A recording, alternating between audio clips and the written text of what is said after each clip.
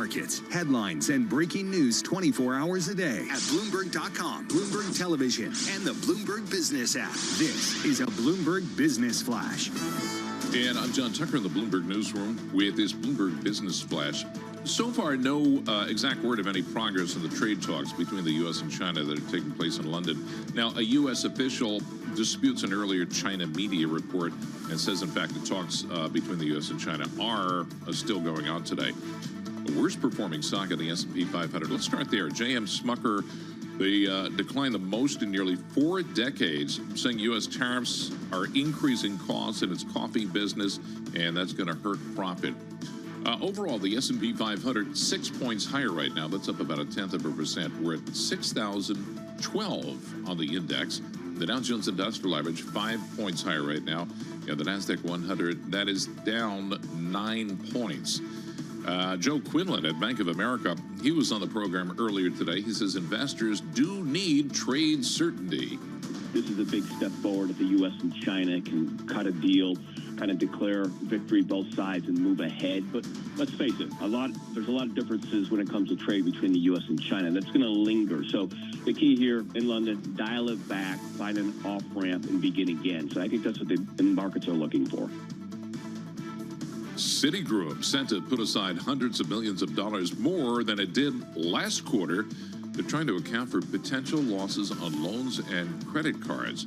This is a sign of likely worsening consumer health. And Meta CEO Mark Zuckerberg personally recruiting a new team called the Super Intelligence Group. Their goal is to achieve artificial general intelligence, or AGI. And we check the markets for you all day long, right here on Bloomberg Radio. I'm John Tucker, and that's your Bloomberg Business Flash. Alex and Paul. All right, JT, thank you so much. We appreciate that. Alex Steele, Paul Sweeney live here in our Bloomberg Interactive Broker Studio, streaming live on YouTube as well. Now, John Tucker was aware of the story. I was not. A company developing an offshore wind project for New Jersey has filed a request to cancel its plans, citing economic and political headwinds. John, this wind thing was going to be off the coast of Atlantic City, powering the casinos and all the homes and stuff. Well, I remember, I mean, it's a project that went way, way back in New Jersey history. Right. And all of a sudden, poof, it's gone. Yeah, I think of all the renewable energies that are perhaps maybe under pressure by this administration, the one that might be at the most risk is offshore wind. Oliver Metcalf joins us. He is head of wind research at BNEF. He joins us here in our studio. Oliver, what's the state of your world? Talk to us about particularly offshore wind. What's the status of that in this country today? Well, offshore wind projects in the U.S. at the moment are facing a really, really difficult outlook. It's been tough over the last few years. There have been rising costs, supply chain bottlenecks that have hit the sector really hard. High interest rates for such an expensive technology is also something that raises costs a lot. There have been strong political headwinds since the Trump administration took office. So the Trump administration withdrew the permit for that Atlantic Shores project that you were just mentioning there. That was a project that had already faced those higher costs I was talking about, already facing a lot of economic difficulties. And the removal of that permit was the final straw that really pushed the developers over the edge. The project isn't completely cancelled, so Shell and EDF that own that lease area, that kind of marine area, are going to hold on to that lease. There's potential that they could develop that in a different form in the future if there's a more friendly administration to offshore wind. But yeah, a bit of a bleak outlook for the sector at the moment in the US. What about projects that already are offshore and are already producing? Could those lose their lease and get shut down?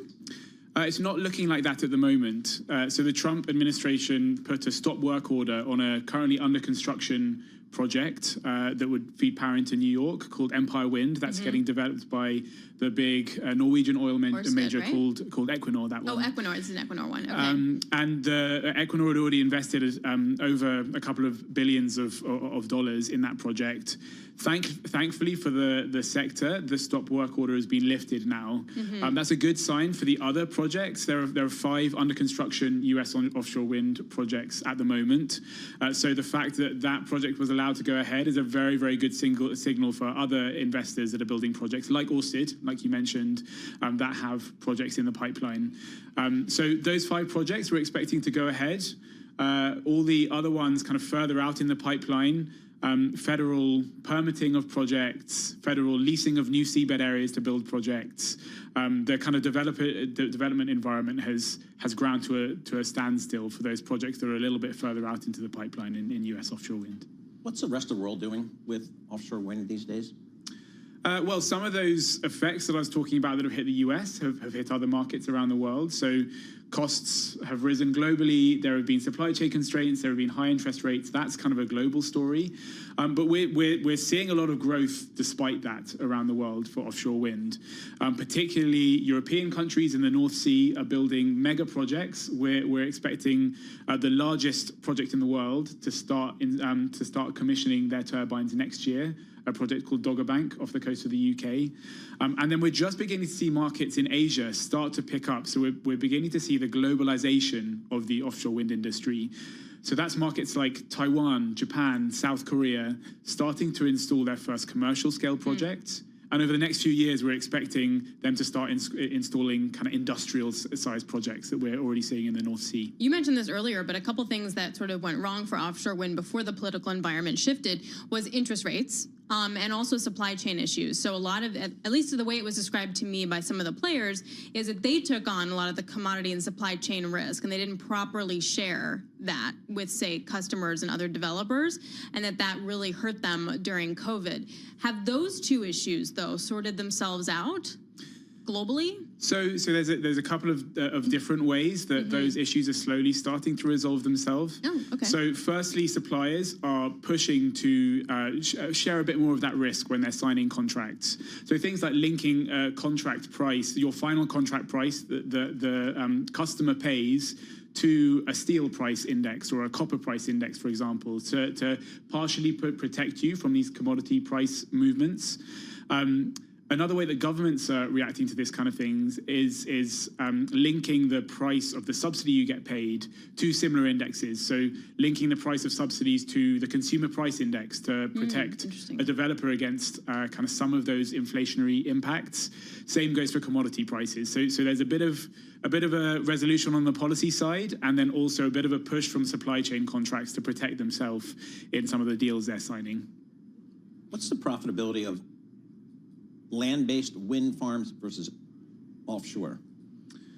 It really depends in the market you're looking at. Typically, the kind of required returns for an investor on an onshore wind farm is lower than an offshore wind farm, where we're kind of more looking kind of 9+ internal rates of return on a project. Partially that's because the perceived risks of building something onshore are lower than building something offshore. Every time you need to fix a turbine, kind of the whole construction process is just much more difficult when you're doing it on water versus when you're doing it just on land. And also onshore wind projects have been operating. We've been building them for a lot longer. And so just the perceived risks and how we understand those risks, it's much further along for onshore wind farms than offshore wind farms. Does offshore wind in the U.S. still make sense? In a lot of cases, I think the fundamentals are still really good. So especially states that are looking to decarbonize, or even states that are trying to meet rapidly growing power demand. Power demand is growing in a way that it hasn't done for decades in the US at the moment. An offshore wind farm can deliver you gigawatts of capacity. That's kind of huge amount of capacity in one project. So if you can get these things up and running, and if kind of governments are willing to pay the costs for the electricity, the higher costs, then it can deliver a massive amount of electricity generating capacity at a time when the country really needs it. How long does it take, though, to build, say, offshore? A long time. They're big, complex infrastructure projects. So from the time that you sign that seabed lease agreement, you get your seabed area, you can build a project, to commissioning. We estimate that's around 9 years in the US. So it takes a long time to build one of these things. I don't know. I guess I'm still in the camp. All of the above. We need all of the above, I guess. But I would think it's got to be economical. I mean, well, yeah, but yes. I mean, how much subsidies? I don't know. It's complex policy, so I'll leave it to the experts. I'll leave it to the experts down in Washington. It is a complex policy. Oliver Metcalf, thank you so much. We appreciate it. We'll have a lot more to talk to you about on this as this business continues to evolve. Oliver Metcalf, head of wind research for BNEF, joining us live here in our Bloomberg Interactive Broker Studio. S&P 500 up 12 points. The Dow's up 7 points. The Nasdaq's up 35 points. This is Bloomberg. Good morning.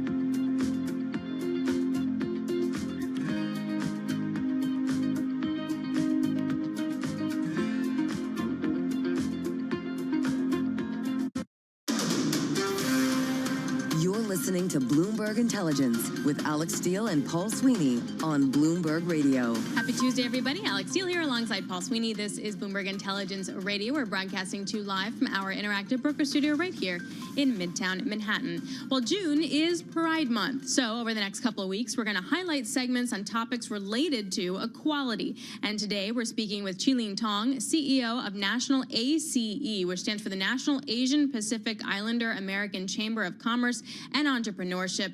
She joins us now from Washington, D.C. It's a pleasure to spend this time with you. Thank you so much for joining us. What has been the tariff effect on Asian small businesses so far? We heard from the NFIB that optimism increased, but the taxes are still a main concern.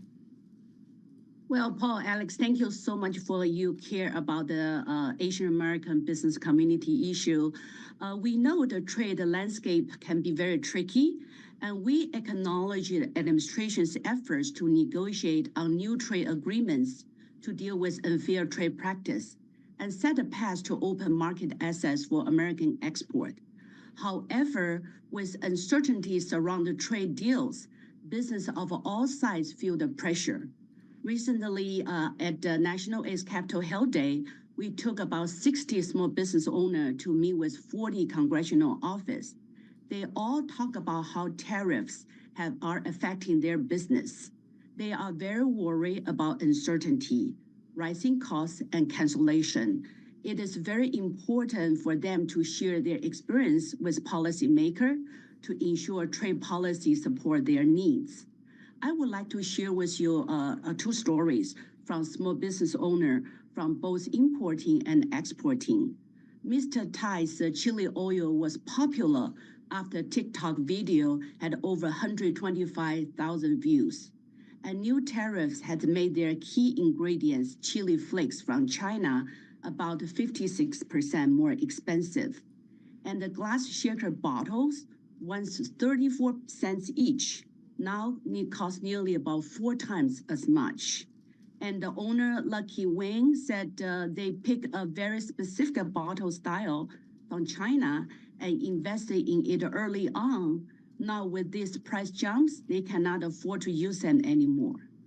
Another story from exporter. Yes, go ahead. Yes. Well, just what was the response from some of the lawmakers when you went down to speak with them? Were they sympathetic to some of these small business owner concerns? Oh, yes, absolutely. I think we talk with both Republican and Democrat member of Congress, and that's what they say, share the story. Share the story with the administration, share the story with member of Congress, and have the stakeholder. We have about 130 affiliate chambers partners throughout the country. So they also encourage them to share the story, let people know the reality. What are the barriers to federal support and to access to capital from Asian small business owners? Well, for access to capital part, I think this is very, very important. For the past few years since COVID, we always deal with access to capital. We had a survey. We had 2024 Restaurant Fund. For the past, since 2021, we have given about $10 million grant. So for those applicants, 47% of applicants share that their main source of capital for their business come from personal funds, and only 21% indicate loans and credit from traditional financial institution. So therefore, when we talk to the federal agency and also the administration, we really want them to develop more small business program and accessible funding and grant program for small business owner. For example, like a Minority Business Development Agency, they used to have a capital readiness program and able to share and the technical assistance to support small business to get the funding. But now they are kind of, eliminating that, but hopefully they will get back soon. So what have you heard, Jillian, from your small business owners about the labor market here with the illegal migration has effectively come to a halt at the southern border? Are they seeing that in their businesses, the more difficult to hire people? Well, I think since COVID, they had difficulty to hire people, especially restaurant owners. They are always short of workers.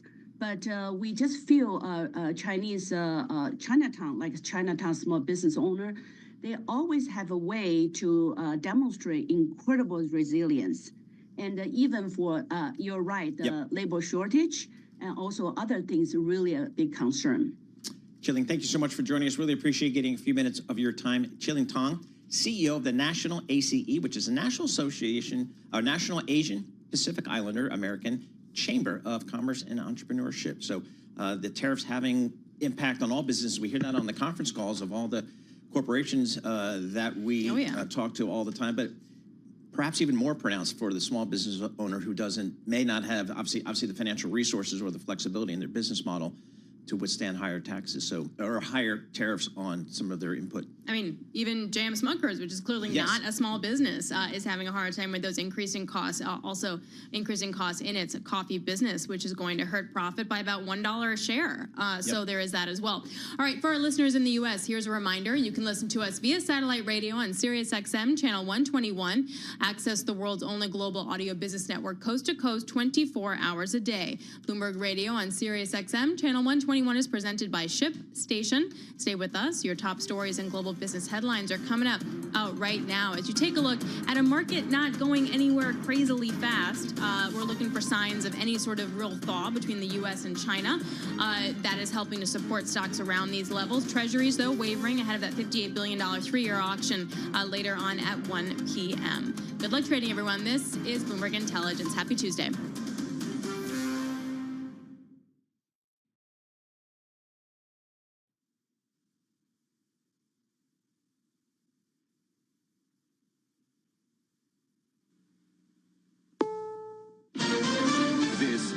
CBS News on the Hour, sponsored by Progressive Insurance. I'm Steve Kathan. President Trump says without the National Guard and 700 Marines he's deploying to Los Angeles, the city would be, quote, burning to the ground. California's Governor Gavin Newsom has called it a blatant abuse of power. The Pentagon pegs the cost of that deployment of Marines and Guard troops at $134 million.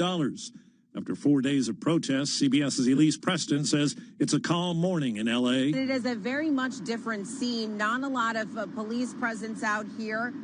Traffic is flowing. These streets have opened back up. In front of the federal building, you will find some National Guardsmen standing at the ready. I just took a gander over there. They do have batons in hand. And on Capitol Hill, Democratic Minnesota Representative Betty McCollum compared the immigration protest in L.A. to those held in Minneapolis after the police killing of George Floyd. This looks nothing like the George Floyd protests or the Rodney King riots in Los Angeles. Defense Secretary Pete Hegseth says the National Guard there was called in far too late. The police precinct, ma'am, was abandoned and burned to the ground. Hegseth says the nation ought to be able to enforce immigration law. Allison Keyes, CBS News, Washington. There's a new call for tariff relief as we hear from CBS's Jim Krasula. U.S. companies that do business in Vietnam have called on the Trump administration to lower tariffs on Vietnamese exports to the U.S. The Southeast Asian manufacturing hub that includes Vietnam has the third biggest trade surplus with the U.S. after China and Mexico. Overseas, Ukrainian officials say 3 people were killed, 13 wounded when Russia unleashed large-scale missile and drone attacks today. In Austria, 9 people were shot and killed at a school in the city of Graz. CBS's Holly Williams. Austria's interior minister says that the suspect in the attack was a former student at the secondary school where the shooting took place, but did not graduate. The Austrian police say the suspect was a 21-year-old Austrian man who they believe acted alone. They say he used 2 guns during the attack and later killed himself at the scene. Disney will pay Comcast's NBC Universal more than $400 million for its stake in Hulu, taking full control of the streaming service. At the BET Awards last night, Jamie Foxx accepted an Ultimate Icon Award 2 years after suffering a stroke and subsequent coma. When I saw that in memoriam, I was like, man, it could have been me. I don't know why I went through what I went through, but I know my second chance I'm not going to turn down. And on Wall Street right now, stocks are higher. The Dow is up 35 points. This is CBS News.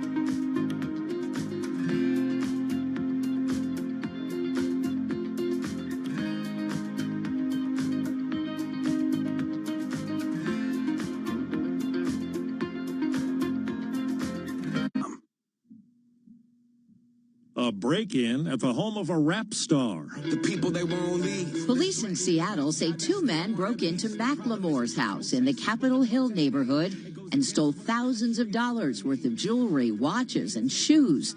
The nanny says she managed to escape after they restrained her and sprayed her in the face with bear mace. Doorbell video shows her knocking on a neighbor's door to call 911. It's not clear if the rapper was home at the time, but police say 3 children were. They are all okay. Deborah Rodriguez, CBS News. Taylor Swift has gotten a temporary restraining order against a 45-year-old Colorado man who's been accused of stalking her. Swift says he's made visits to her home and has threatened members of her staff. The author Frederick Forsyth has died at 86. He penned The Day of the Jackal and other top thrillers. I'm Steve Kathan, CBS News.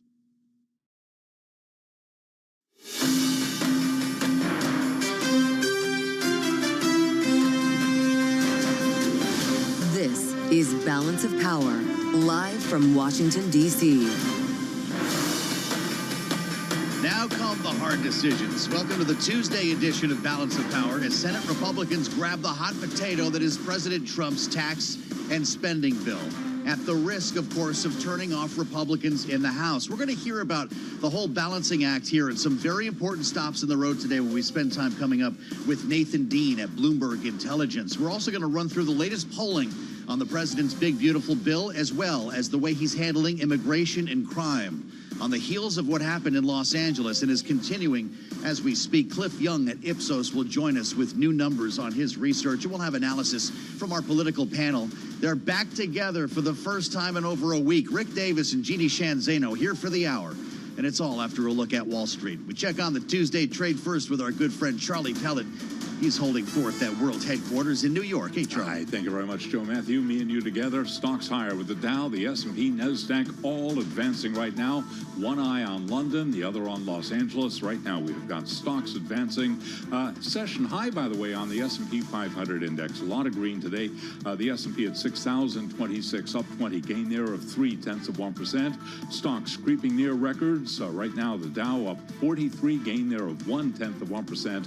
NASDAQ higher by 67. That is a gain right now of 0.3%. The Bloomberg Mag 7 index pushing higher, up 0.7%. The 10-year 4.46%, the 2-year 4.00%. Gold now flat on the day at $33.26 the ounce. West Texas Intermediate crude up 0.7%, $65.75 for a barrel of WTI. And Bitcoin now back above $109,000. Bitcoin right now up by 0.3%. Well, certainly one of the big questions surrounding the Federal Reserve is who will President Trump name as Jay Powell's successor. Matt Losetti is chief U.S. economist at Deutsche Bank Securities, and he talked about that this morning on surveillance.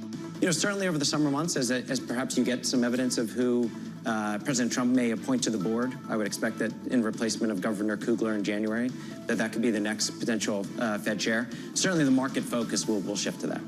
Matt Losetti of Deutsche Bank Securities. You can hear more of the conversation on the Surveillance podcast. You can download it wherever you get your podcasts. Boeing shares, they are lower by 0.7%. Boeing did score the highest monthly order intake in more than a year, including a huge haul during President Trump's trip to the Middle East, giving the American plane maker a commercial boost as it heads into the crucial Paris Air Show next week. Boeing down 0.7%. Rival Airbus, its ADRs down 0.8%. Balance of Power continues now, and back we go to Washington. Once again, your host, here he is, Joe Matthew. Okay, Charlie. Good to see Charlie Pellet, as always, and he'll be back shortly with another check on Wall Street. We do this, of course, throughout the program here on Balance of Power. Bloomberg Radio, satellite radio, channel 121. Maybe you're watching us on YouTube right now. If not, this is the coolest thing we have going. Search Bloomberg Business News Live. It's not just this show. It's all the way surveillance through the day, Bloomberg Business Week Daily. And we're always live for you in the studio with our great guests here in Washington as we try to get our arms around reconciliation, kind of like the Senate's trying to do as we speak. Some important things are going to take place today, all procedural. But if you want to sound smart at the cocktail party, we're about to get you ready. On this Tuesday edition, right? It's Tuesday, which means we have about 3.5 weeks until the fake deadline of the 4th of July that even the president doesn't seem to care about. Yesterday at this Invest event, he's sitting next to Speaker Johnson. 4th of July, he said, yeah, or it might take a little longer. Is something going on over there, James? They're gathering the pool. It's noontime. This happens every day. We can just talk amongst ourselves. I get up in the morning. I do my reading. I talk to the people I trust, try to figure out what's going on in the world. We start mapping out the show. Then I connect with producer James, Booker Matt, co-anchor Kaylee. We come up with a plan, different people to call. You book some things. You map out a show. This is what we're going to have for our viewers and listeners. And then at high noon, they assemble the press pool. Donald Trump starts talking, and it all goes off the rails. Maybe we'll do this again together. At least we enjoy each other, right? This is the new world we're in. And a big part of this new world is the effort that's unfolding right now on Capitol Hill. Yeah, Cece is part of this mix, too. It's a big family behind this show. The Rules Committee is going to get down to brass tacks today in the House at 2 o'clock. That's right around the time we get off the air, 2 hours from now. In the meantime, they're expecting a report from the parliamentarian in the Senate. Right? This is the referee who says you can do this in reconciliation. You're not allowed to do that. Budget matters, yes. Everything else, no. This is the bird bath, the bird rule we talk about. And so by the end of this day, I suspect we're going to have a much better idea of what's going to end up in the Senate version of this bill. And that's why we have Nathan Dean with us, senior U.S. policy analyst at Bloomberg Intelligence. His phone is ringing because we're actually getting onto something here. Nathan, it's great to see you. What's the parliamentarian going to tell us today? So I think the parliamentarian is going to allow most of what the investable angle or the investment community cares about. Obviously, these tax cuts, the extensions, the cuts to Medicaid, Inflation Reduction Act, SNAP benefits. You know, we think it's going to be more structural things like where they're trying to get rid of the Office of Financial Research, or maybe changing the funding mechanism of the Consumer Financial Protection Bureau.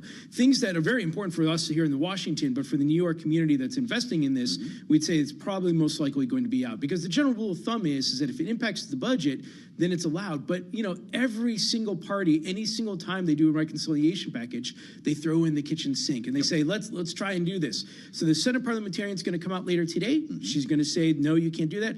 I don't think there's going to be a lot of fireworks here. And obviously the Senate does have the ability to just fire the parliamentarian or ignore the parliamentarian. Yeah, right. But, you know, I don't think that's going to happen in this case, because I don't think they're going to get any major controversies. I'm waiting to hear when Donald Trump tells John Thune what happens with ignore the parliamentarian, but we'll deal with that when it happens. That could be an interesting standoff. No tax on tips, no tax on overtime. This gets through the bird bath. It's more lawmakers who are concerned about those? Yeah, I think it does. I mean, I think it's one of those things where, you know, it's not going to be so much of a parliamentarian decision. It's going to be a deficit question. And that's where we're going at with all this. And in fact, we put a note out just this morning to our clients. And it always is going to come down to the deficit, because, you know, and I should have said earlier, the biggest question we're waiting for is whether or not the parliamentarian is going to allow the Senate to use current baseline policy as zero, meaning to extend the Trump-era tax cuts, the cost is effectively zero. If the parliamentarian approves that, which I think she will, if the parliamentarian approves it, then, you know, you don't really have to cut all that much to actually keep this package going forward. And that's why we always think that the deficit is the most likely impacted entity here from this package. Looking at Medicaid, the Inflation Reduction Act, SNAP benefits, it's much easier for the Senate to say, you know what, let's not cut those to the extent that the House proposed. Let's pull that back a little bit. We'll borrow today and we'll vote for something that will actually be tomorrow's pain, as opposed to voting for something that's going to hurt our constituents in the next year or so. Understood. So let's lay out the concerns. You could really count them on one hand, right? What actually is going to be a concern for senators, and then when it comes back to the House, could be deal breakers. You change the cap on salt. You could lose a couple of lawmakers. The revenge tax is something we keep hearing about. Banks are calling you about it. Nathan, what is it? Yeah, so this is Section 899. This is something that it hasn't gotten a ton of press. I mean, Bloomberg News has done some extensive reporting on this, but it's called the revenge tax. It essentially allows the Treasury Department to deem a foreign country a unfair foreign country or a discriminatory tax environment, and then allows the Treasury Department to put essentially a 5% tariff on, 5% tax levy on essentially all passive income, real estate, you know, income from foreign countries and so forth. So if you think if you're a U.S. entity or a foreign bank here in the United States and your income's going back to HQ, well, now all of a sudden you have an additional tax on that. It's 5%. It goes up annually up till about 20%, unless that's essentially deemed, you know, that country gets off. It's designed as a way to combat what they consider discriminatory digital taxes, mostly in the tech space. My colleague Andrew Silverman and I looked at it. It's going to most likely impact banks and the tech companies in particular, because if overseas firms decide they're not going to play in the United States anymore, then that's actually somewhat bad. So the main question we've been getting is the Senate going to pull this out? Senator Thune said that he's been looking at it. We think it's either going to be pulled out or it's going to be watered significantly. Okay. So we'll see. Very important. Who does that offend if they take it out? Is there a constituency behind this in the House that Thune needs to worry about? Well, I don't think that there's a constituency as to the point where you're going to see a coalition come together and try and fight like this. a salt caucus. Exactly. I don't think you're going to see a salt caucus. I actually don't think it was all that controversial when the House lawmakers put it in there, because in their eyes, it just gives the Treasury Department flexibility. It doesn't say that this has to happen. It just says that this is another tool. I almost said weapon. Another tool that would allow the Treasury Department and the White House to actually use when conducting its negotiations. I don't think it was all that controversial when it was put in. I think it was one of those unintended consequences that was coming, especially from the non-U.S. foreign community. It would be kind of cool if there was a revenge caucus. If there was something called that. All right, then we've got green incentives, tax credits. Tom Tillis is calling. If some of these are put back in, who do you lose in the House?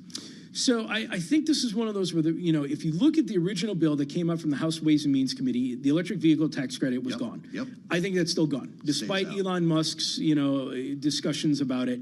I think if you're Tesla or any other car companies relying on it, and our view is that Tesla isn't so much relying on it, but I think that's gone.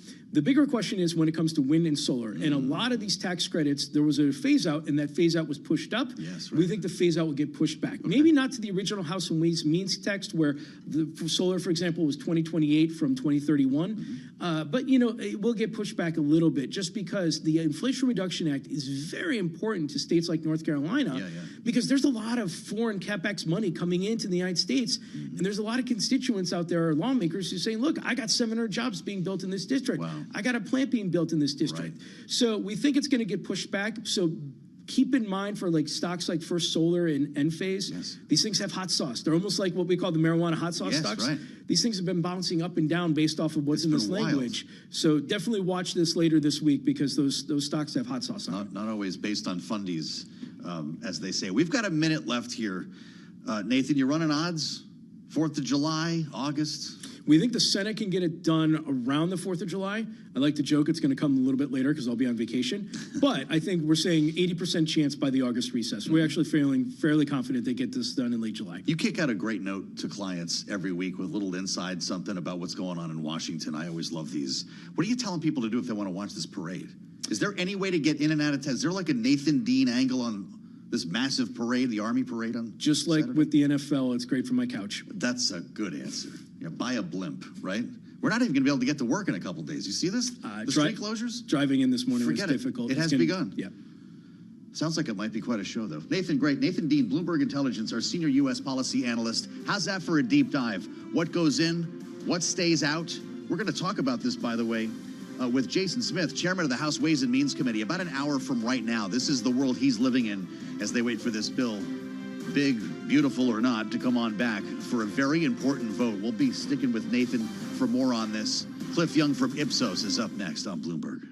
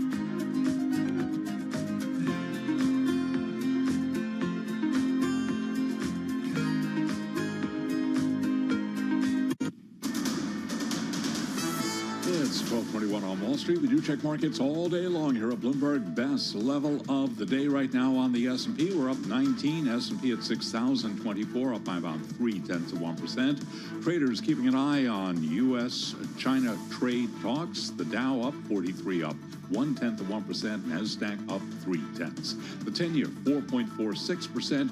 Gold down 0.1%. 33.23 the ounce. And West Texas Intermediate crude up 0.8%.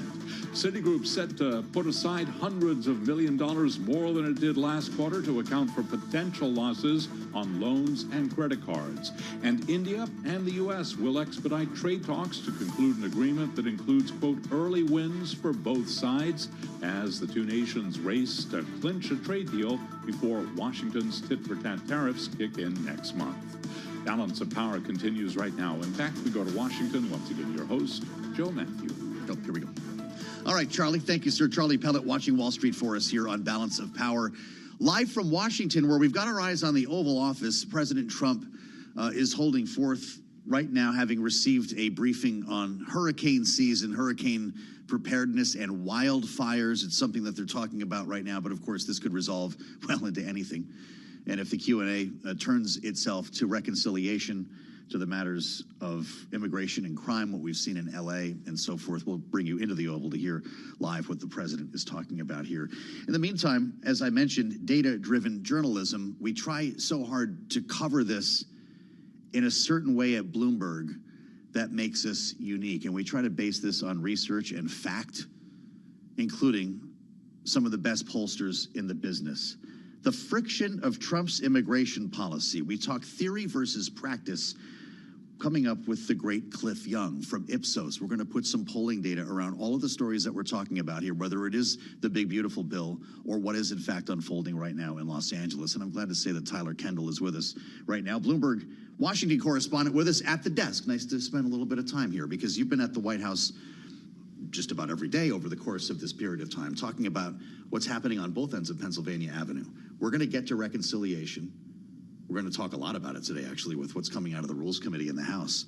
But this situation in L.A. has really turned the communications office and the Oval Office into quite a spin cycle. Oh, definitely, Joe. And we saw a pretty big escalation today as 700 active duty Marines arrived on the ground in Los Angeles. I was in the room yesterday when reporters were pushing President Trump about what ultimately was this escalation in the federal response. And he told us that he felt that the officials in L.A. were overwhelmed. And he suggested that the administration is prepared to actually take further action, even further than this. Well, he, of course, layered on another 2,000 National Guard troops after that. You were in the Oval Office yesterday. You had a couple of questions with him. What was his demeanor? Well, he was dealing with a bunch of different questions. He was surrounded by CEOs. He was talking about a provision. This is the investment. Exactly, a provision in the reconciliation package that would give seed accounts to some American children. It hasn't been passed yet, but these CEOs have pledged some pretty big investments. My question to him, though, was actually about China, if we can go there. I had asked him for an update on the talks that are happening in London as we try to glean some sort of details about what's happening, and he told me that China isn't easy to negotiate with. And when I pressed him on if he gave any of those officials in the room limitations when it comes to the export controls, that's really at the heart of these talks, he didn't rule anything out, but we're still waiting to see if there's any sort of forward. They're in there right now, still in London, right? This is the other bucket we're painting out of today. U.S.-China trade talks into another day. Bessett, Lutnick, Greer, all behind closed doors in London right now. And if there's a break on that, we'll, of course, bring it to you. And that would be a market mover, right? If we hear a headline on this, we'll stop down, and maybe the president will speak to it. Want to get to Cliff Young, public affairs president for the U.S. at Ipsos polling. Cliff, it's great to have you. We've talked so much about flooding the zone, about the cadence, about people's ability to metabolize all of this information. Broadly speaking, approvals, where are we in the second 100 days? Yeah, we thought we were in a lull, right? And ultimately, we find that we're not. And what I would say is, overall, Americans still feel a degree of trepidation and unease, especially as it comes to tariffs and potential inflation. That definitely is a worry. That said, Trump is in a pretty good place when it comes to approval ratings. He stepped off the gas over the last month. His approval numbers have improved 2 to 3 points. So right this second, at this moment, yes, there's some unease on the one hand, but the administration, from a numeric political perspective, is in a good place. When you take a look at this by issue, immigration 47%, jobs 40, economy 39. That top number, immigration, points us right to what's unfolding now in LA. Yeah, it's immigration, immigration, immigration. That is Trump's number one issue. It's his strongest issue. It has been historically. It's his bailiwick. The base, that is the Republican base, thinks it's the most important issue, and they believe he's doing a very good job. And indeed, if you think of a pivot from tariffs and potential inflation to something, it makes sense that there's this focus right this second on immigration. Well, Cliff, and your data also finds, though, that the way that the deportation policies that we're talking about that really spurred these protests in LA are being implemented, that seems to be unpopular as the administration tries to ramp up to a goal of 3,000 detentions per day. Walk us through here, where do Americans disagree when it comes to actually executing these policies? Yeah, I would say overall, immigration and immigration-related issues are the most important predictor of politics in America today. They determine whether you're a Republican or a Democrat, and so they're divisive. There is no consensus there. That said, there's nuance, because most Americans would agree that illegal immigrants who commit crimes should be deported, but not kids. And that's what we're seeing today specifically, this lack of consensus, this lack of unity around what should be done. And ultimately, it's not about theory, it's about how it's being, that is, the policy is being implemented in practice. That's where we have tension. All right. Spending time with Cliff Young from Ipsos, and we want to bring you, as promised, to the Oval Office. President Trump is now addressing the protests and the clashes with authorities, the deployment of troops in Los Angeles. This is live from the Oval on Bloomberg. Handing these big chunks of concrete to people, and they were taking that concrete, going up on bridges and dropping it into the roof of a car. They were throwing it at our police. They were throwing it at our soldiers that are there. And we got it stopped, and we have them in custody right now. Look, if we didn't get involved, right now, Los Angeles would be burning, just like it was burning a number of months ago with all the houses that were lost. Los Angeles right now would be on fire, and we have it in great shape. We're not playing around. How will you determine whether or not there is an insurrection? Well, you'll take a look at what's happening. I mean, I could tell you there were certain areas of Los Angeles that you could have called it an insurrection. It was terrible. But these are paid insurrectionists. These are paid troublemakers. They get money. And when you take a look at what they do, where they show up and everyone's saying, what's he doing? He's pounding the curbs. This one guy's pounding the curb, breaking the curb, and handing big pieces of granite. In some cases, it's granite and concrete to other people. And they're running out with it. And then we watch the other people, and they try and throw it into the face of the soldiers, throw it into the face of the police, and they hurt some people very badly. They go up on bridges, they drop it down on the cars as the cars are moving. They're not breaking the curb because they're doing a demolition service. They're breaking it to hand out to people as a weapon. It's bad stuff. I've never seen that before. Mr. President, how soon do you want to see FEMA eliminated? And what's your message to the governors about how much more of an expense is going to fall to states? Yeah, well, it's not going to be so much to states. We're going to give out less money. We're going to give it out directly. It'll be from the president's office. We'll have somebody here. Could be Homeland Security, but we're going to give it out through a method where it's given out. As an example, I just gave out $71 million to a certain state. They were looking to do about 120. They were very happy with the 71 million. We did a little cutting, and they were very happy with it. So we're going to do it much differently.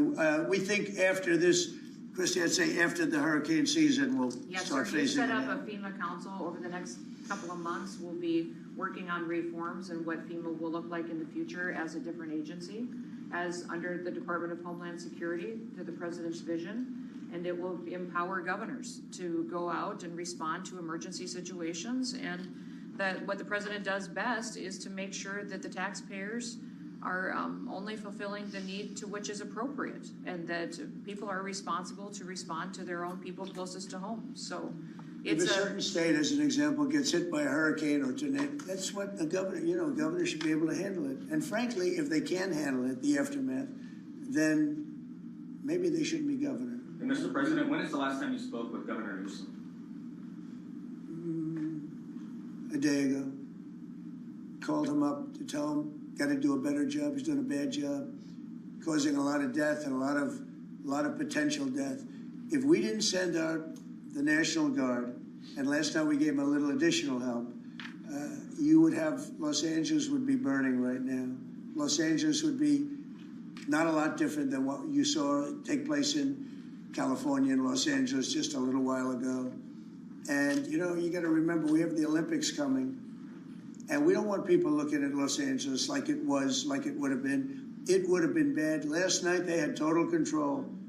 If we didn't have the military in there, the National Guard, and then we also sent in some Marines, we had some bad people. We have people, they look in your face and they spit right in your face. They're animals. And these are paid insurrectionists. These are paid troublemakers. They're agitators. They're paid. Do you think somebody walks up to a curb and starts hammering pieces out, has all the equipment necessary, and starts handing it out to people to use as a weapon? These are paid insurrectionists or agitators or troublemakers. You can call it whatever you want. And we ended it, and we have in custody some very bad people, Mr. President. Did you see the guy throwing the rocks at the police cars as they went by and crushing their windows and endangering our police? We're not going to let that happen, Pardon me, Mr. President, on those Marines, Governor Newsom has described them as political pawns. I'm curious for your reaction to that and what you see as the Marines' role and what are their rules of engagement? All I want is safety. I just want a safe area. Los Angeles was under siege until we got there. The police were unable to handle it. You can speak to the chief. He said it on television 3 nights ago. He said, this is more than we can handle. They said that. And the LA police, I know a lot of the police in LA, they're great people, but they're given instructions not to do this, not to do that. But in this case, they were trying their best. They were not able to handle it. It was out of control. When we got there, and you have to remember, I've been here before, and I went right by every rule, and I waited for governors to say, send in the National Guard. They wouldn't do it. They wouldn't do it, and they just wouldn't do it. It kept going on and on, got worse and worse. And in Minneapolis, that city was burning down 7 days, and I said, I don't care. The governor, who's a governor that just happened to be running for vice president, a total, you talk about an incompetent governor, he's an incompetent person. That he was picked, well, I was actually very happy he was picked for other reasons. But this guy wouldn't call the National Guard. And we ultimately just sent in the National Guard. We stopped it. But that was after 7 days. And I said to myself, if that stuff happens again, we've got to make faster decisions because they don't want to do it. The radical left, it's usually radical left, and it's usually governors that are Democrat, and they don't want to call them in. They don't want to save lives. They don't want to save property. They don't want to call them in. I don't know what it is. We sent them in, not early, we sent them in late as far as I'm concerned. But big problems, as you know, 3 nights ago, big problems were ensuing. If we didn't send in the National Guard quickly, right now, Los Angeles would be burning to the ground. The Marines is, a lot of people think, an escalatory step, though. These are guys who fight wars. Are you at all concerned that things could get out of hand with Marines when I see people American City? Throwing concrete into cars, when I see people, the kind of people that I saw on your network doing danger to the police and to the military and to the National Guard, no, it's okay. You start running out of people when you have 2,000 people from a National Guard standpoint. We have a very big military, but the National Guard, they needed a little extra help, and we sent them a little, and we did a great job last night. We had, well, you got a lot of cars go up in smoke and flame and a lot of bad scenes, but it was pretty minor by comparison. This morning it's very calm. We'll see what happens later. But they know if they go there, they're not going to get anywhere because we have the National Guard there. We backed it up with a number of Marines, yeah. Mr. President, do you agree with Governor Abbott soon signing legislation to mandate the 10 Commandments in school classrooms? Having to do with what? Governor Abbott is soon going to sign legislation to mandate displays of the 10 Commandments in school classrooms. support him? I have to take a look at it. I'm gonna have to look at it. Will the National Guard be in California indefinitely? How long will they be there until you think? Until there's no danger. It's easy. Look, it's common sense. You ask me that question. When there's no danger, they'll leave. You would have had a horrible situation had I not sent them in. Horrible. You'd be reporting on a lot of death and a lot of destruction that's not going to take place. I think if you look, every night it got less and less. They were met with very strong force, the bad people, the bad, sick people that do what they do. But these are paid people in many cases, not in all cases, but in many cases. And they really are, they're agitators. I was wondering if you had any response to Mexican President Sheinbaum, who condemned the violence there. Have you been in touch with her at all? Said what? I was wondering if you had any response to what Mexican President Claudine Sheinbaum said in response. What'd she say? She condemned the violence in L.A. Oh, I do too. Yeah. Have you been in touch with her at all? Well, you think I don't condemn it? I condemn the violence in L.A., ladies and gentlemen, but I also stopped the violence in L.A. And by doing what I did, I stopped the violence in L.A. And that would have been, I think, maybe I'd ask Christie to speak to that. That would have been an unbelievable tragedy. We would be talking, I don't know, that would even be here right now. It would have been so bad. I'd probably maybe be out there. I don't know, but Christie, could you speak to that? Absolutely. So in 2020, I was a governor of a neighboring state to Tim Walz and watched him let his city burn. And the president and I have talked about this in the past, and he was not going to let that happen to another city and to another community where a bad governor made a bad decision. So Claudia Sheinbaum came out and encouraged more protests in LA, and I condemn her for that. She should not be encouraging violent protests that are going on. If people are allowed to peacefully protest, but the violence that we're seeing is not acceptable, and it's not going to happen in America. This president is standing up for the average American who wants to walk their child to school every day safely, run their small business, and provide for their families. That's the action that he's taken. He has every authority under the Constitution to send these National Guard under Title 10 into these communities and make sure that operations go smoothly, that law enforcement officers are protected, that they can continue to do their work without fear of being injured or killed or disrespected, and that they can go home to their families at night. So I'm incredibly proud of the president for activating the National Guard and for sending in these Marines, because these Marines are specifically trained to meet the need that we have on the ground in LA right now. And Governor Newsom has done a disservice to the state of California for many years. The people there should never elect him into a leadership position ever again. He clearly the governor's a nice guy, but he's grossly incompetent. When it comes to his railroad that he's building, where it's like 30 times over budget, nobody's ever seen anything like it. Now it doesn't even go to San Francisco and LA. It's way short of it.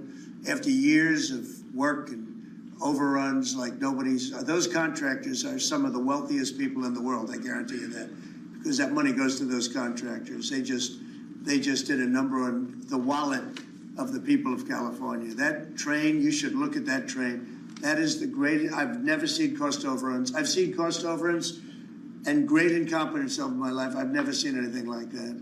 Mr. President, these protests obviously started in reaction to these large-scale ICE operations in Los Angeles. Should people expect to see similar operations in the rest of the country? Yeah. And will similar protests see similar response? As you know, we're moving murderers out of our country that were put here by Biden or the auto pen. The auto pen really did. I mean, the people, whether it's Lisa Monaco or whoever operated the auto pen, these are criminals. The people are criminals that allowed these criminals into our country. And I don't think that Biden knew what the hell he was doing. I don't think he even knew about it. But when they opened up our borders for the whole world to come in, yeah, we're going to get them out. We're getting them out. We're starting to get acknowledgement from the courts that, you know, there's a system. They come in without courts and they go out, they want trials and everything else. I think that's starting to work out now. Judges are starting to see what a terrible situation it is. Many of those people that you saw on television last night are criminals that were allowed into our country by Biden. And they want to stay, and we don't want them. And they come from jails, and they come from mental institutions, and they come from all over the world, not just South America. And we're not going to let them stay. And this is the first, perhaps, of many, or perhaps, you know, if we didn't attack this one very strongly, you'd have them all over the country. But I can inform the rest of the country that when they do it, if they do it, they're going to be met with equal or greater force than we met right here. We did a great job. The people, you, Christy, and Tom Holman, and all of the people, Pete Hegseth, all of the people involved did an amazing job. We stopped a disaster. And it looks like a planned disaster, this didn't just happen. They had weapons, they had tools, they had everything you needed. I mean, they were throwing iced water in bottles, in glass bottles, at officers and at soldiers. These are, you could not use the word insurrection, but you could also use the word, these are very dangerous people, they're bad people. They were met with heavy force and they folded. And they may be there a little bit tonight, they may be there a little bit, but it seems to be getting less and less because they're going there and they're met with a very heavy force. And if they weren't, you would have that city right now would be on fire. It would be burning down. The rest of it, what's left over, because the other fire was started because they wouldn't allow water into LA. They wouldn't allow water into California because they had it all shifted out to the Pacific Ocean. And I turned it around. And I told them to do it in my first term, and they didn't do it. We had COVID, and they didn't do it. And I told them to do it. We did it in the second. Now we have billions of gallons of water flowing down. But Newsom should have done this. He's an incompetent man and incompetent governor. Okay, any other questions? Mr. President, do you have any message to adversaries as the Army kicks off 250-year birthday celebration? I just think it's amazing. We're going to have a fantastic June 14th parade, Flag Day. It's going to be an amazing day. We have tanks, we have planes, we have all sorts of things.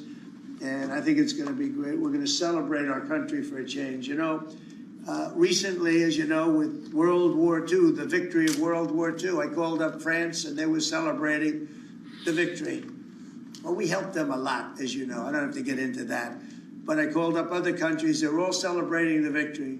We're the only country that didn't celebrate the victory. And we're the one that won the war. Okay, if it wasn't for us, that war, you would be speaking German right now, okay? We won the war, and you might be speaking Japanese too. I mean, you might be speaking a combination of both. We won the war, and we're the only country that didn't celebrate it. And we're going to be celebrating big on Saturday. We're going to have a lot of, and if there's any protester wants to come out, they will be met with very big force. By the way, for those people that want to protest, they're going to be met with very big force. And I haven't even heard about a protest, but, you know, this is people that hate our country, but they will be met with very heavy force. Thank you very much, everybody. Thank you, Press. Thank you, Press. Let's move out. Thank you, guys. Thank you.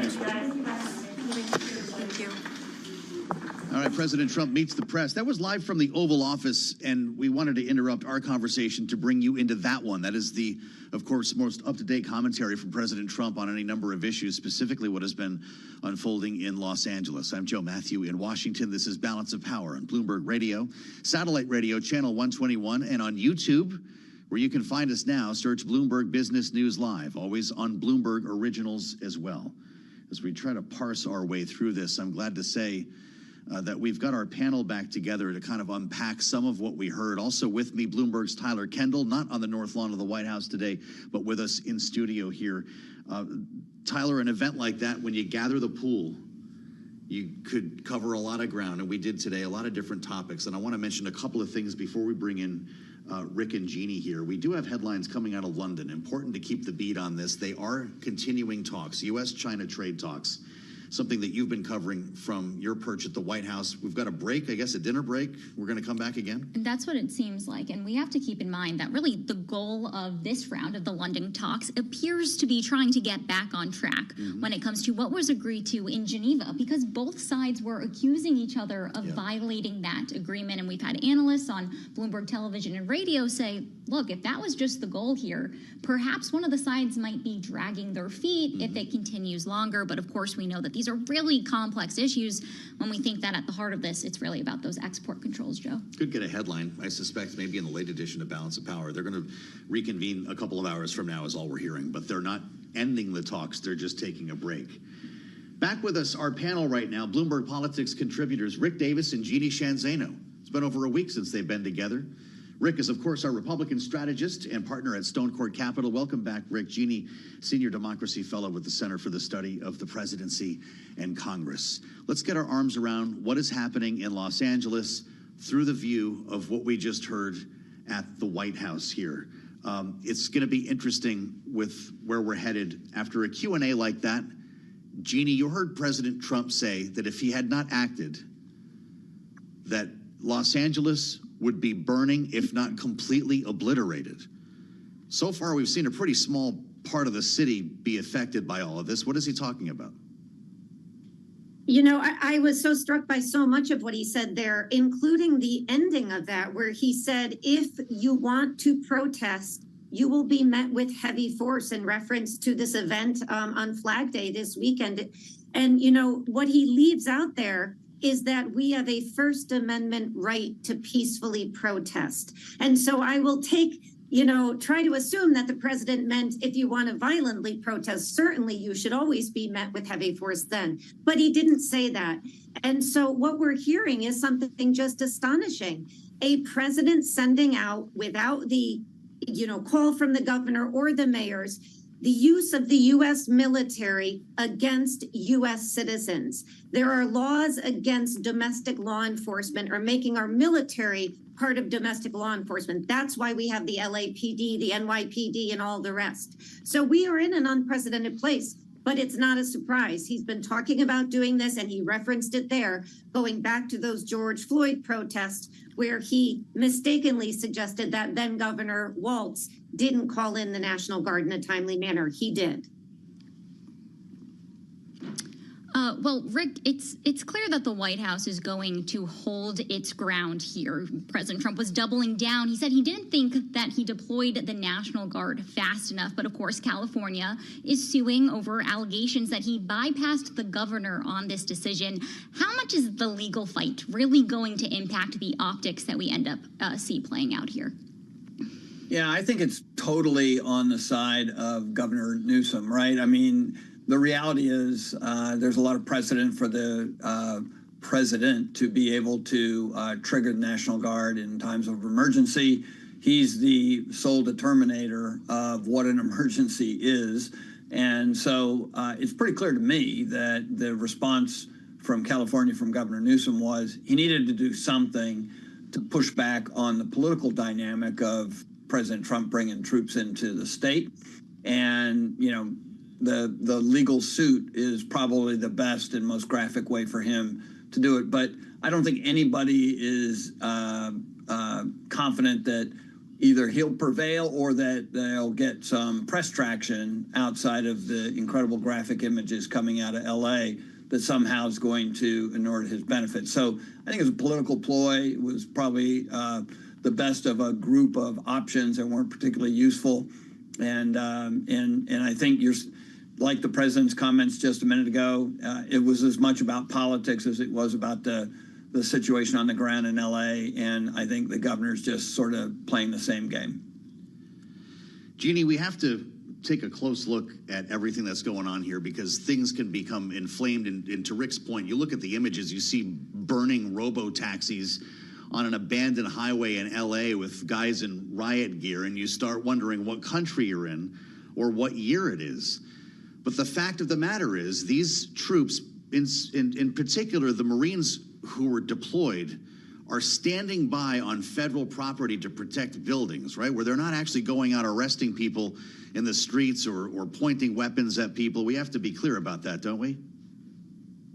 Absolutely. The president was asked a question about exactly what the mission of the National Guard and the Marines is as they're out there. And the reality is that the National Guard and the Marines can protect federal buildings, as you just mentioned. They can guard them. But unless we have, under the Insurrection Act, which the president has not invoked at this point, they cannot do more. They cannot arrest, they cannot touch, and they cannot handle people. And that was another one of the misleading comments the president made when he said we, which makes it sound like the federal government, have been taking people into custody. That's not what's been happening. People taken into custody for the protests have been by the LAPD. Obviously, ICE can take people into custody, and rightly should, if they are in the country illegally.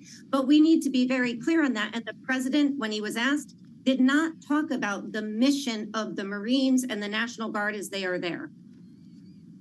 Right, still a lot of big questions on the execution on this front. Rick, I want to ask you about also sort of the bigger picture here. We had Henrietta Treyes of Beta Partners on Bloomberg Television this morning, who, as you're about to hear, she said that the timing of these protests in Los Angeles, the focus on immigration, is actually welcome news for the White House trying to accomplish some other policy agenda items.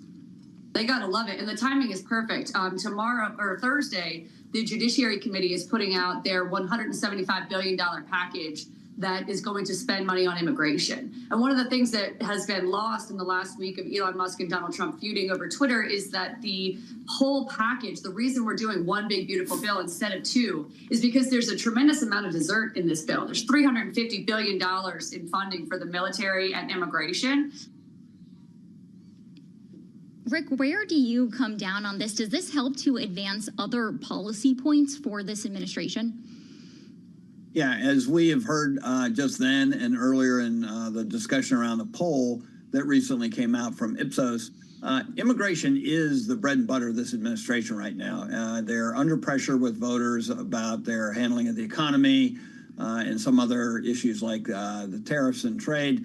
But immigration, they still have a very strong foothold here, and they want to press the point. And so the fact that there is, this kind of a push for deportation. Stephen Miller went over to the Department of Homeland Security last week and said, hey, we've got to get more people deported. We're not even keeping up with the Biden administration's first year in office. And so this ramping up of deportations that have triggered some of this activity in California, it's all part of a game plan overall to position the administration as being tough on immigration, being tough on illegal immigrants in the United States, and partly because the original border debate that really got Donald Trump into the immigration issue, stopping immigrants at the border, enforcing legal immigration, has all but dried up. I mean, there's really not much of an issue. Trump administration policies have scared away immigrants coming over the border illegally. And so the next big act in that screenplay is what's going on internally in the U.S. And so that's why I think you see so much ramping up, which could include the president's motivation to trigger the National Guard going in to protect these assets that you've described. So, yes, I think it's all part of a broader effort to the administration to be strong on enforcement, strong on deportation, strong on funding for these priorities, all of which really excite the base. And frankly, a lot of independent voters have been concerned for a long time about immigration, and they see the president doing something. Maybe they don't understand exactly how it works, but they see action, and that's what this first 125 days have been, lots of action. We've certainly got some powerful optics here, and that does appear to be the consensus among many on this program, that the optics and the politics are playing well for President Trump right now. And of course, all of this could evolve and change into a very different world. Rick Davis and Jeannie Shanzano will be back with us in our second hour here on Balance of Power. Many thanks to both of you for a great conversation. And thanks to Tyler Kendall for being part of the first hour of Balance of Power. Don't be a stranger. You're back next week, right? See you on the lawn between now and then. Thanks, the north Joe. lawn of the White House, that is. Tyler, thank you so much as always. Kaylee Lyons will join the conversation coming up as we welcome our global television audience to the conversation as well. And an important talk we're going to have with the chairman of the House Ways and Means Committee, Congressman Jason Smith of Missouri, on what stays in and what comes out of the bill next on Bloomberg.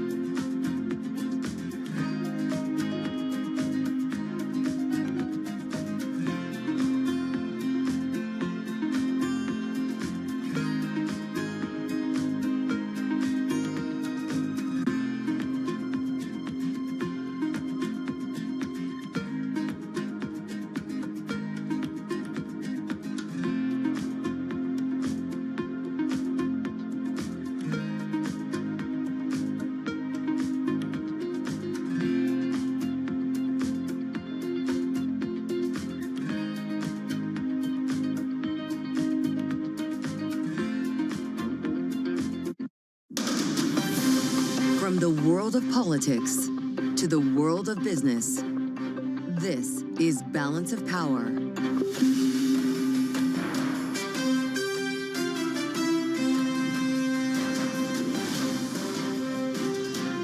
Live from Washington, D.C. Tuesday edition, as House Republicans look across the divide to the upper chamber to find President Trump's big, beautiful bill. I'm Joe Matthew alongside Kaylee Lines in Washington. An important day here in the nation's capital, Kaylee. We're about to learn a lot about what stays in and what might come out of this bill with action on both sides of the Capitol.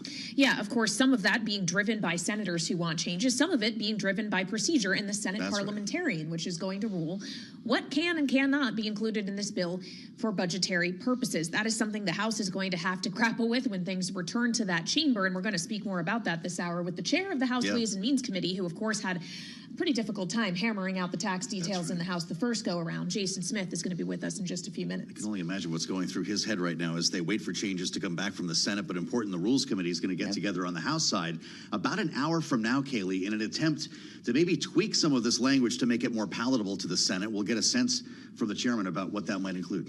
In the meantime, we're still waiting to get a sense of the progress being made in London as U.S. and China trade talks continue for a second day. Negotiators right now, Joe, are on a break. Taking us some time for dinner, going to return at 8 p.m. local time to try and hammer out the technical details of this agreement that we initially thought was reached in Geneva last month. You got to think that means progress if they're not calling it a night. And suggest we could have some news on the late edition of Balance of Power, but not for a few more hours as they get dinner, to your point right now, in a late session for U.S.-China talks, all part of our program today. Indeed, and as always, we kick off our program with a check on the markets. Charlie Pellet has a look at that from New York. Hey, Charlie. Hi, thank you very much indeed. Keep it locked into Bloomberg for the latest developments from London, also Los Angeles. Developing story out of the Middle East at this hour. Sirens now sounding in Tel Aviv and in other areas of Israel. We'll keep you posted as we learn more. The Dow, the S&P, NASDAQ all advancing right now. A lot of green on the screen right now. Best level of the day on the S&P, up 23 right now.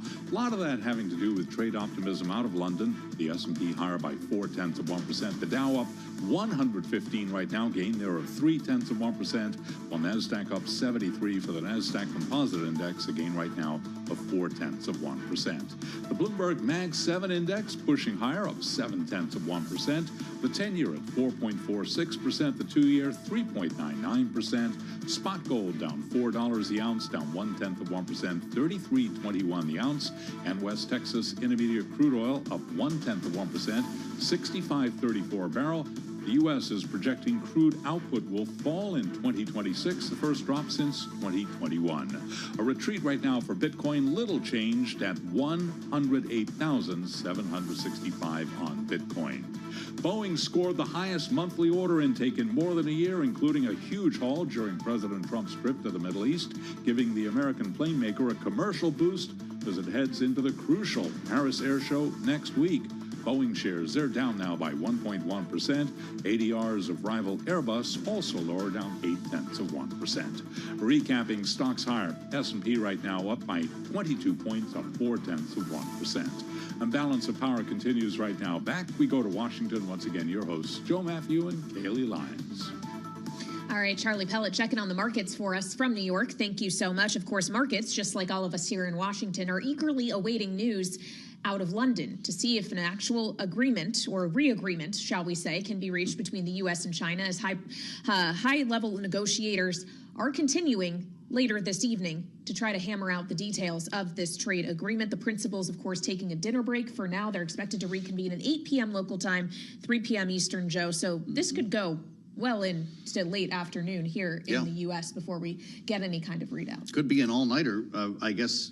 Theoretically, Howard Lutnick, on his way to a break earlier, said talks have been fruitful.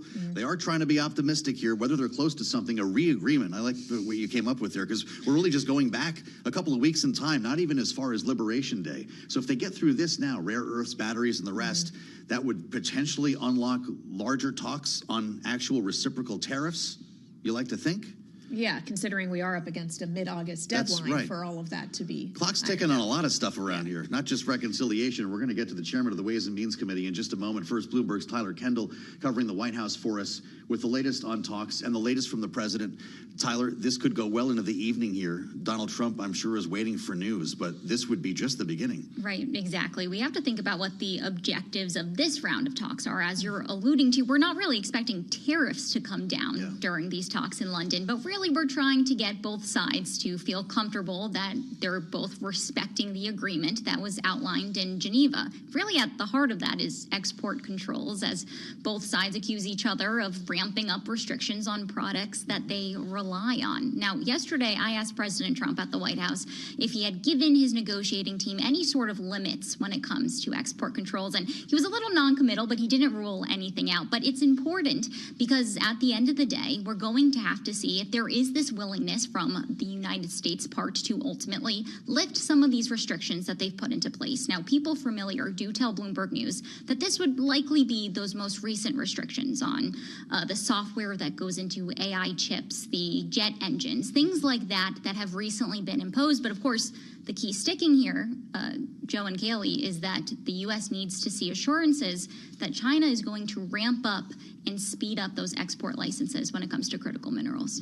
Well, and this was the nature of a lot of our conversations we were having with trade experts yesterday, that the U.S. has actual national security considerations that it needs to take into account when it's deciding what export controls to lift, whereas China can just kind of turn the critical mineral switch on and off at will. How does the U.S. guarantee that China sticks to its word? Exactly. Also, when you look at how China controls 70% of the world's production when it comes to rare earths that are so essential to these supply chains. Of course, this goes hand in hand with the broader administration's goal when they talk about de-risking instead of decoupling from China. And there's a lot of focus here on how Commerce Secretary Howard Lutnick is part of these talks. He wasn't there in Geneva. Of course, the Commerce Department really has the oversight when it comes to these export controls. And that was seen as a positive step that these things could be on the table. But we should also point out the split screen that we saw last week in Washington, the same day that President Trump had his phone call with Chinese President Xi Jinping.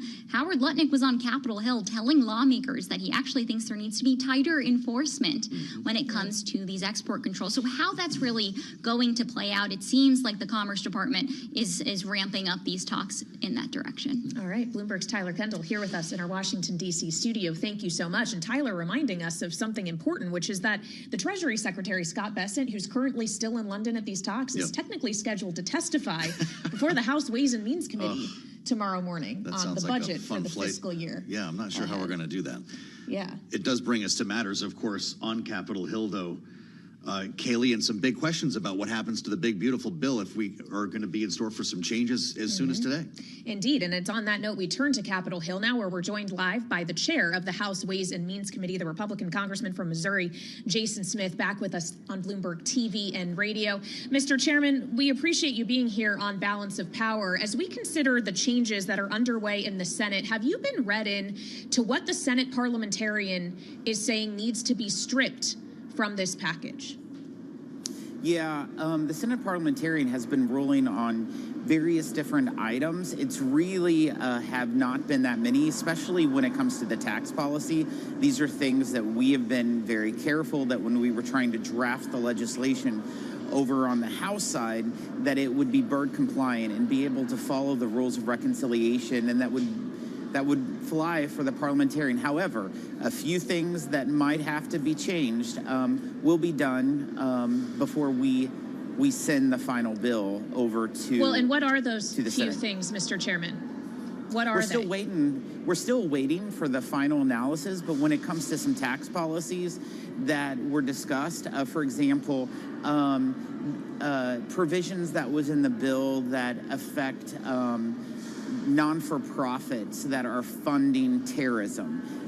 That was not a budgetary impact, and so it had to be taken out. It's things like that, nothing of major significance that will alter the bill. The biggest things that I think is still left to be decided by the Senate parliamentarian when it comes to tax policy is eliminating the employment tax credit, and also something in regards to Purple Heart designation. Interesting. Mr. Chairman, I know there's an important Rules Committee meeting on the House side about an hour from now. Will those changes be made in that session so you can do this before it's technically in the hands of the Senate?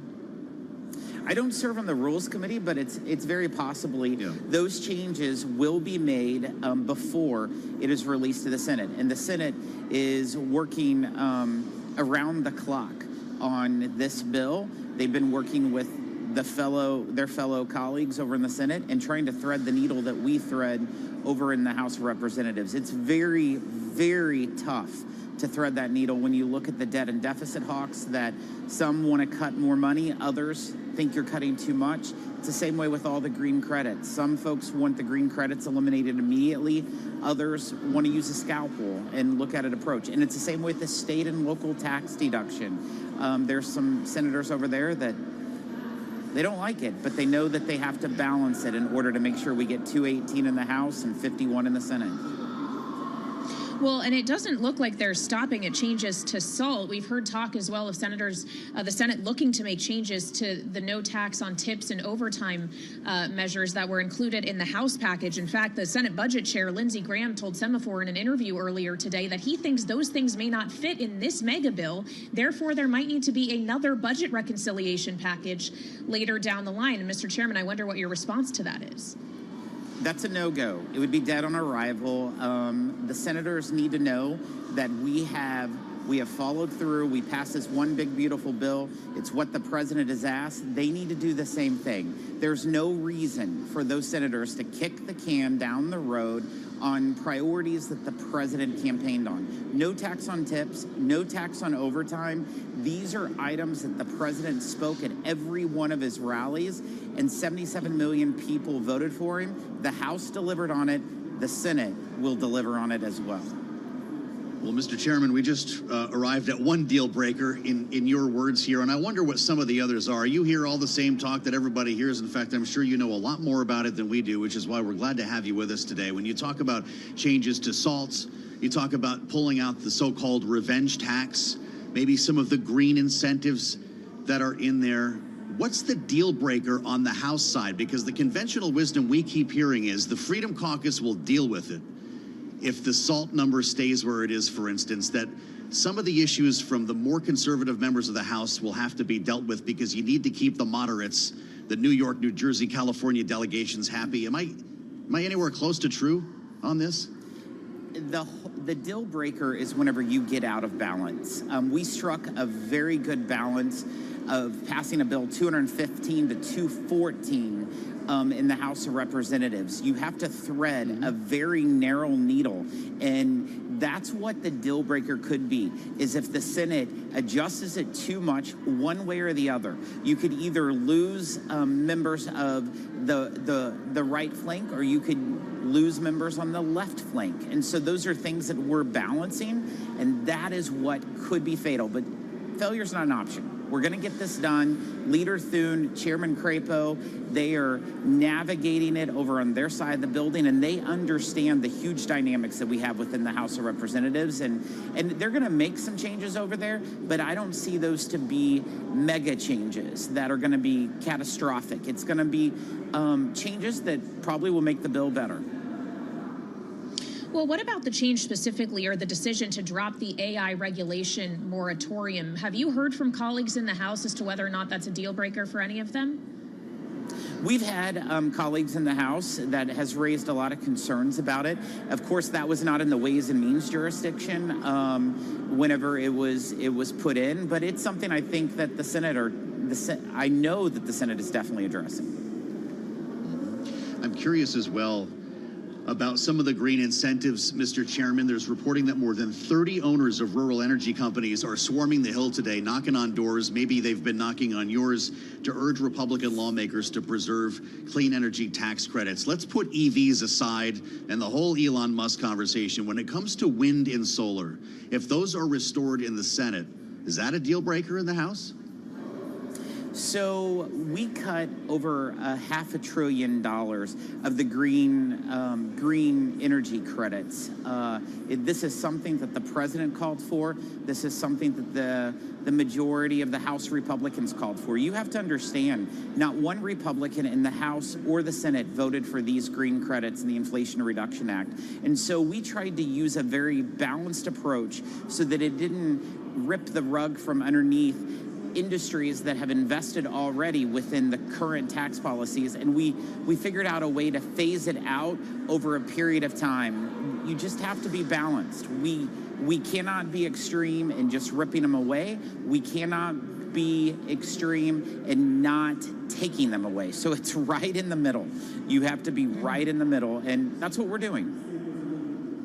Well, and as you talk about needing to be right in the middle, how this is a very difficult line to walk for both chambers, Mr. Chairman, when we consider the Congressional Budget Office yesterday released another estimate of when the U.S. will reach the X date, when it can no longer fulfill its debt obligations, guessing that could be as soon as mid-August when you and your colleagues are on recess. Can you rule out entirely that the debt ceiling is not going to have to be addressed separately if by the end of July this bill has not worked its way through both chambers? What odds would you put around that?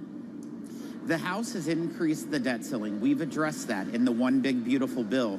The Senate needs to act. We have said all along, let's put this bill on the president's desk by July 4th, and then you have nothing to worry about. The Senate trying to break different items in 15 different bills is a no-go. We have delivered in the House. They need to deliver in the Senate. Mr. Chairman, I wonder if you've had a chance to speak with Elon Musk or any of his allies since he took a position of opposition on this bill, and whether he's giving members of the Freedom Caucus or anyone in the Republican conference in the House, or for that matter, Republicans in the Senate, cover to vote no. Let me just say this. The bill that we passed, the one big beautiful bill, is the largest cut to spending in the history of our country, almost $1.7 trillion. With all the great work that Elon and Doge has done in cutting, they cut $175 billion in 5 months. The bill that we passed out of the House cut $1.69 trillion. Could we cut more? I would love to cut more, but it's still the largest cut in the history of America. And that's what I like to point out. Whenever people try to use the accounting measure saying that it's going to add $2+ trillion to the deficit, I believe that that is funny math, because what they are referring to is existing tax policy is going to cost roughly $4 trillion. And that's not the case. Our revenues into this country right now is 17.2% of GDP. And if you look at the historic level over the last 50 years, revenues to GDP has been right at 17%. We don't have a revenue problem. We have a spending problem. Well, finally, Mr. Chairman, on the revenue side, tariffs, of course, factor into that equation. And just quickly, we have a minute left here on tariffs. The Treasury Secretary, Scott Bessent, is currently still in London working on trade negotiations with China that are expected to go late into the night local time. Are you still expecting him before the committee for his testimony tomorrow morning? I am still expecting him before the committee. It looks like he may have a long night, but I'm grateful for the work that he's doing, Howard Lutnick and Ambassador Greer is doing, because they are working and representing the United States when it comes to China and all the other countries coming to the table to make sure that the American worker, American manufacturer, and American farmer is treated fairly on a world stage. You may need stronger coffee tomorrow morning, Mr. Chairman. This ought to be interesting. Energy drinks for them. All right, I guess we lost Congressman Jason Smith, Republican chair of the House Ways and Means Committee.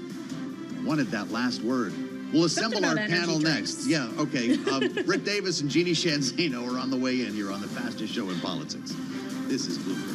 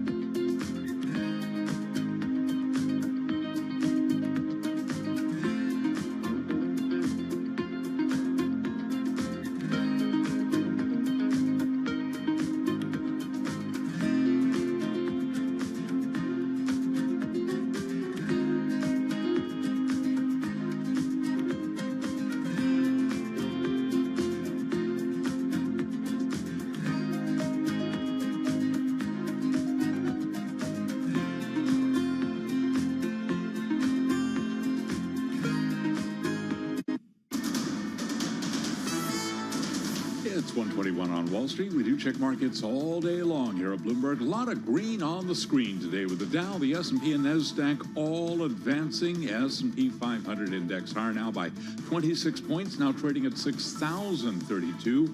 We are off session highs, but stocks are holding close to records as traders keep an eye on those U.S.-China trade talks in London. We'll keep you updated on the latest developments there.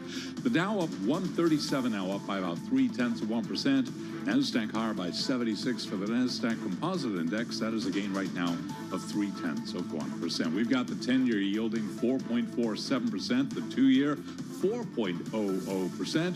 Gold now little change, down $5 the ounce, down by about 0.1%, 33.20. And West Texas Intermediate crude up 0.1%, 65.33 for a barrel of WTI.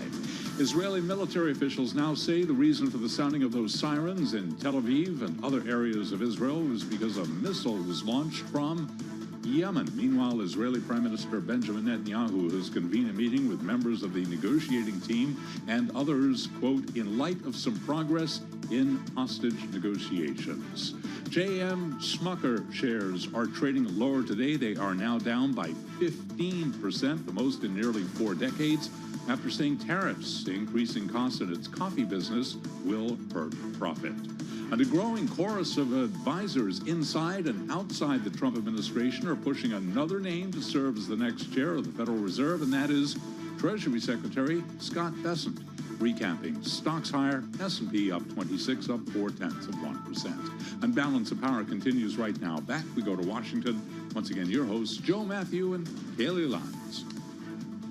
All right, Charlie Pellet, thank you so much, keeping us up to date on the market action today. Meantime, we're keeping you up to date on the continuing drama over protests in Los Angeles, where, of course, we've seen the deployment of another 2,000 National Guard members after the initial 2,000 members deployed over the weekend. And, of course, 700 Marines, active duty Marines, have now arrived in Los Angeles as well, as President Trump describes that as an effort necessary to keep Los Angeles from burning and to control the activity we're seeing. But he also said in the Oval Office while speaking to reporters in the last hour that he spoke with California's Governor Gavin Newsom a day ago. To quote the president, called him up to tell him, got to do a better job. He's doing a bad job.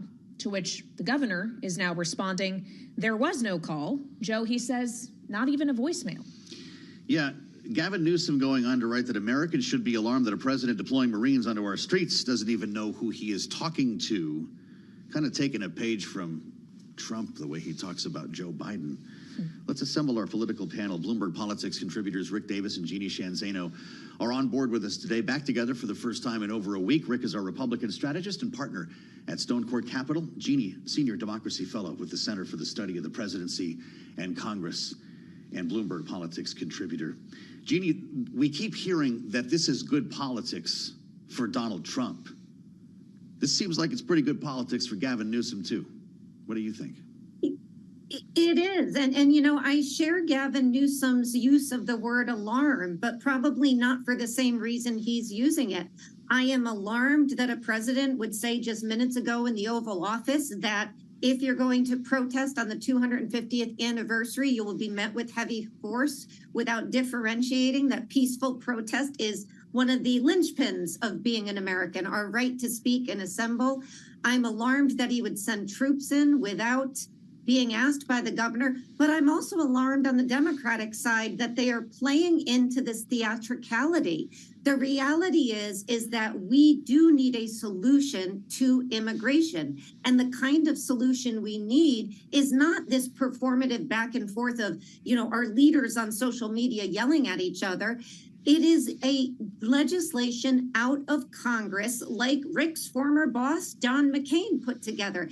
That's what we need. And what's alarming is we are nowhere close to there. And oh, by the way, we have a director of Homeland Security who went on TV last night and said everybody in LA is a criminal. That kind of performative nonsense is not what we need. We need solutions. Well, when we consider the performance, if you will, Rick, and the continued escalation we see, President Trump was asked in the Oval Office by a reporter if he would consider invoking the Insurrection Act. And he said, if there's an insurrection, I will invoke the Insurrection Act. That, of course, would carve out what is not allowed thanks to the Posse Comitatus Act, which is the U.S. military acting in a law enforcement capacity. Do you really believe the president would go there? You know, it's hard to tell in these circumstances. You know, he gets a question, he feels like he's got to answer the question, and I thought it was actually pretty non-committal. But look, I mean, the difference between the Marines going to California and protecting the assets of the federal government, you know, courthouses and federal government centers where some of the deportees are being held, that's one thing. But then, you know, basically them acting as a police squad in any jurisdiction of America is going to have a different reaction. Right now, we're debating whether or not a phone call was made or who asked for what. In that case, when you take that kind of constitutional action where you suspend Posse Comitatus, I think you would see a national dialogue erupt of epic proportions, because you really wonder at what point does the violence have to occur to have that triggered in a Donald Trump administration. And I don't think we know the answer to that question. And pretty much I don't think he did either when he answered the question today. So stay tuned on this. Luckily, it looks like some of the riots have dispelled in L.A. and it's starting to quiet down. So hopefully it won't matter in this instance. But I think it's definitely a page to watch. Interesting as we learn more about some of the folks who were arrested, Jeannie. Isn't that interesting? We're not hearing very much about what went behind these arrests. In some cases, there were violent criminals. We heard about a handful of them. But we're learning more now as well about, for instance, Juan Fernando, detained by ICE at his job at a clothing factory, transported back to the country he had left behind without much time passed. I mean, the same day he was pulled out of his job and immediately deported. His family is asking for due process. Are we going to go through this all over again with this group like we did with those deported to El Salvador? I think we probably will. The reality is Donald Trump deserves credit for shutting the border. We need common sense immigration reform, and it is neither cost effective nor enforceable for the United States to deport people who have been here, many of them brought as young people, for their entire lives, who are working and paying taxes, to pick them up at Home Depot, or like you're talking about these people. Criminals, absolutely. But that was part of the DACA. And Donald Trump had embraced some of that in the past. Now he is being pushed by the likes of Stephen Miller, as is ICE, to deport 2,000 to 3,000 people per day. That means you go to peaceful tax-paying people who, by the way, are paying taxes and helping our economy. It is not a common sense solution to a real crisis and problem we've long had. And the president should be called out for not working with Congress to get a deal done. This is the same person, for electoral reasons in January, blew up, much to the dismay of Republicans, a very strong immigration bill that could have moved us forward. That's what Americans should be alarmed about. Well, when we consider immigration-related legislation, though, Rick, the White House in recent days has been very quick to point everyone to the fact that the One Big Beautiful Bill working its way through the Hill right now does include funding for more ICE agents, more customs agents, more Border Patrol agents. How does that factor into the overall likelihood of the bill sailing through, or at least getting through easier, shall we say? Yeah, I would say the one item that has not generated much controversy at this point in time in the Big Beautiful Bill, the reconciliation bill, has been money for the Homeland Security and for Department of Defense and their portion on things like building the wall. So the reality is this is one where most Republicans have been jumping on board. It's gotten some criticism for being a big spending item. You know, we just talked to the chairman of the Ways and Means Committee. Basically, from what I could tell, what he was saying is we've cut enough, don't need to cut any more. And so probably no appetite in the House side, I guess, to go after those funds. But the reality is it's a significant, over $300 billion commitment at a time when border security seems to be handled pretty well. And so it's really deportations. And I could just add, there have been more deportations in the first year at this point in time in the Biden administration than it is today. Donald Trump's deporting fewer people. So it's not the issue of deportation as it exists. That's happened throughout all the administrations. It's the tactics under which they're using the deportation rules to their advantage. Well, that's a really important point to make. Rick, it's kind of ironic, Jeannie. Remember, the big argument was, do we do this in one big, beautiful bill? That's why we call it that, because the other option was to break it in two. That was the John Thune option. Get the border money out the door, and we'll spend time on taxes and the rest, which will be more difficult to debate. Well, here we are. One big, beautiful bill was the answer. And it's kind of ironic that based on current events, it is, in fact, the border component that could help push this over the finish line, isn't it? Yeah, it's ironic, or it is something that the the administration helped to sort of push forward. But the reality is, this is all part of the plan, is what you're saying. I don't know, but I'm not sure it's ironic.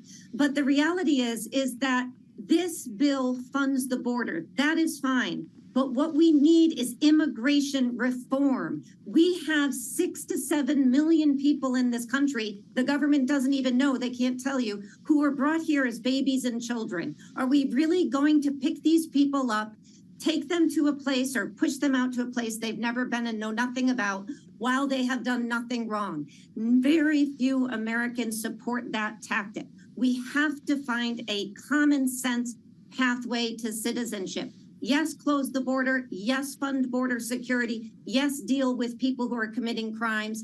But yes, also find a common sense way to keep people who are working and contributing in this country, especially people who were brought here, who work with many of us, and we know many personally. They are friends, neighbors, and family members.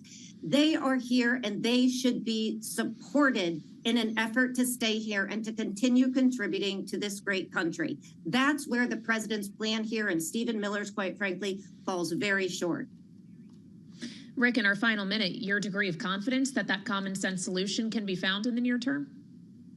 Well, I certainly worked hard enough with John McCain to try and have a comprehensive immigration bill passed, and didn't work out so well. But it is the way to actually have all these jobs that people are getting deported from to be filled with people who actually come in legally. And of course, I think there's a broad bipartisan support for legal immigration reform. And it's just not the administration that's likely to pass it.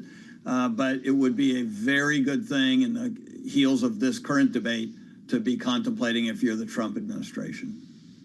Talking about motivations here on both sides of the aisle, Jeannie, would it help Democrats if this did not fizzle out and in fact spread to other cities as we consider messaging ahead of the midterms? Maybe politically, but, I think many Americans are tired of thinking about this from a political lens. I mean, we need solutions. And so, yeah, if it helps Democrats, that's fine for Democrats. But it doesn't help the United States as a whole not to treat people the way they should be treated and to keep people brought here as children here, contributing to society and making us the best we can. So I think that's also important, as in addition to the political end. All right, Jeannie Shanzano and Rick Davis, Bloomberg Politics contributors in our political panel on this Tuesday. Thanks for joining us on Balance of Power, and we'll have more ahead here on Bloomberg TV and radio.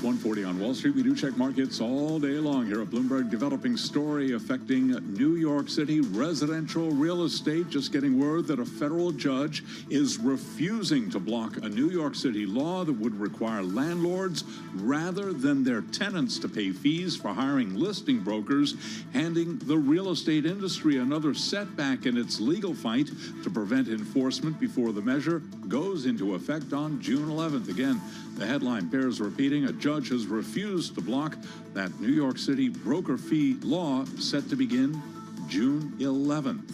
Stocks higher right now. We're off session highs, but still looking at a 19-point gain in the S&P 500 index. Now at 6,025, up by about 0.3%. The Dow up 101, up 0.2%. NASDAQ up 38, higher now by 0.2%. Our Mag 7 index up 0.5%. We're looking at a 10-year currently yielding 4.46%. The 2-year 4.00%. Spot gold down $2 the ounce. Little change there. Right now looking at a loss of just about 0.1%. 33.24 on the precious metal. West Texas Intermediate crude down 0.2%. 65.17 a barrel, while Bitcoin just about flat on the day at 108,745. Paramount Global is cutting several hundred employees due to a continuing decline in the cable TV industry and the broader economic landscape. Paramount shares, they're trading higher. Paramount Global up now by 1.2%. Again, repeating the headline we brought you moments ago, a judge is refusing to block that New York City broker fee law set to begin June 11th. Recapping, S&P up 0.4%. Balance of power continues right now. Back we go to Washington. Once again, your hosts, Joe Matthew and Kaylee Lyons. Breaking news on the markets and well beyond. Charlie Pellet, thank you so much. Live from New York. We are here in Washington where we're bracing for news on a couple of fronts here. Most immediately, a Rules Committee meeting in the House that starts about 20 minutes from right now. Kaylee, they could bring changes to the president's so-called big, beautiful bill before they have to be addressed in the Senate. This is kind of an interesting moment as these two chambers try to reconcile their differences before this blows up into a big public spat, because once the Senate finishes its work, sends the bill back, it could be a little different by then. Yeah, because the Senate is going to be informed by the decision-making of the Senate parliamentarian, which will actually rule what does constitute a budgetary matter and what doesn't, as there were a number of provisions in the original House bill that maybe won't pass muster on that front. That's just some of the work, of course, that the Senate has underway. There's other tweaks they want to make to the bill as well, regardless of whether or not they are truly budgetary in nature. And earlier today, our colleague David Weston, who of course hosts Wall Street Week on Bloomberg, had the chance to speak with one sitting U.S. Senator who just joined the chamber this year. The Republican senator from Pennsylvania, David McCormick, sat down with him for an interview at the Union League Club for the Economic Club of New York earlier today. Here's part of their conversation. The people that I met on the campaign trail were voting for change. They wanted change. They wanted an economy that worked for them, that worked for working families. They wanted trade policies that they felt were fair. They wanted a border that was secure and didn't sacrifice their families. And that's the agenda that I largely ran on, which was to help working families build opportunity, fair trade, not free trade. I was someone who negotiated with China 20 years ago for free trade deals, and I'm now one who believes that we need to be focused on reciprocity and fairness. We can talk more about that. People that wanted the border closed, wanted law and order, and essentially wanted their fair shake. And so if we talk about the big, beautiful bill, we talk about the border policies, we talk about trade, we talk about immigration. The framing of the policies starts, I think, with those experiences in Pennsylvania. And, I'm about 150, 160 days into the job, so I'm still figuring it out. But I would say I'm very, very privileged to be able to do it. I'm the 54th elected senator from Pennsylvania. But I think I have a unique perspective because I now have learned what's going on the ground in a way that I had grown away from since I left for West Point. And I also, as I said, I have some perspective as someone who sat in this room with all of you. So I'm delighted to have a chance to share that today. Honored to be here. And David, why don't I turn to you and you can take it away. Okay, Senator, thank you so much. That was very helpful to set up. So let's pick up on exactly what you talked about and what you learned from traveling all around Pennsylvania for the working men and women, if I can put it that way, and particularly people who are not having an easy time of it. What makes this bill beautiful? It's big. There's no question it's big. But what makes it beautiful for them? Well, I think the starting point for this, and it's in some ways very advantageous to the people in this room and to them, is that if we don't pass the bill, we have the largest tax increase in history. And so, you know, there's lots of media around this, but essentially, if you look at the bill, if you're a family that makes $50,000 a year, if we don't pass this bill, your taxes go up by $2,000 a year, $2,500. So it affects everybody. The large majority of the tax benefit for individual rates, 60% of it goes to people that make $400,000 or below, despite the fact that, you know, 80% of the taxes are paid by the people that make 10% or at the highest end of the 10%. But in addition to that, it's very pro-growth. Senator David McCormick, the Republican from Pennsylvania at the Economic Club of New York, with Bloomberg's David Weston. Just another look at this reconciliation effort that's underway right now, and as we mentioned, could provide news later on today. Of course, Kaylee, part of the narrative that's come around this reconciliation bill, something we talked about with our panel and with Jason Smith of the Ways and Means Committee, what's happening right now in Los Angeles, the attention that it's driving to the president's immigration policy could actually help to hasten the passage of this bill because it includes billions of dollars to help at the border. Yeah, and specifically to have more personnel for ICE, for Customs, for Border Patrol agents as well. That is the messaging that the administration is pushing out there, that what we're seeing take place on the West Coast just adds to the urgency of making sure that this legislation passes. A lot of questions about what's happening in Los Angeles. We did hear from President Trump earlier today, live in the Oval Office, speaking with reporters. He said if he didn't mobilize the National Guard and the Marine Corps, Los Angeles would be obliterated and would be burning to the ground now, which is quite remarkable based on some of the optics that we've already seen isolated to a corner of Los Angeles. Wanted to get into the grounds, though, for deployment and some of the other language that we've heard with Elizabeth Wydra, Constitutional Accountability Center president and Supreme Court litigator. Elizabeth, welcome back to Bloomberg TV and radio. It's great to have you. The president has suggested that these troops were needed, absolutely, the National Guard and the Marine Corps were needed to essentially put down a rebellion. Does he have the legal standing, as long as they're on federal property, to keep them there as long as he wants? You know, the deployment itself is the problem.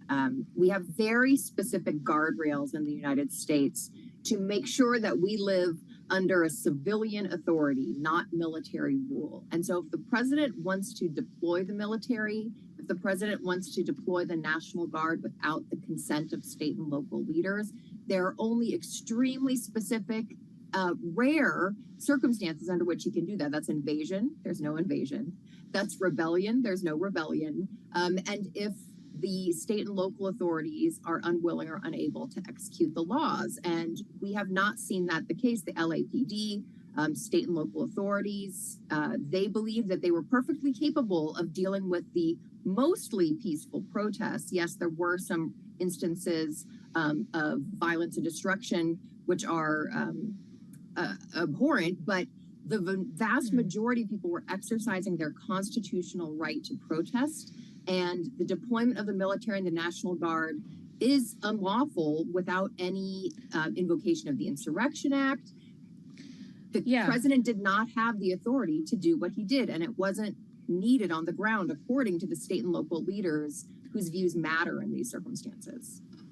Well, I'm glad you raised the Insurrection Act, Elizabeth, because the president was asked directly about that in the Oval Office earlier today, knowing that the military personnel currently deployed do face limitations on the conduct with which they can engage. They can't act in a law enforcement capacity. The Insurrection Act, though, if the president decided to take that step, would give them that power. How should we consider what qualifications need to be met for President Trump to actually declare that an insurrection is underway? Well, I think there might be close cases of that. I think this one is not one of those close cases. You have people who are protesting immigration raids that they find outrageous, that they find to be an intrusion on their community. Instead of focusing on violent criminal people who are here without authorization, they're rounding up our neighbors and community members who are just trying to work and support their families. So the people are rightfully expressing their outrage and mostly peacefully protesting. So this is not one of those close cases where you're like, is this an insurrection or is it not? And I think the really disturbing message that we're getting here from the deployment of the National Guard and the military is that it does seem as if President Trump is using the military in unprecedented and frankly unlawful ways to further his political agenda. We certainly saw on January 6th, which I think you could make a very good case that there was an insurrection there with the attack on the Capitol. There was a request for National Guard support, and President Trump did not provide that, arguably because it didn't support his agenda. But here, where you see the deployment when people are protesting actions that his administration is taking, that is very disturbing because in America, we don't do that. The military is not supposed to be politicized. It's not supposed to be weaponized to use to pursue a particular agenda or not. Whatever political party you belong to, we should all as Americans be able to agree on that. Elizabeth, we're hearing from immigrant advocacy groups about some of the folks who have been detained and arrested that led to the protests. We haven't spent much time talking about any of their cases because we don't know that much about them. But apparently many were detained even though they did not have a criminal record. And one particular case came to light in the Washington Post, that of Juan Fernando, who was pulled out of a clothing company where he was working in Los Angeles and was deported so quickly his parents say they did not have time to get an attorney. It's a pretty remarkable story. He in fact thought he had signed a consent to a coronavirus test, but may have inadvertently signed off on his own deportation, was told to cross an international bridge back to Mexico and was not allowed back. Is this legal? It definitely doesn't sound legal or in accordance with due process to me, without knowing more of the facts, of course. But that's part of the problem. And that is what people are protesting. As a Southern Californian myself, our communities are full of people who are hardworking immigrants, some who are unauthorized, who don't have papers, but they are hardworking members of our community. And I think that's why you're seeing the protests in the streets in Los Angeles, because these raids happen in the garment district, like the case you just mentioned, to workers who are gathering outside Home Depot to try to engage in labor to support their families. And that's why you're seeing people come out in the streets, because this is not what they want their government to be doing, to be targeting these members of our communities. Well, and when we consider that that is an effort that has been underway and a primary goal of this administration, Elizabeth, we know that they have run into some difficulty in the courts, including a Supreme Court, which has ruled that due process needs to be afforded to many of these individuals. Have you seen direct evidence to this point of the Trump administration directly flouting the courts when it comes to immigration-related directives? So we have seen that the actions in court are working to put up the guardrails that the Constitution and the law puts forth. I want to be totally clear that people understand due process applies to every person in this country. There are some rights under the Constitution that apply to citizens. Due process expressly applies to everyone in this country, citizen or not. So it's incredibly important for our constitutional democracy to work to ensure that everyone, including people who are immigrants here, including people who are undocumented immigrants here, get the due process that the Constitution requires. It's part of the foundation of the United States. It's guaranteed in the Constitution, and the courts are ensuring that that happens. And we can only hope that the Trump administration continues to follow court orders and that these guardrails continue to hold. But the people who are going out and saying, this is not what we voted for, are making an important point. They're raising their voices as the Constitution allows them and protects their right to do so.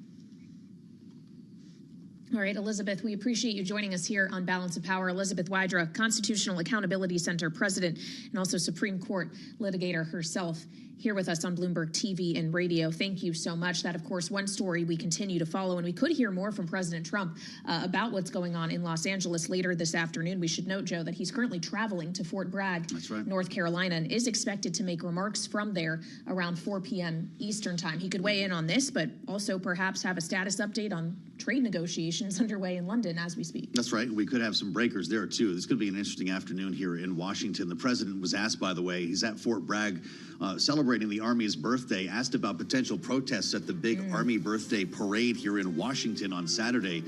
He did say that there would be no patience for protests at that event. Alongside Kaylee Lyons, I'm Joe Matthew. We'll meet you back here for the late edition at 5 p.m. Eastern Time, as always on Bloomberg TV and radio.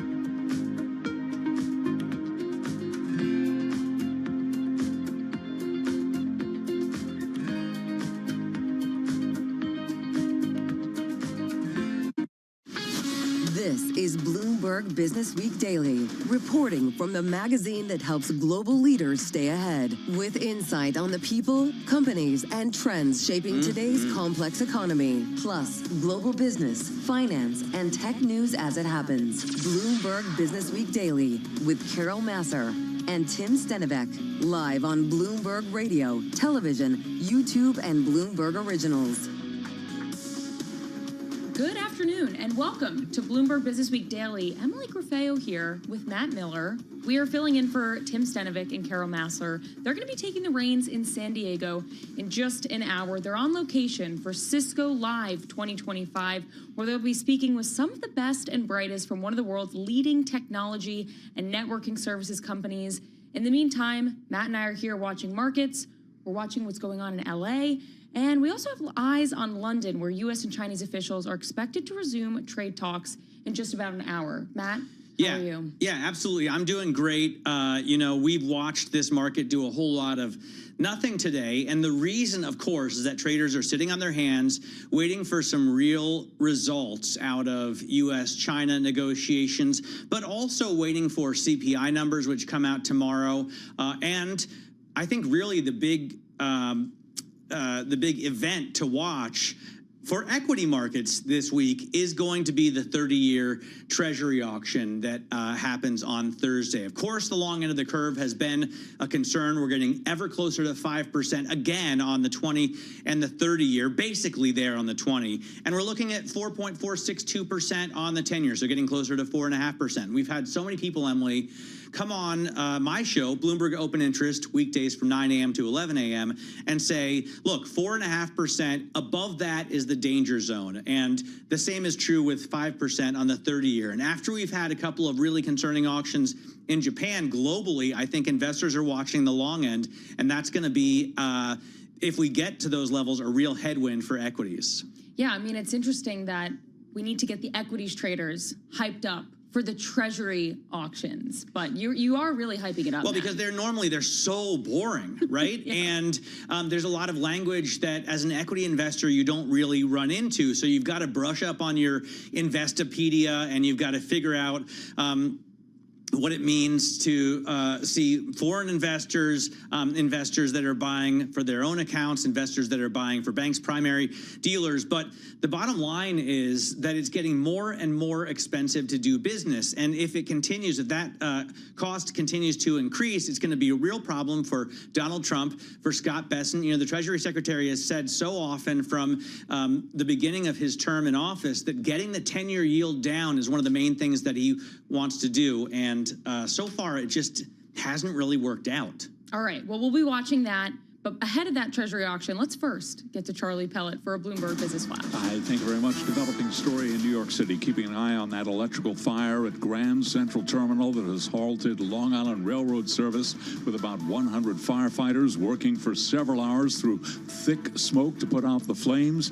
LIRR service in and out of Grand Central suspended, trains being rerouted to Penn Station, Jamaica and Queens, or the Atlantic Terminal in Brooklyn. Again, an electrical fire at Grand Central disrupting Long Island Railroad service out to Long Island. Also in New York, federal judge refusing to block a New York City law that would require landlords rather than their tenants to pay fees for hiring listing brokers. U.S. equities, they're trading higher. The Dow, the S&P, NASDAQ, all advancing. We had the Dow little change moments ago, right now up by 11 points. The S&P also up 11. That's a gain of 0.2%.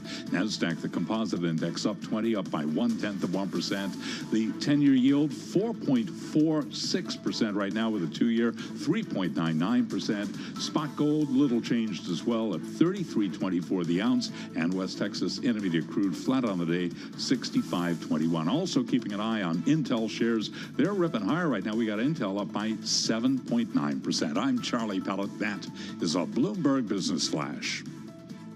Charlie, thanks very much for that. Yeah, markets watching closely what happens with the U.S.-China trade talks. Really watching Scott Bessent as a potential replacement for Jerome Powell's Treasury Secretary, and watching Education Secretary Linda McMahon. She is taking part right now in a Bloomberg Newsmaker event, and our White House correspondent, Akayla Gardner, is speaking to her live, already in progress. Let's dip into that conversation. Education Department. I don't recall any particular senator or congressman or congresswoman that I've had that conversation with, but generally speaking, they are all for being behind raising test scores, having better performance for the students in our country. But I think at this point I could probably honestly say that they're relatively evenly divided. I want to talk about the headlines that we've seen from the administration. Obviously, several different agencies have revoked billions of dollars in funding to many private universities, including Harvard, Columbia, Cornell, Brown, Princeton. Which schools, if any, are on track to getting their funding back from the government? The first university that we started this process with was Columbia. I visited with the then acting president, Katrina Armstrong, on campus at Columbia, and we basically were starting our conversation relative to anti-Semitism activities that had gone on before and that were still continuing in some ways, though some of it was a little better. That's how we began our conversation, but then we wanted to look at other aspects of the programs that they had on campus, how they were vetting their students. Did they believe that a lot of the uprisings on campus came from outside agitators or students that were on campus? What were some of the ways that they were managing those activities on campus? And I think we have had really good, open, honest discussions. I've now met with the current president of Columbia twice and had a telephone conversation with her. I'm sorry, I've met with her once, had 2 telephone conversations with her, and I think we've made great progress. Harvard's been a little more strident. They responded to our negotiation outreach with a lawsuit, and have amended that lawsuit once. Still hopeful that these things can be resolved, through negotiations. And I think just sitting and understanding what is really best for students that are on campus, that they can be sure that they're in a safe learning environment when they're there, not be afraid to go to class. But at the same time, we want to make sure if tax dollars are funding a lot of what is going on in the universities, that those universities are abiding by the laws of the United States. Do the universities think that they will get their funding back at the end of their negotiations with the administration? Are they saying that they are, or are they asking, will they? Well, would the administration allow them to get that funding back? Well, that's part of the negotiations, of course, that we have that are ongoing. It would be my goal that if universities, colleges and universities are abiding by the laws of the United States and doing what we're expecting of them, that they could expect to have taxpayer funded programs. Do you think there's a chance that President Trump leaves the White House in 3 years and some of these schools never see that funding come back? I would hope that's not the case. We're certainly trying to move much more expeditiously. And what we've seen since we really began this effort, it was kind of a hard hammer at first. And so we've now seen a lot of other universities who are starting to look at their practices and their programs and getting ahead of the curve so that they can report back sort of a self-monitoring. Self-monitoring is probably not a good way to phrase it, because we couldn't allow that at first, but certainly self-evaluation, I think, is a better way to say it. You've talked about universities potentially supplementing the funding that they've lost with their own endowments or potentially other sources. Do you see a future where the government no longer invest research dollars into some of the universities that have very large endowments? Well, I think, our universities do some remarkable research. And I think if we look at our research as for the public good, which I think that's intended, then taxpayers, I believe, are willing to see some of their tax dollars, support that kind of really good research. And so I would certainly hope that would continue at the university level. Okay, I want to ask you specifically about Harvard, because no school has seen more funding revoked than Harvard University. The president recently said Harvard is starting to behave. What did he mean by that? And is Harvard back at the negotiating table at this point? Well, I would never like to pretend to say that everything that the president says that I fully can translate for you. But I think clearly what he's indicating is that we are, I think, making progress in some of the discussions we're having, even though they have taken a hard line. They have, for instance, replaced their head of Middle East studies. They have already put in place some of the things that we have talked about in our negotiations with Columbia. For instance, none of us are suggesting that on college campuses there shouldn't be,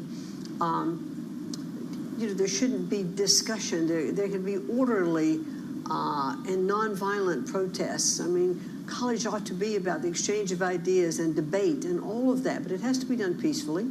You can't have a protest as the, I think it was the president of MIT that I met with last week, said, you know, you can't do a protest at 2 o'clock in the morning. You can't be in the halls of the library and prevent other students from getting to the library to study. But if there are places and time appropriate for a peaceful protest, they should be allowed. I think we're all in agreement with that. The IRS is reviewing Harvard's tax. You're listening, by the way, to Bloomberg Business Week, and we are bringing you a special conversation, I don't know. I Bloomberg think it's something Newsmakers that we conversation, raised, with the Secretary of raised, Education, Linda McMahon. She's speaking with our White House correspondent, Kayla Gardner. Large endowments, $53 billion, you know, for Harvard, and that money doesn't just sit still. It is invested, and if it's invested well, they can expect a good return on that investment. And so, as citizens of our country are providing tax support for those universities that do take federal tax dollars, then maybe some of that should come back, you know, to our citizens. Is the administration planning more actions related to Harvard University? At this particular time, we're continuing with the things that we've already talked about. One action we did take relative to Columbia was to make their creditor aware that they needed to make sure that Columbia was abiding by the law of the land, because they had an infraction, you know, with the Title VI civil rights, which was our position, and that they should examine that, because part of the accreditor's position is to make sure that colleges are lawful, or they can risk losing their accreditation. Did something change in your conversations with Columbia that made you send that letter? Because you have been talking so positively about your conversations with the president, with the university generally. I think one of the things that made us take another look at it is just we're looking at accreditation in general, you know, for colleges and universities, because there has been some complaint about that we need to expand the number. That, you know, when you think about the fact that all law schools are accredited, you know, by the ABA, that's it's like a real monopoly, you know, in some areas. There have been some times now that you could change accreditors. Used to be bound geographically, but some changes in the rules. So as we've looked at accreditors, we wanted to make sure, okay, let's make sure that we are touching all the bases that are relative to how our universities need to comport themselves. So you think other universities' accreditation status should also be in question as well? I think accreditors have a responsibility. It's built into what they're supposed to be doing. So we've reminded the Columbia accreditors, and I think all accreditors now will make sure that they are abiding by the terms of their agreements. In that letter to Columbia, you talked about federal student aid. Is that something that you would consider limiting for universities broadly if you can't come to an agreement with them? Ask me a different way. I suppose, do you think that the administration, your department specifically, should restrict access to federal student aid for universities if you feel like they're violating civil rights? Well, I think certainly the American citizens and taxpayers would expect that if colleges and universities, I would believe, and I've certainly heard, if their taxpayer dollars are going to those universities, and that there is student aid coming for those, that we would expect that they would abide by, number one, abide by the law. And I think if a university is accepting federal aid, you know, we've obviously looked at that federal aid. There's been reports that consent decrees were on the table with Columbia University. Is that accurate? Is that a tool that you would use? We've discussed consent decree, and so our negotiations have gone, you know, back and forth. That's, you know, it's been part of the negotiations. What we've seen over the past couple of weeks has really looked like an all-of-government approach when it comes to higher education, whether it's the State Department or HHS. Can you walk us through how those decisions are made? Are you guys coordinating with each other? Are you speaking directly with the president before you take decisions? Well, the president clearly has a stated goal and gives direction, and we take that direction, obviously. But there are parts of it that hasn't all come necessarily at the same time. When there was a focus on international students and should we stop international students from coming here or taking a look at their visas and et cetera, the State Department took on that branch of it. And the courts have reacted. I think it was yesterday. The court said, no, that process, you know, needs to be reversed. We need to be allowing these students to come back in. But we then say, okay, well, let's just make sure we're that we're conveying to these universities and colleges that as these students do come in, they need to know more about their background. Because when I've asked some of the presidents that I've talked to, do you think that a lot of the agitation that's occurred on campus, are they occurring with students who are going here? Are there outside agitators who are coming in? Do you see it happening more with foreign students than domestic students? And so it's really important, I think, to have a handle on that student population. And I think that's fair. And also universities, a little bit aside from students specifically, universities are required under Section 117 of the Higher Education Act to report on the amount of foreign funding they are receiving and where it's coming from, because we want to make sure there's no undue influence, being levered, against the United States. So is it best to say that agencies are making these decisions independently, or are agencies coordinating with each other? We have coordinated. In fact, we've had a task force. The first actions that were taken, with Columbia was with the task force, which was GSA, HHS, and the Department of Education. We've also now, brought in DOJ as part of the process as well. So yes, there is a coordination with the agencies. Okay, you mentioned international students. The president has floated imposing a 15% cap on international students, specifically talking about Harvard University, but I suppose he could mean all universities. How would something like that work? I'm not quite sure, but clearly, Harvard's foreign population right now is at about 27%, and we just want to make sure that I think the president just wants to make sure that we're looking at that, making sure that students in the United States aren't penalized by allowing too many international students, to come in. And so what is that right balance? And I'm not sure what it is, but the president certainly floated 15%. So let's see, as we discuss that, investigate it, how that plays out. You're a former CEO. You came from the business world. Do you worry that less international students could make American companies less competitive? I think there is such merit in having international students be part of our university population. As I mentioned earlier, or I might not have mentioned in this interview, but as we were talking earlier, I served on the board of university in Connecticut, Sacred Heart University, for 16 years. So I know that having international students on campus does help with that cultural exchange. And we actually had a campus in Ireland from Sacred Heart. So I really understand that exchange and how culturally it's very beneficial. So I want to make sure that we don't lose that. I think that's important for us to have. But on the same time, if you think about just last week when it was discovered in the backpack of a research student at the University of Michigan, these fungus spores that were intended to be utilized against our agricultural products, those are the kinds of things that we have to make sure that we are on guard against. And whether that would be students with this country, but most of the time, I think that would have the propensity at least to come in internationally. That could destroy your crops in America. I heard from the department, from the Secretary of Agriculture, when she was saying, that these things are so dangerous because America feeds not only ourselves, but we feed the world. And if we are looking to destroy or weaken our crop production here, it's not only for our food, for our health, but it's also our national defense. So those kinds of measures, I think we have to be very, very specific and sure about. You previously led the small This is Bloomberg Business Week. For those just tuning in, we're listening right now to U.S. Secretary of Education Linda McMahon. She's taking part in a Bloomberg Newsmaker event with our White House correspondent, Akayla Gardner. We'll get back to them right now. As we first started to talk about dismantling the department, what functions would go, perhaps to which agencies. He had asked about SBA, also asked about Treasury. We've talked about HHS, perhaps looking at the IDEA program. But all of that is still part of discussion. It's not an assignment in any way, except that Treasury has taken back over the collection of student loans, as it always has done, served in that capacity. So that's not new relative to Treasury.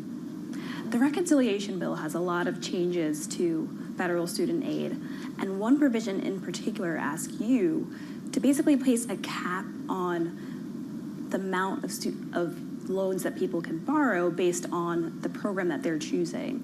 Have you started to calculate what it would cost to have a psychology degree or an engineering degree? I've not actually started that process yet, except in conversations. I know that Congress had started a lot of that kind of work and had done some research relative to what the mean cost was across the country to take, different courses, and should lending kind of be based on that median or that mean cost. And I think that is one of the things that I think it was Representative Fox who has worked so diligently to bring down the cost of college, one of the things that she talked about. And so that is something to look at, especially for students who can graduate so overburdened by debt and not really understanding that the profession that they have chosen could never give them the amount of income, or at least the projected or the proven stated amounts of income that they might receive to pay off that loan. And part of what we are doing with the restructuring of the FAFSA application for college is trying to work in some language eventually that will say, this is what you could expect to earn relative to this kind of degree and program. This is what this college charges for it. This is what a different college would charge for it. Put this into your calculus as to where you would like to go to school and have the biggest ROI on what you're doing. I think those are really sensible measures to be taking, and how to look at it, because so many students have no ideas. I'll tell you just a little side story. When I was running for the Senate in Connecticut back in 2010, and I went to a freshman class in college, and I said, of all of you who are in this class, how many of you have student aid? 95% of hands go up. I said, how many of you know how much interest you're paying on that loan? Maybe half the hands went up. I said, how many of you know the actual amount of the loan? Fewer. I said, how many of you know what kind of a job you would have to have and how much money you'd have to make to start repaying this loan? Not a single hand went up. So I think we need to provide students with better tools of assessing the value of what education they need, and do they need a four-year college?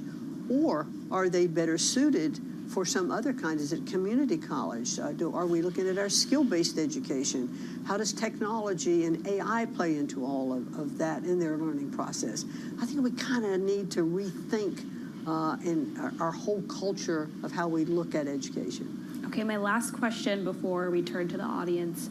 Would you make those calculations public? Because it could affect what major students decide to pursue. Oh, definitely. They'll be part of the public forum. And I think it's that's a great thing to share with anyone who's contemplating going to class and going to college or university or community college, or however they decide to look at their career.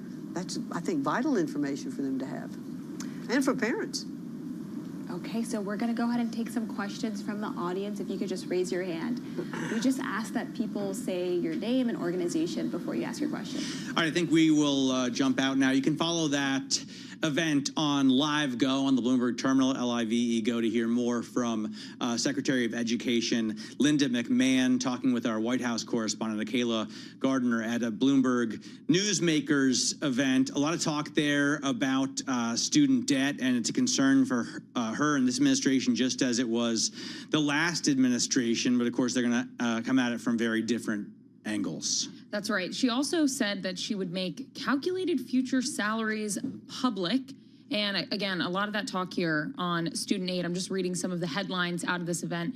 Linda McMahon saying that it would be sensible to tie student aid to predicted future income, and they don't anticipate more department cuts. No, a lot of talk as well about Harvard and the relationship between that great school and the administration. It seemed like she was pretty positive about that relationship, saying that they are making strides with Harvard and with Columbia. And she said she does want to see those universities get funding for research that she thinks is important. So I think she pretty much conceded that the funding withdrawal is a bargaining chip.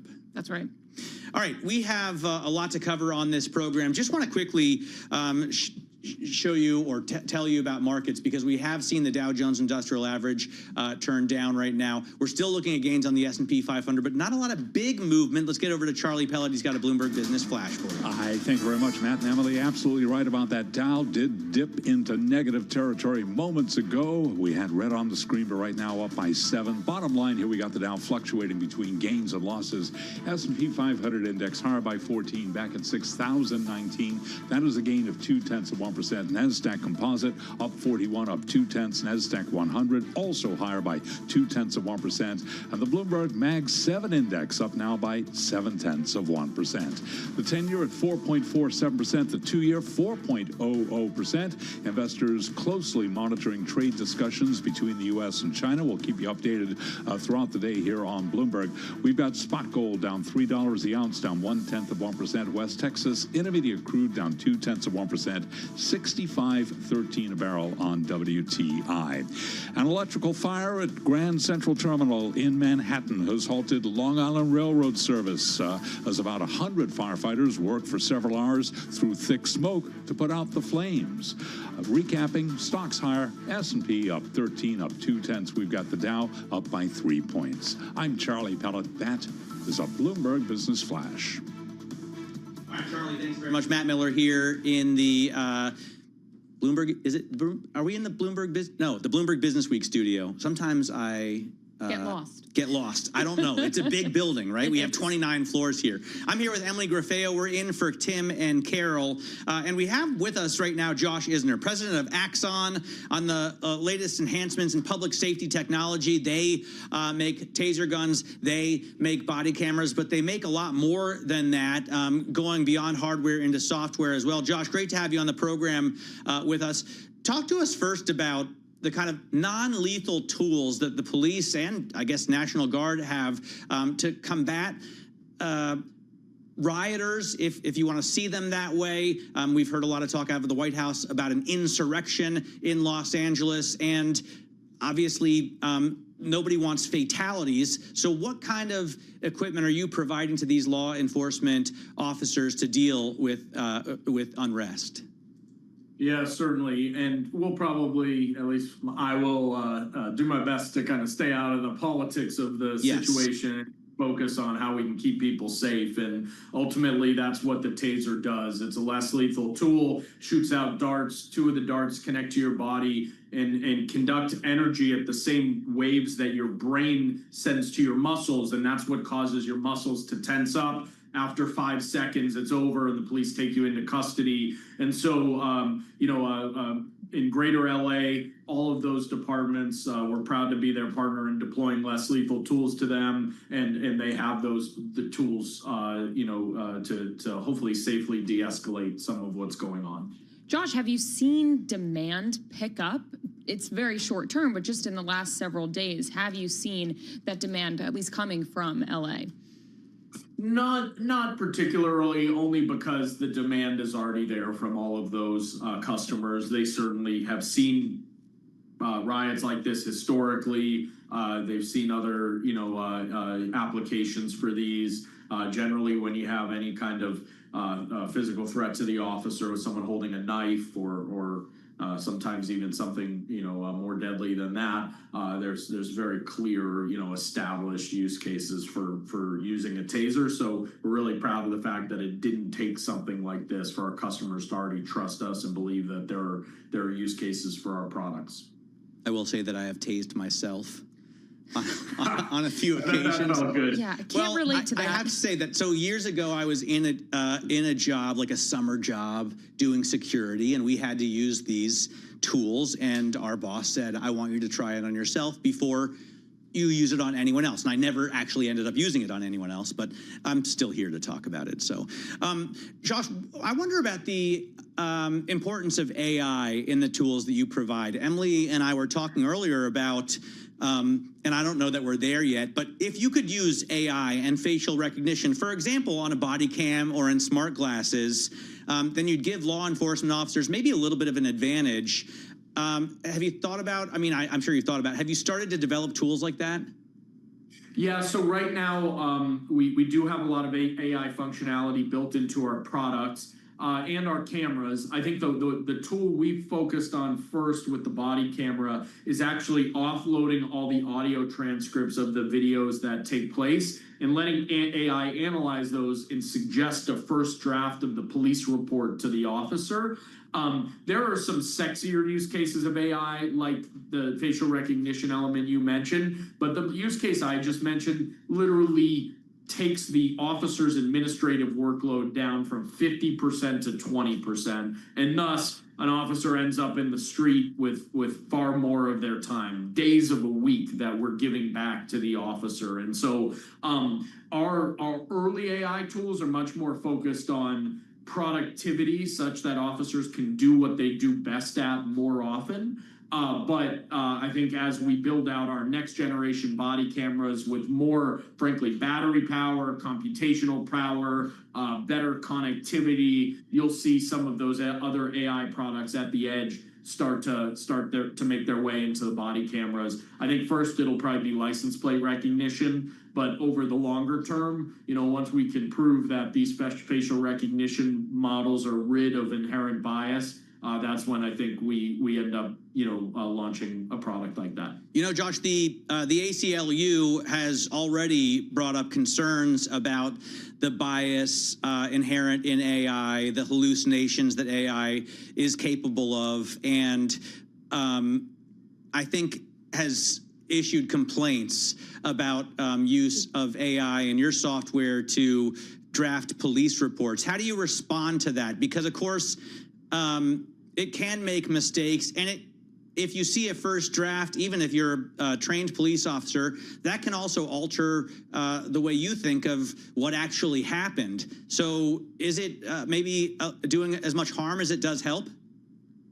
No, I wouldn't put it that way. And look, before I get to kind of the process we run, I think it's reasonable to expect, like, the ACLU is never going to be doing cartwheels about police technology and what police, products they use and so forth. And so I do think we have to remember a little of that. And our approach to this is something called our EEAC, which is our Equity and Ethics Advisory Coalition. And this is a group internal to Axon of folks that come from the world of activism and don't see the issues the same way that the police do, and see issues more like the ACLU does. And they're part of our product development process. So we have gates along our product development where we check back in and do a full product deep dive with our EEAC, and they ask those questions, and they want to see it demonstrated that these models are rid of bias and so forth. And that's been a very, very productive relationship for us with our EEAC, and it really does validate internally, our product designs and motivations to make sure that, hey, when these things hit the market, the folks who are the most critical voices in the room will have the data to share with them about the process we took, to arrive at these products. And you can read a little more about this on axon.com. It's called our responsible innovation framework, and it's on there, and you can see exactly how we think about some of those issues. So, Josh, your company started for primarily law enforcement. I'm wondering if you're seeing more demand pick up from civilians, maybe civilians worried about crime, particularly post-pandemic. Have you been seeing more civilians, and what products specifically are they looking for? We do sell a consumer taser device, and it has picked up since the pandemic for sure. It's still a relatively small part of our business, but over the next couple of years, I think we'll be updating our product portfolio in the consumer space, and we're really excited about the future iterations of the product. Ultimately, our core market is police, and we wouldn't want it any other way. We're honored to work with police, and we think our products just have such great product market fit in that market. But in consumers, where folks don't want to carry a gun and they're looking for other alternatives that can protect them, but not in a lethal fashion, I think the taser is a viable alternative. So we're excited to talk more about that in the coming years as we launch some new products in that space. All right, Josh, thanks very much for your time. Really appreciate it. Hope we can get you back. Josh Isner there is the CEO of Axon And we want to get to, the president of Axon, and I want to just get to quickly his stock. Emily, I'm looking at the comp chart, and I always look at the COMP function on the Bloomberg terminal, which automatically defaults to a 5-year time span, and I feel like that's a great default setting. It's up 637% over the past 5 years. So absolutely crushing it, especially over the last couple of years. Just real appreciation in that asset. Yeah, that's compared to an 88% rise for the S&P 500. So big outperformance, and a lot of that gain just coming within the last year or so. All right, we are going to take a break here. When we come back, we're going to talk to the CEO of GLG on the value of human expertise in the age of AI. This is Bloomberg Business Week Daily.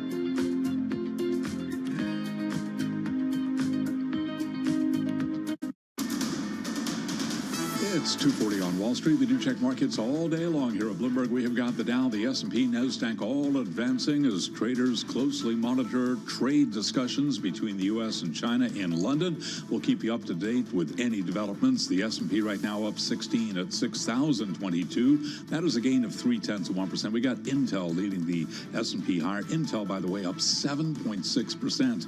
The Dow up 34, now up 0.1%, while NASDAQ is up 53.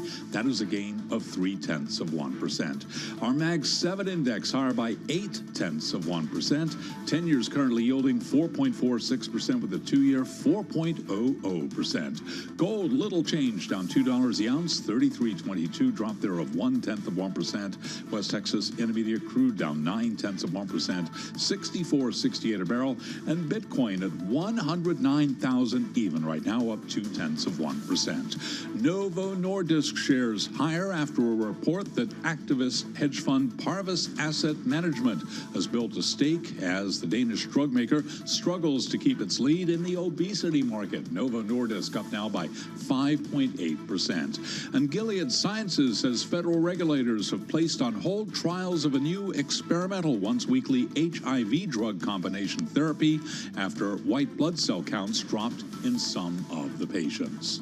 Again, recapping here, stocks higher, S&P up now by 0.3%. I'm Charlie Pellet. That is a Bloomberg Business Flash.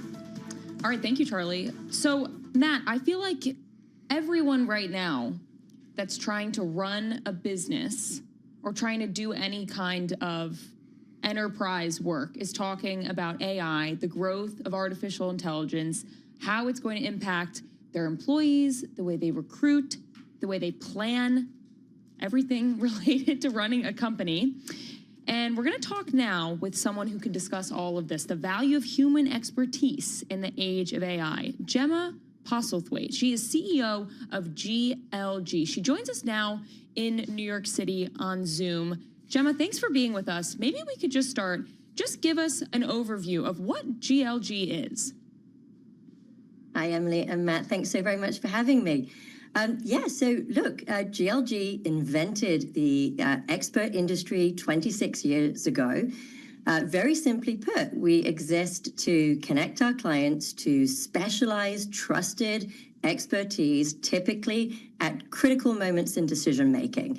So our clients are global Fortune 500 companies, think global banks, financial services firms, consultancies, technology companies, healthcare companies, who typically engage with us when they are, for example, trying to gain conviction around an investment thesis, doing due diligence on an investment opportunity, or in the corporate landscape, it may be as simple as trying to understand the right price point of a new product offering that they're considering launch. So they come to us for access to human expertise, meaning information they can't find anywhere else than exists in the minds of human experts. And that's what we do to connect them to those experts. And we do it through multiple mediums. So those expert interactions can be one-to-one calls on Zoom. They can also be surveys. They can also be events, a roundtable, for example, where you can sit with an expert and some of your peers and understand a critical topic that's at hand of the day. And increasingly, every expert interaction that occurs with a client can turn into an opportunity for a consulting project for that expert with the client, or actually an executive placement. So increasingly, we place our experts on due diligence teams at private equity firms, or even on boards of private equity backed portfolio companies, for example. So how much longer will you be able to place these experts before companies just go to artificial general intelligence for that kind of expertise? Great question. The reality is, and the most simple answer to that is that most of the expertise that resides in human beings does not exist in the open public domain and on the internet at large. And so AI models that are trailing public sources of information and content to constantly serve up information to clients is one medium. But we exist to bridge the gap of, beyond getting smart from general information and sources that are very often not cited, to the expertise that exists only in my head, in your head, and that can only be tapped into in an actual interaction with that expert. And that is fresh and the latest, also most relevant information. So we're focused on what we talk about a lot about being AI enabled, but really we're in the business of HI, human intelligence. And we think that is becoming increasingly valuable. And our clients tell us every single day that they are placing an even bigger premium on the ability to get at trusted sources of information. So when you engage with a GLG expert, they have been extensively vetted and screened from a compliance perspective to make sure that they are not only who they say they are, but that their expertise is in fact true and real as well. And so our clients come to us because they know that when we're making really, really critical decisions, they're not going to bet on something they found in OpenAI. They need to validate that with a genuine human expert whose ideas, thoughts, and experiences don't live in the public domain. Well, I mean, I hope that that stays true for as long as possible as well. Emily and I will be out of a job when AGI comes to fruition, but some leaders, the CEO of Anthropic, have said AGI, which is, by the way, artificial general intelligence is something different than ChatGPT, right? It's massive in scale. It would be machine level intelligence on par with humans. Sam Altman of OpenAI has said that they'll know how to build it in just a few years from now. Obviously, Mark Zuckerberg at Meta is looking to hire the 50 smartest people in tech to do it sooner than later. Are you using technology, or are you focused on boosting the technological aspect of the services you provide as well, so that you can stay ahead of this wave? Absolutely. In fact, all the technologies that you just referenced, we are using actively inside of GLG to deliver our services in an even faster and more accurate way. So, for example, the business we're in is speed to quality of matching an expert with a client need. And so AI is helping us understand, identify, and distill client needs at a much faster clip than historically has been done. That's making us more accurate at matching with the right expert and asking the expert the right questions to qualify them for a client project, for example. So we are using AI in all those ways. We're also using agentic AI capabilities in order to be able to extract human intelligence at greater speed and deliver it to our clients in all different mediums. So we too are doing all those things. What's fascinating about what we're seeing with OpenAI, and in fact many new entrants who are trying to think about different ways to disrupt all kinds of workflow in the information services world today, is that they keep coming back to us as the source of access to that human intelligence that they can't find anywhere else. And the reality is that if you want to get at trusted human expertise, then the business that we're in of vetting, screening, and making sure that our experts are truly compliant and that the right kinds of expertise is being shared in the most compliant way remains a significant barrier to entry, candidly, for many of these technology players. Hey, Gemma, just 30 seconds left. I'm wondering if you could just give us maybe an example or two of some of the biggest asks clients are having right now. Are they asking for more geopolitical strategists, more AI expertise? Like, what are your business clients really looking for expertise in right now in 2025? Yeah, great question. Well, as you can imagine, many of the topics that you've just touched on, geopolitics, tariffs, supply chain implications, all the things that are creating the uncertainty that everybody is navigating are extremely topical. But our clients are also trying to understand those in the context of, if you're in private equity, it might be in the context of an existing portfolio company that you're trying to help navigate through. And they're continuing to look for opportunity as to where to invest in this new world that we're operating in. AI remains a critical topic in that area of investment as well, as is still many innovations that are coming out of the healthcare sector and technology at large. But I would say AI remains topic number one, fastly followed by geopolitical and tariffs, et cetera. just as you'd imagine in this. Gemma, great to have you on the moment. program. Gemma Postlethwaite there, CEO of GLG.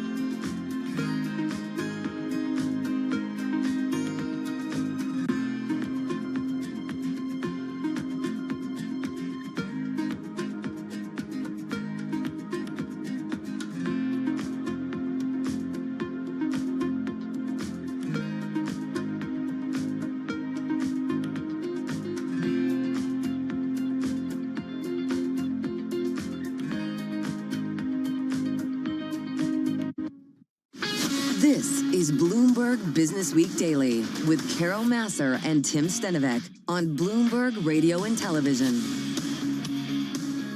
Matt Miller here with Emily Grafeo. We are filling in briefly for Carol and Tim. When they travel, usually they like to take a couple days off, you know, so that they can adjust, acclimatize to the time zone. And then they like to not do the first hour. Sometimes they don't do the last hour, you know, just to be a little bit more chilled out about the whole thing. They take it easy. They prepare. Like I know they want Carol, their 1 hour to be really Carol good. does like to prepare a lot, and Tim does. He has this spa routine that he does, Right. just Deep to get breathing. in great shape. I want to take a look at some of the stocks on the move today, and we are joined for that by one of our favorite reporters from the cross asset desk on the BN side. Vildana Heinrich joins us. Vildana, what are the big movers you're watching in a market that really is kind of like a wait and see kind of mode right now?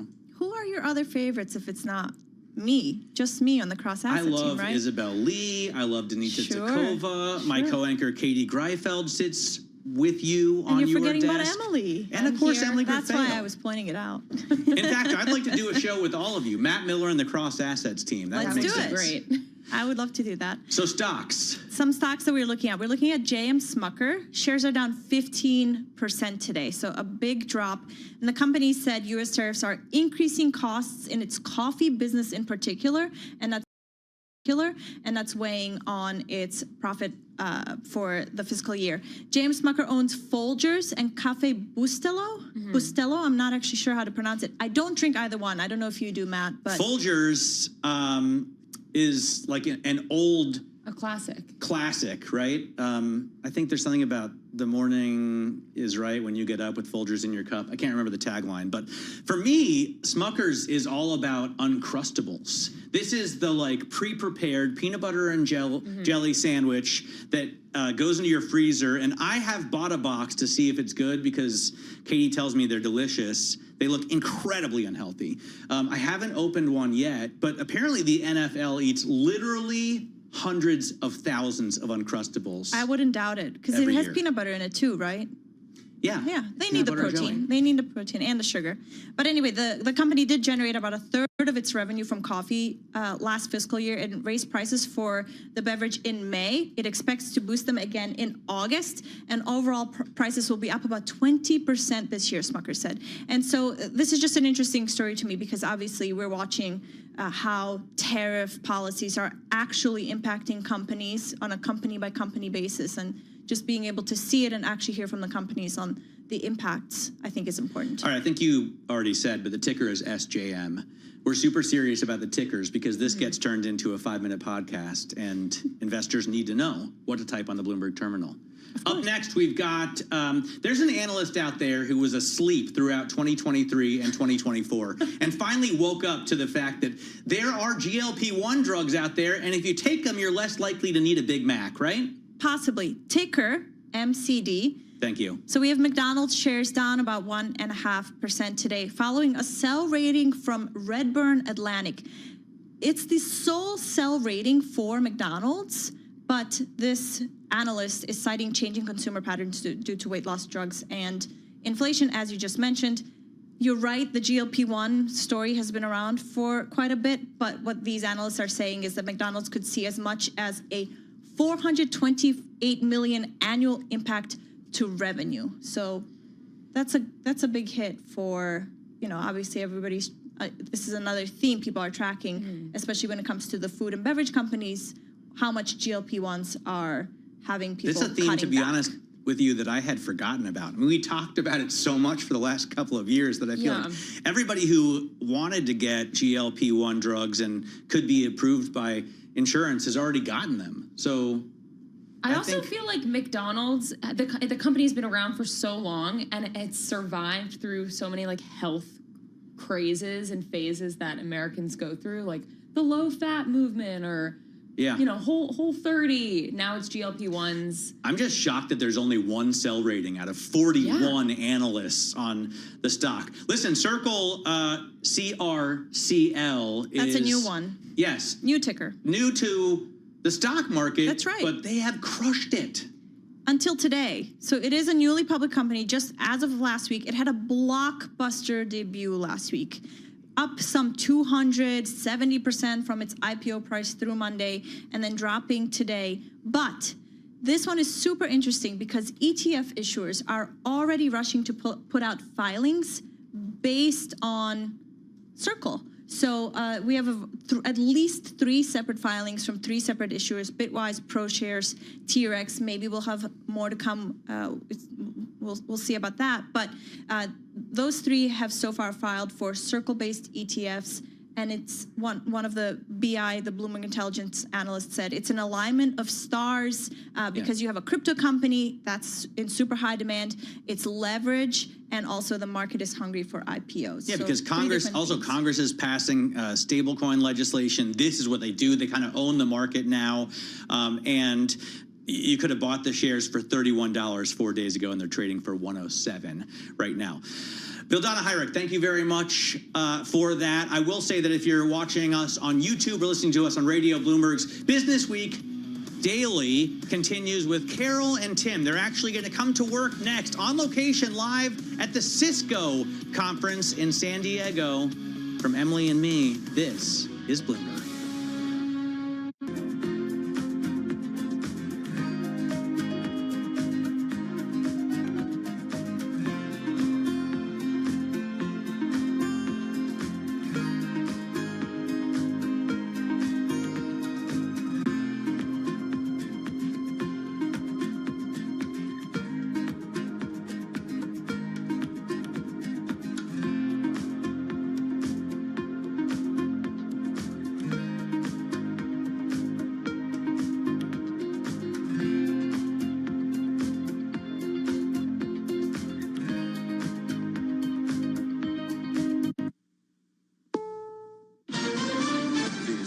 CBS News on the Hour, sponsored by O'Reilly Auto Parts. I'm Cammie McCormick. The White House in California continue their standoff over the deployment of military troops in the wake of protests there over immigration raids. Linda Kenyon has the latest from the White House. President Trump has sent thousands of National Guard troops and 700 active duty Marines, saying it had to be done. If we didn't get involved right now, Los Angeles would be burning. Speaking in the Oval Office while unveiling new plans to quell wildfires, the president added the protests in L.A. were akin to a different kind of wildfire. Big problems were ensuing. California's governor and the mayor of Los Angeles said the protests were under control, and the president's actions not only exceeded his authority but inflamed the situation.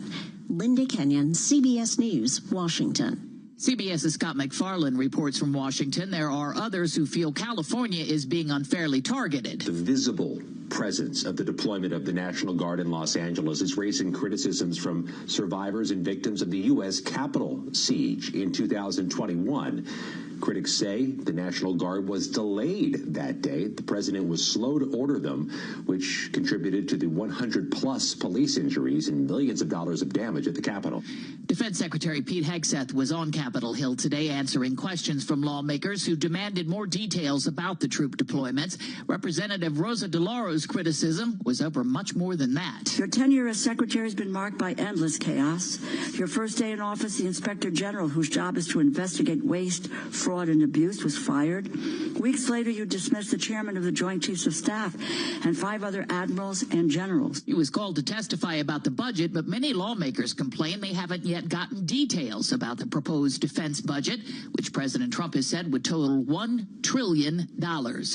New Jersey is holding its gubernatorial primaries today. They may be a referendum on Trump's first few months in office. Correspondent Michael Wallace has that. 6 Democrats and 5 Republicans are running to replace Democratic Governor Phil Murphy. President Trump has endorsed Republican Jack Ciattarelli and joined him in a recent tele-rally. Be watched actually all over the world because New Jersey's ready to pop out of that blue horror show. Dr. Matthew Hall, chairman of the Political Science Department at Seton Hall University, is not surprised Trump is looming large in the race. We're so polarized right now that you have groups of people who think that Donald Trump walks on water and groups of people who want to drown him in that water. Michael Wallace, CBS News, West Milford, New Jersey. On Wall Street today, investors have been looking for any sign the U.S.-China trade talks are going well or not. The Dow currently up 100 points. This is CBS News.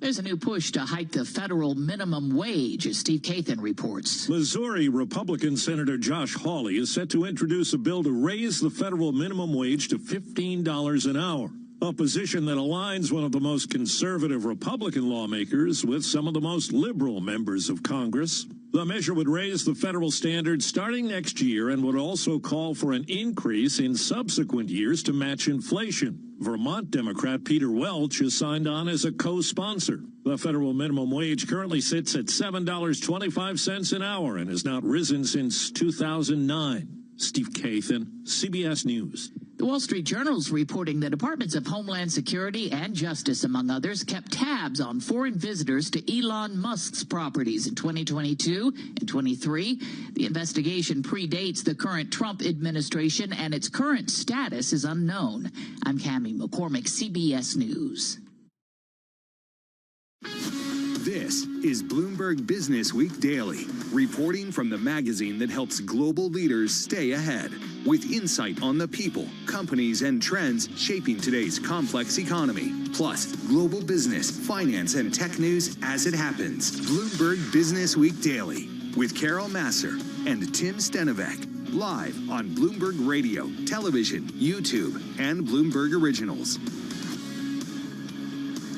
And a very good afternoon, everybody. We are live in San Diego. We're still on the West Coast because, man, we are not finished. We are not finished. We have a flight back tonight. We do. We've been here for about a week. We have. It's been great. Yes. I'm a little surprised at just how massive this Cisco Live event is. It's been going on for decades. I've never been here. I know. This is huge. I mean, this is like, I'm getting vibes of like CES in Vegas. Yeah, it's totally that. It's just like hall after hall after hall. And it's folks that are talking about AI. They're talking about security. They're talking about infrastructure.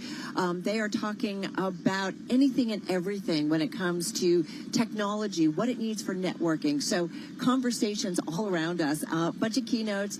What we're going to be doing really over the next 2 hours is a deep dive with the Cisco team who are dealing with all of this at different levels, what it means for AI in the workplace, what it means for the AI build out, what it means for Cisco, which is a company that's been around for a long time, but we're in a different era. So what are they doing in terms of growth? Yeah, and some of the executives who we're speaking to have been at Cisco for 2-3 decades. So they've seen a lot of different cycles, very interested in sort of the holistic view about where we are when it comes to AI. How does it compare to other revolutions that we've seen in the tech industry? So looking forward to that.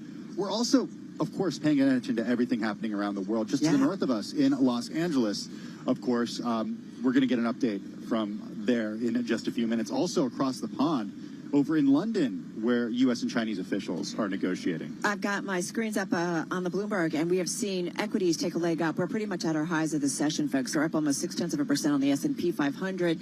Commerce Secretary Howard Lutnick, a headline just crossing a moment ago, expectations that these talks between U.S. and Chinese officials that are happening in London will continue into the night. So it sounds like they're trying to get something hammered out. As we know, this is not an easy process. So we're going to talk about that. In terms of some of the folks we're going to be highlighting from Cisco, DJ Sampath, he's VP of Product, AI Software and Platform. We're going to talk about AI generally. And then on tech in the workplace, we've got Anurag Dhingra. He's Senior Vice President and General Manager at Enterprise Connectivity and Collaboration. So he's going to tie that together for us. We also got a great trio of executives coming up on the program. We're going to talk overall Cisco's strategy and the challenges that are slowing AI innovation and adoption today. Jeetu Patel is President and Chief Product Officer. You might remember him. We spoke to him back in February. Right. He was at Bloomberg HQ for the Bloomberg Intelligence AI event. He's back here in San Diego. Can't wait to check in with him. Frank Katsutis, also very familiar to our Bloomberg audience. She's joined us several times. EVP and Chief People Policy and Purpose Officer on the stakeholders, all of them when it comes to AI and tech strategy. And then we're also going to check in with Mark Patterson. He's EVP and Chief Strategy Officer. He is the next CFO at Cisco. So we're going to talk a little bit about M&A. We're going to talk about emerging technologies, innovation. What are the things that are going to create growth at Cisco for years to come? But first up, let's talk about that trade. We've got a rally underway. At least we are pretty much at our best levels of the session. Back to New York we go, and to Charlie Pell. Hi, thank you very much indeed. 52 minutes to go ahead of the closing bell. London to Los Angeles, we've got you covered. Do want to begin, though, with a headline out of D.C. President Trump poised to repeal Biden's curbs on power plant pollution. The Dow, the S&P, NASDAQ are all advancing right now, with the S&P up 34, 6,039. That is a gain of 0.6%. Dow Jones Industrial Average up 120, higher by 0.3%. NASDAQ up 128 right now, up by about 0.7%. Our Mag 7 index up 1.2%, with the 10-year 4.47%, the 2-year 4.00%. Gold, little change, flat on the day right now, 33.24 the ounce. West Texas Intermediate crude down 0.9%, 64.71 a barrel. And Bitcoin now at 109,495 on Bitcoin. Investors sending stocks higher as the U.S. and China resume trade talks. Again, repeating the headline from Commerce Secretary Howard Lutnick. He says he hopes China talks will end this evening. Those talks scheduled to resume minutes ago in London. As for the market backdrop, Seema Shah is Chief Global Strategist at Principal Asset Management. Earnings are good right now, but we are expecting there to be a slowdown. So come the end of summer, I think there could be even more market complacency underway because the data hasn't yet weakened. And then when it finally does, as I said in late Q3, early Q4, that to me is a bit of a a pothole potentially for markets. Principal Seema Shah interviewed on Bloomberg Open Interest, keeping an eye on McDonald's shares now down 1.3% as the rest of the market moves higher. This after Redburn Atlantic downgraded the company to a sell rating, citing concerns over shifting consumer patterns due to weight loss drugs and inflation. McDonald's down now by 1.3%. I'm Charlie Pellet. That is a Bloomberg Business Flash. All right, Charlie, thank you so much. Carol Master, Tim Stanovic, live here at Cisco Live 2025, and we're going to be kicking off our coverage from the event in just a moment, but we want to get to some of the day's headlines. We do know talks between the United States and China extending into a second day and extending later into the day over in London, into the evening, with financial markets continuing to really watch very closely, although I mentioned an uptick. Maybe there's some hopes, some expectations that we could see some details ironed out a little bit later on today. Let's get an update. Let's head to Bloomberg News Senior Editor for Technology and Strategic Industries. He's Mike Shepard. He's over in D.C. Hey, Mike, so what's your read on this? We did just hear from the Commerce Secretary about the talks going into the evening. Is that a good sign?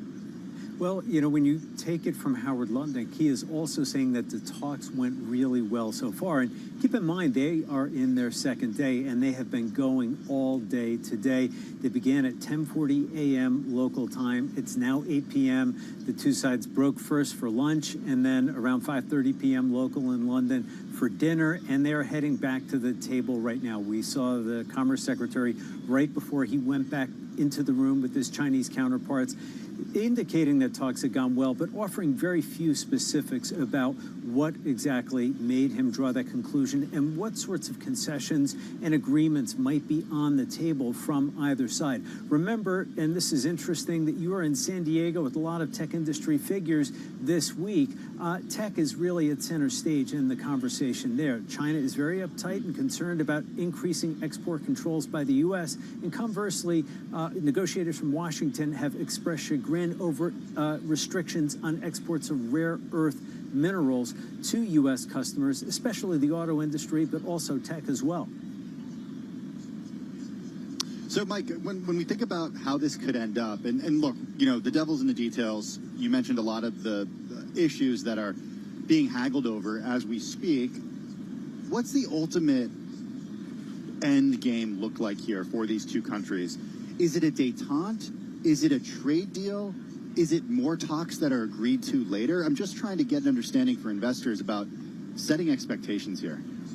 Well, Tim, you're asking the right question, and certainly is the one on the mind of everybody on Wall Street and on Main Street, too, because for businesses, there is a lot riding on what comes out of these conversations. Now, let's turn the clock back a month. This is when the two sides first met in Geneva to try to cool some of the passions that had been kindled by the Trump tariffs back in April that just escalated in this tit-for-tat battle and went as high as 145% on Chinese goods and something almost comparable on U.S. goods going into China. The two sides have set those high tariffs aside pending further talks, but after the discussions in Geneva, there was a bit of a breakdown.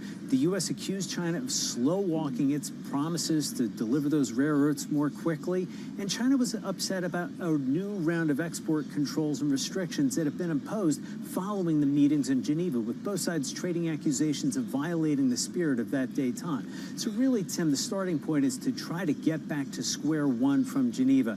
Deal with a small d, and that really is more getting back to cooling tensions between the two sides so that they can work maybe eventually toward a deal with a capital D, something that would probably take far longer to carry out.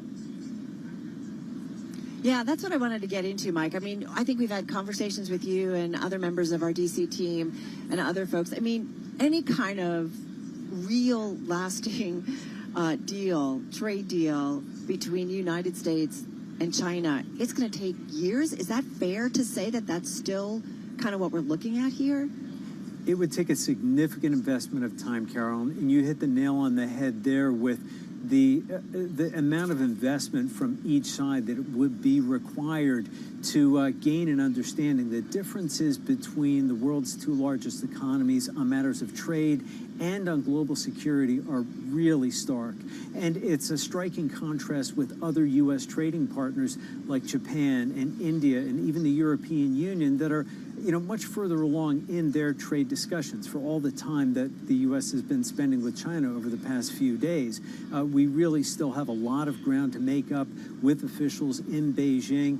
And the difference is when you start to really unpack it, they go far beyond just the questions of tariffs and even export controls and rare earths. It also touches on sensitive areas like the South China Sea and even Taiwan, where those differences between the two, the world's two leading economies are really, really distinct and will take years to resolve and will likely get pulled into the conversation as well. Mike, I'm wondering, we spent a lot of the last couple of days, and indeed Friday as well, talking about rare earths as a bargaining chip. We talked about it with RJ Scaringe, the CEO of Rivian, last week at Bloomberg Technology. We talked about it with Gracelyn Baskrin at CSIS yesterday. She joined us from Johannesburg. What is the U.S.'s rare earths? Like, in the sense of, what is the powerful bargaining chip that we have that could counter the powerful bargaining chip of rare earths that China has? Well, the bargaining chip, Tim, and this is a great question. It really is on the advanced tech side, it's on the semiconductor side, and it's on allowing China a little bit more access to some of the technology that it needs to be able to develop its domestic high-tech industry, especially in areas like artificial intelligence. And yet, this is a bridge that even officials in the Trump administration are reluctant to cross. They do not want to let Beijing gain any further ground in this area of AI, which is such a focus of competition between companies in the U.S. and their rivals in China and the national governments, too, because it is seen as a national security issue by both sides, because AI, of course, has the civilian applications. We talk a lot about, some of the agent-driven models that could help us live our lives better, or so we're told, but there is also a significant component that concerns national security, the ability to develop advanced nuclear weapons and bioweapons and other weapons of mass destruction that AI could be used for, and that is of great concern. Of course, the cybersecurity question as well. So how far the U.S. will go in allowing China more access to some of that technology? They've already indicated that allowing China to resume purchases, for example, of NVIDIA's H20 chip, a semiconductor designed for the Chinese market to comply with earlier U.S. export curbs, that's off the table. The H20 has been banned from sales to China, and NVIDIA has decided to scrap that lot, taking a $4.5 billion loss there. So we do see something of a line emerging. Now the question is, will there be enough of a concession to allow rare earths sales to resume here? Mike, one last quick question, just 30 seconds here. Is it safe to say that when it comes to the United States and China, we are getting ready for a very big, different chapter when it comes to the relationship of these two? They're not necessarily as friendly foes as maybe they were. They're really, really sharp competitors. Just quickly. Yes, the competition is stark, and it is very much part of the domestic agenda of President Xi Jinping, just as much as it is for President Donald Trump, to assert national superiority globally in technology and certainly economically as well. All right, good stuff. Mike, thank you so much. Really appreciate it. Always great in tying together certainly U.S.-China relationships and then technology, which we are surrounded by here at Cisco Live 2025. We're going to get to our first interview in just a moment. Bloomberg's Mike Shepard joining us from D.C. That is the latest when it comes to U.S.-China relationship and the tense relationship that is. But now we got to get to some of the tensions that we've seen certainly here domestically. Yeah, happening just north of us in Los Angeles, the Trump administration escalated its response to anti-deportation protests in L.A.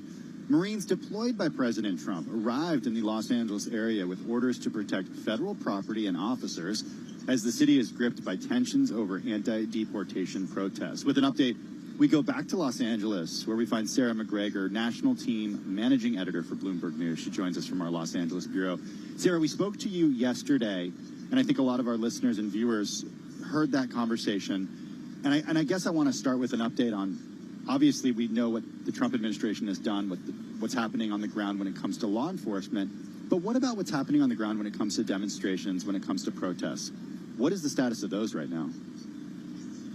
So we did see some violence, some sort of flare-ups, I guess, around the city overnight, including actually in other cities across the U.S. But, you know, again, we woke up in the morning and the protesters or vandals had sort of dissipated. We did hear a figure that over 90 people have been arrested overnight, so there was some police action on that front. But again, the city's sort of calm as we wake up in the morning. And so it's definitely a contrast as we hear that the Marines have arrived. We don't know exactly where they're stationed yet. According to Karen Bass, the mayor, she also doesn't know. She's not in touch with the Trump administration, nor is the LAPD chief about where those Marines will be deployed. But you know, it's a bit of a split screen that we're still seeing in terms of, you know, the calm on the streets relative this morning compared to sort of the heavy hand of the law that's come down from the Trump administration with the Marines and the California National Guard on the streets. So well said. Sarah, I was listening to some of your coverage earlier today, and you said, you know, in terms of the Bloomberg office in Los Angeles, it's not like there's anything happening necessarily around you, right? I mean, you would think if you hadn't read the news, watched the news, you'd think it was a normal day. Absolutely. Sort of across the city, I think, you know, there are large areas where this is not affecting people. But of course, we are still hearing reports. Just now I was reading about one on social media that said at a food processing center in the state, there's apparently a raid going on. We've heard that at least 20 people who wash cars have been arrested. So there's these raids going on that we're not getting that much information about who's being targeted, how many people are being detained by ICE. And again, these were the raids that happened on Friday that really sparked these protests to begin with. So it just feels like a very tenuous situation right now where these raids are ongoing. We do have troops on the ground. And, you know, we heard from Karen Bass that she is not coordinating with the Trump administration. So how much, you know, information is flowing between local law enforcement and, you know, the federal officials? And hopefully there isn't a breakdown of communication there that, you know, leads to a sticky situation either. A lot of our conversation yesterday focused on Governor Gavin Newsom of the state of California and his relationship or lack thereof with the Trump administration. You mentioned we don't know the coordination that's happening between the mayor of Los Angeles and the Trump administration. What's the latest when it comes to Governor Newsom and the Trump administration? We did see a bizarre sort of exchange today where Trump told reporters in the Oval Office that he had spoken to Newsom yesterday, and within minutes, Newsom had tweeted that he hadn't spoken to Trump, nor had he even gotten as much as a voicemail. So, and Karen Bass, the mayor, has said she has not spoken directly to Trump. I don't think she's tried to reach out, but she hasn't spoken to them. So, there's sort of this confusion, I think, even at the official level, too, of I guess the politics behind it, and you know, I guess everyone hoping that cooler heads will prevail and that everyone will be able to come up with a solution. Last thought, I don't know, you know, how are you guys thinking about kind of what happens next? Because it doesn't sound like there's a lot of communication between the government and certainly officials, the mayor, but who knows? I'm just curious, what insight are you getting between your sources or from your sources when it comes to the communication that you're seeing? What is, again, we keep reminding everybody, feels like a struggle between federal versus state. Absolutely. This has been a really unpredictable situation. So I think what we do know is that the city has said, you know, if the unrest grows, and they didn't say whether it's as early as tonight or down the road, they'd be willing to put a curfew in or take more aggressive measures. So I think that's what we're watching out for right now, whether the troops get involved or it just remains LAPD, Sheriff's Office, local forces. You know, where does this end? Do protesters keep coming out? Do they grow in size? You know, does it get out of hand or feel out of control at any point? And I think everyone's sort of on the edge of their seat waiting to see what happens next. And a lot of this action has been happening at night. So I think as the sun falls, that's when we start to see, you know, people come out. Right. More on the protest sort of vandal side of things. So we're sort of waiting to see tonight what happens next. All right, Sarah, as always, thanks again for the update. Sarah McGregor, National Team Managing Editor for Bloomberg News. She is there in our bureau in Los Angeles. All right, folks, we do want to kick off our coverage here in San Diego. We are at Cisco Live 2025. They've been doing this for a long time, and it's kind of our first time, and it's just blown us away about how big it is. We've got a great guest because they are talking a lot about AI, and rightfully so. Yeah, DJ Sampath is Vice President of Product, AI Software, and Platform at Cisco. AI, a huge theme, DJ, here. I mean, you look around at any of the trade floors, and like, this is the massive massive and dominant theme here. I want to talk a little bit about the news that we got earlier today that Cisco is updating its networking and security products to make AI networks speedier and more secure. It's part of this broader push to capitalize on the AI spending boom. Talk to us a little bit about what prompted this, and we're going to speak about it throughout the program because this is some big news to emerge. But what you're hearing from customers on the customer front, where we are in the AI moment, and really what prompted a move such as this. Yeah, Tim, Carol, thanks so much for having me. There's a huge tectonic change that's happening right now, right?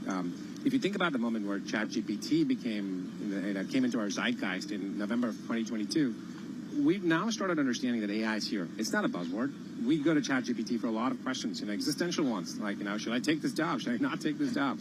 A lot of interesting things that you start to see that are being broken down very systematically by AI as a thought partner, right? But what we're seeing now is that evolution from AI being an application or a chatbot to an agentic AI, right? So you've got agents that are autonomously going out and performing tasks for you. And as you start to think about that, what's going to happen is your workforce, which has now gotten, 100% of humans, is going to be augmented with, AI applications, AI agents, robots, and humanoids.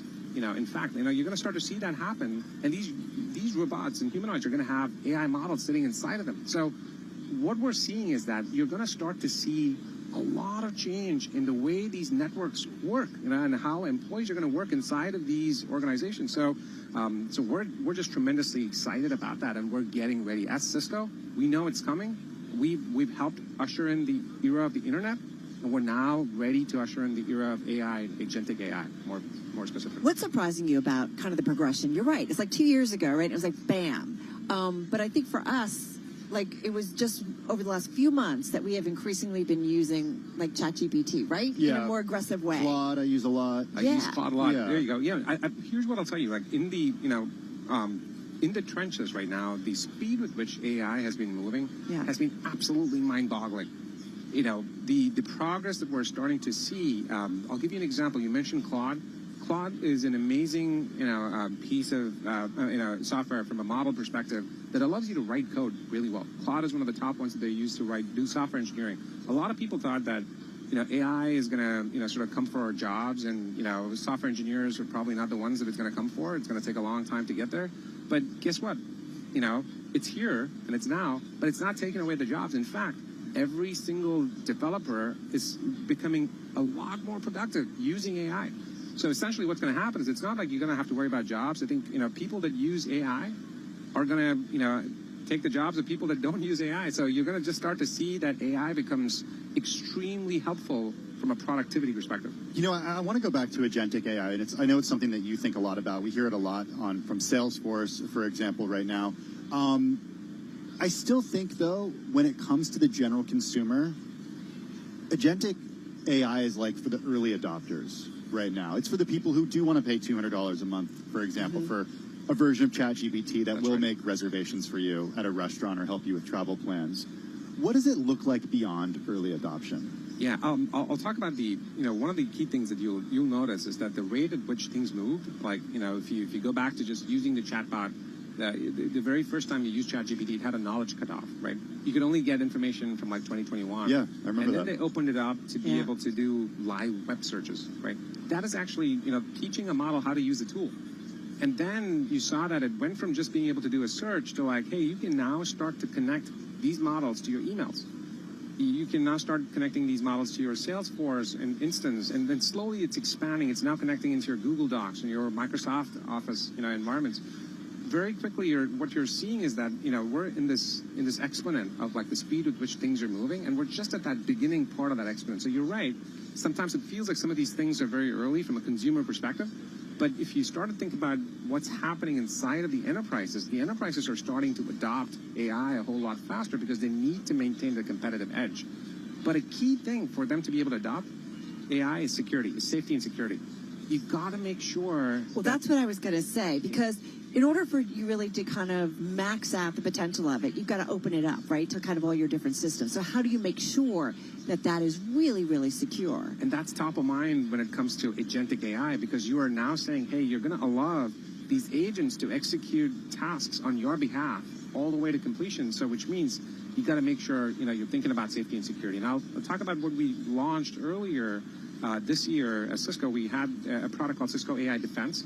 Knowing that this is going to be top of mind for a lot of enterprises, we built technology that does, you know, provides you with the visibility of all of these agents, gives you the ability to validate these models to make sure these models are not vulnerable. Because here's what happens, right? If you go back to the age of the internet, when the internet came out, the attackers started doing a whole lot of interesting things. They would do denial of service attacks and DDoS and so on and so forth. We're starting to see similar types of things happen with AI applications. So we got to make sure that we're protecting against attacks, new types of attacks, like prompt injection attacks and so on and so forth. Okay, so what about the type of attack where, this is a little scary, but I think this is what's happening, where we are mimicked, our voices are mimicked, and perhaps a loved one is called, and AI is able to pretend that we're in a situation that requires the help from a loved one. I mean, this could happen. Yeah. This could happen now. Yeah, absolutely. Like, you know, it's happening now, just to be very clear, because spam and phishing attacks with AI can become really, really gnarly. Like, you're going to see a lot more of these attacks. The cost to do those attacks are going to drop dramatically, which means you got to use AI to be able to, you know, defend as well. It's not just about using AI for attacking, you use AI for defending. So there are two parts to this. You want to make sure you're securing the use of AI, and you also want to make sure that you're using AI to make security better. And at Cisco, we're doing both simultaneously. So what's the thing that keeps you up at night? Like, I just do think about some of this is happening. Like, we've moved so quickly, it seems like all of a sudden, from generative to agentic AI. And I think people are just catching up to be like, what is this all about? So what is it that kind of worries you as things move so fast? I think one of the biggest things is, you know, there's always this feeling like we're not moving fast enough, you know, because. So do you feel the pressure from customers? I think at this point in time, everybody's feeling the pressure. When you talk to anybody that is in AI, the rate at which AI is moving, everybody's just trying to make sure that they're keeping up with the advances that's happening across the entire ecosystem. Hey, DJ, I'm curious about the fragmentation in the security market right now, and I'm wondering how you see Cisco potentially playing a role when it comes to consolidating all the features and the functions that are out there. You know, this is a top of mind issue for a lot of CISOs, you know, Chief Information Security Officers that are looking to consolidate a lot of the different point products that are there inside of their ecosystem. Cisco, as you know, with the acquisition of Splunk, is one of the largest security companies on the planet at this point. And we've taken a very intentional approach to consolidating a lot of these things into a single pane of glass. What we launched earlier this year was something called Security Cloud Control, and this is a consolidation effort. You know, you don't have to worry about each and every single point product that's inside of your ecosystem, but you bring it all together and you use AI assistance to be able to manage all of these products. So, you know, we're entering into that AI and agentic era. Yeah. You've got to have those capabilities so that the defenders have the advantage over the attackers that are cloning your voice and doing those phishing attacks. You really need to give the defenders an advantage, and that's really what we're doing at Cisco. You know, one of the things, you know, and we look at kind of the universe, your competitors as well, and when investors think of network security, they often think of Palo Alto Networks and some other players that are out there, especially when it comes to the firewall space. I'm just curious, are there products, DJ, or software that can kind of change market perception, investor perceptions, and market share dynamics? Absolutely. One of the key things about, you know, the way you're starting to see these attacks evolve, especially in the age of, you know, AI and agentic era, you got to realize that one of the core enforcement points for stopping all of these bad actors and bad attacks is in the network. Now, when you take that security and the promise of security that we have and we fuse it into the fabric of the network, that's when you're really moving the needle. And so when you think about Cisco, you see that we bring both of these. You know, we've been doing networking for the past 40 years. Long time. We've been doing security for a pretty long time, too. But when you start to combine those two things in a single place, man, like we're miles ahead of everybody else that's out there. 30 seconds. What's surprising you that you're hearing at this event? Like, we're just blown away, and the conversation's just got about 30 seconds. Like, what are you hearing as kind of a dynamic narrative? One of the core things that I'm seeing that's really surprising is the number of customers that are implementing AI infrastructure projects inside of their own enterprise environments. They realize that AI cannot be somebody else's AI. AI has to be their own, and they want to run this inside of their own data centers. And that, to me, is very welcome. And I'm very happily surprised by that because we're ready to help them. So that means a lot of on-site, on-premise, right? That's exactly right. It's not all up in the cloud. Not all up in the cloud because they have lots and lots of this data that's proprietary that's sitting inside of their own environments that they're not quite ready to push it into the cloud. Which I think is surprising, but like here, it's happening. DJ, thank you so much. Great way to kick off our coverage here. Thank you, Carol. Thanks, Tim.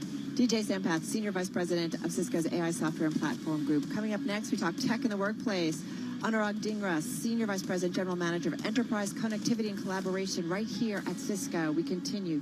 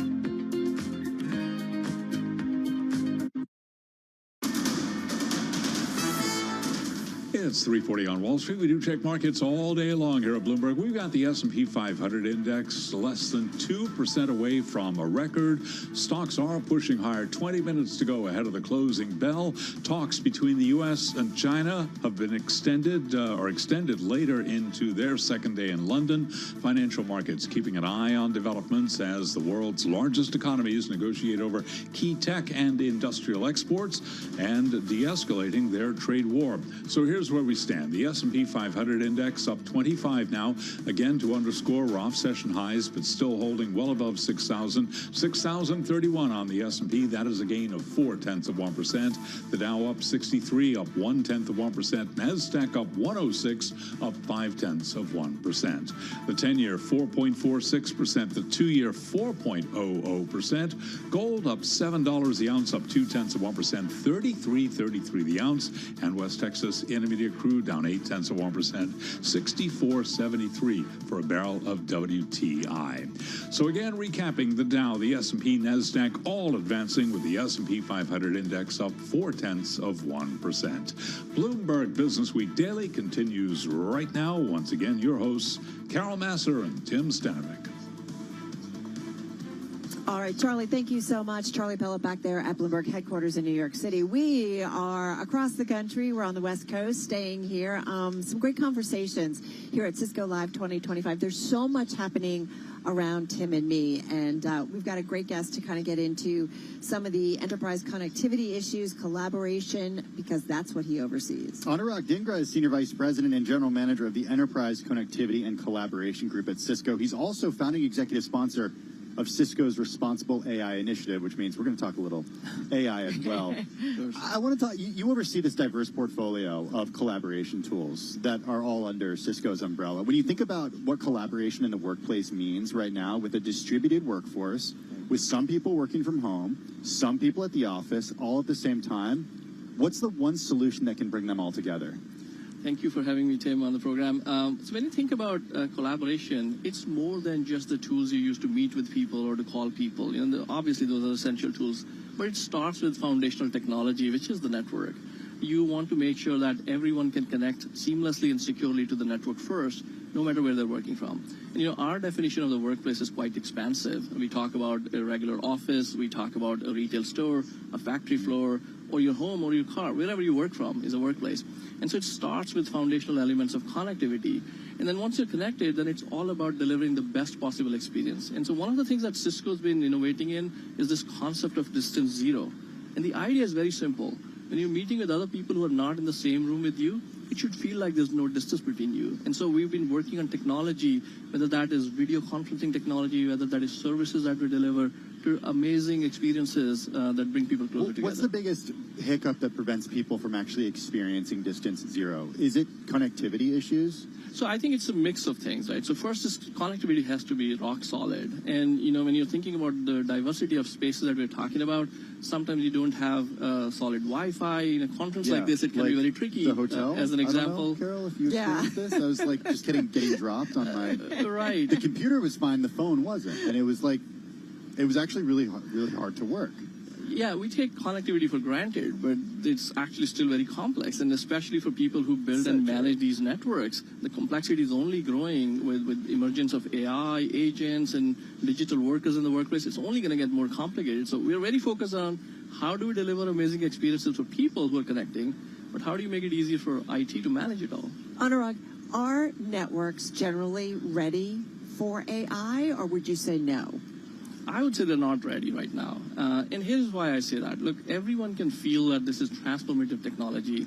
We are at the beginning of a major technology shift.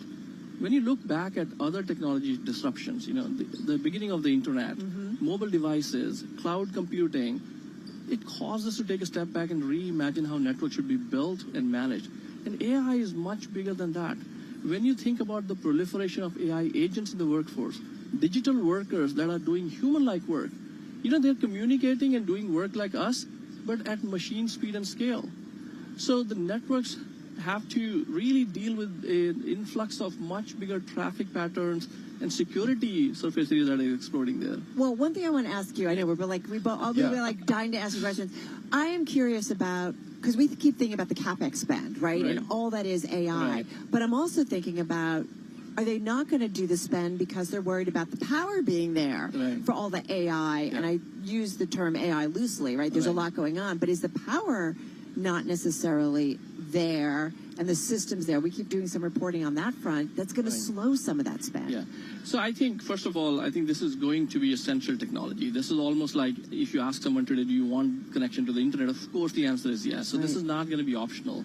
Organizations have to figure out how to enable their workforce with AI tooling.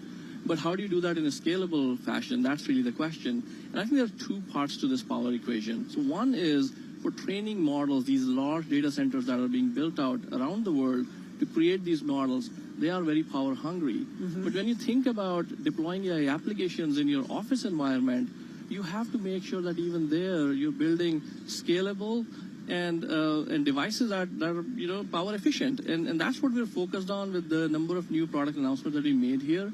These network devices, whether those are switches or routers or wireless access points, they're built to be very efficient from a power consumption point of view. Because you oversee this portfolio of tools that are meant for helping collaboration across different areas, you must have some really cool statistics when it comes to who's working from home, who's returning to the office. We've been talking a lot about this even 5 years past COVID.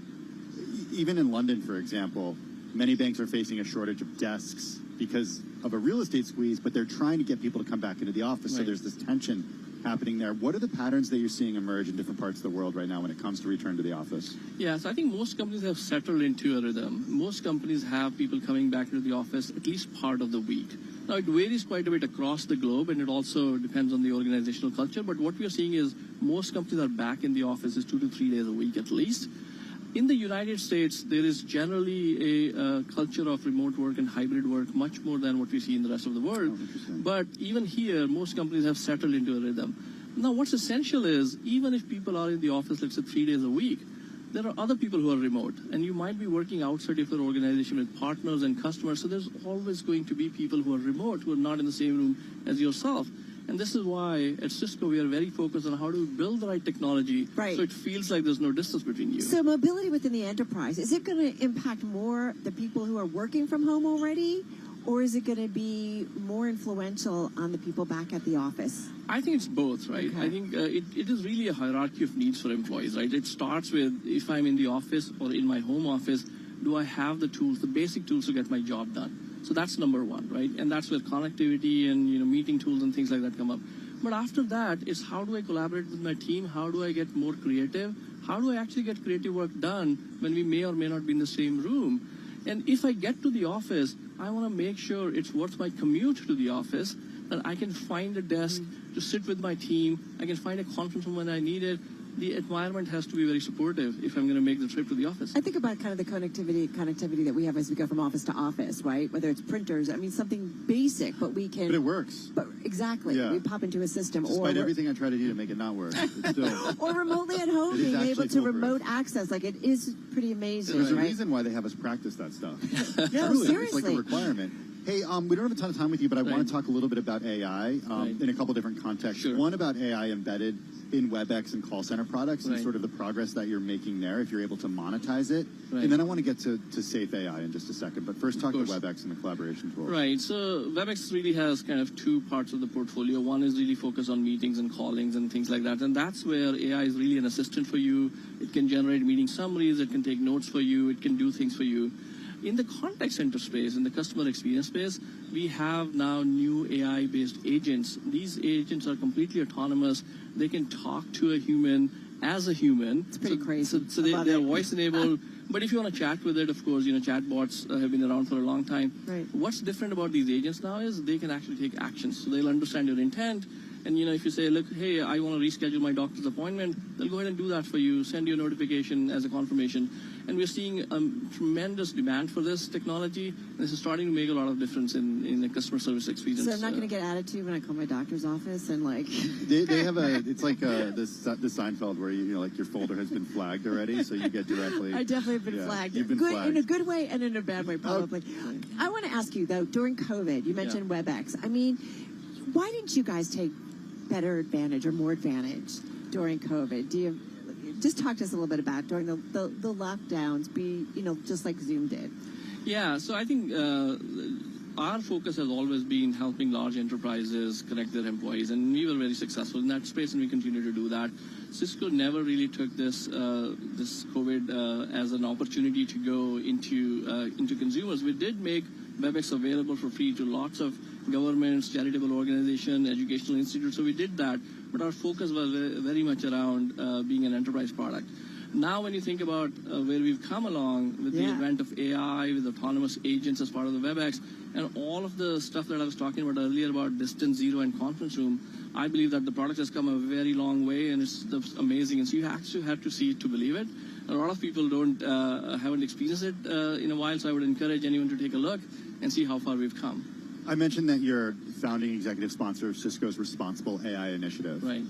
What is responsible AI, and what's irresponsible AI? And I want you to answer the irresponsible part first.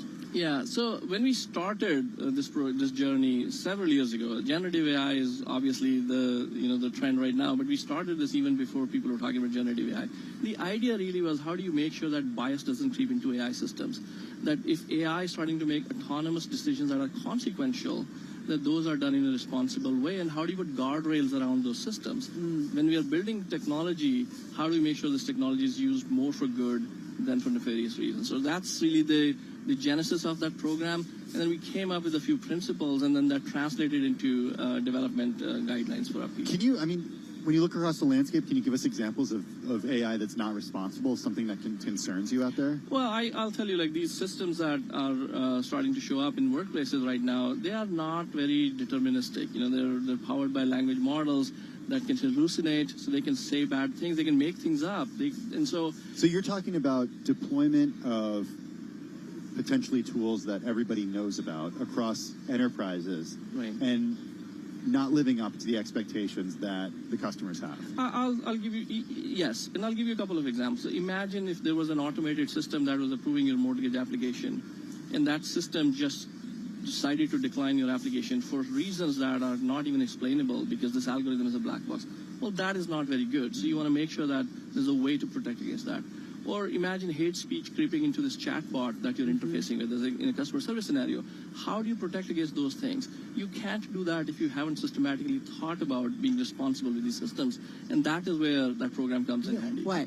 I don't know how you feel about this, but it seems like people accept answers from LLMs in a way they didn't accept answers from Google in the early part of search. Yeah. Do you feel that way? I think yes, and I think there's also emerging research that people are nicer to AI than they are to people, which is interesting. I think you're right. I think they feel like they have this relationship with this thing. I was talking to constantly pushing back on ChatGPT. Yeah, I'm often cross-referencing, like going somewhere else and like checking out things. But this is why it is really important that we build trustworthy systems, and then we go out of our way to make sure that you can trust the response that you're getting out of these systems, which is why these programs are critical. And I think about so we Google. Yeah. And we do trust our responses. Right. And there are there's different ways of kind of checking on it. What will be the gut check on LLMs? Will there be rating systems? Will there be, how does that progress? Right. So one of the things that we are doing here at Cisco, earlier in the year, we announced a product called AI Defense. And the idea is very simple. First, it starts with observing how people are using these applications. And then second, you can start to put some guardrails. So you can start to sanitize the inputs that people are getting to these large language models. You can also do the same thing in the other way around. So, for example, you wanted to protect people from hate speech, you can put those type of guardrails. You wanted to make sure that these models are not hallucinating and not giving you wrong answers. Right. You can start to put guardrails around that. And so you will see a lot of these tools emerge. The models themselves are getting better with these type of protections, But I think there's always going to be a need to have tools that you can control as an organization that not only comply with the law of the land, but also with your values, with your policies. And so it's important to have those type of tools. You know, it's interesting. So I spent a lot of time with ChatGPT, a lot of time with Anthropic's Claude. And, you know, one thing that I've noticed about Claude, and this is Sonnet 4, is You're that playing with it. It says, well, I'm playing with it so I can pull this up. It says, Claude can make mistakes. Please double check responses. Yes. Whereas there's not necessarily that same that's after every answer with Claude. Right. You don't have that same answer with ChatGPT. With Claude, it won't generate images for you. Right. Do we have it with even like Google? With Google's AI feature, No, in I mean search, with like normal search. well, normal, but I feel like that's just in our DNA as people who search for things. I guess. Like I feel like internet culture, we were taught to be skeptical of what you find on the internet. Yeah. We're not necessarily taught to be skeptical of the answers that these LLMs are giving us. Is that wrong?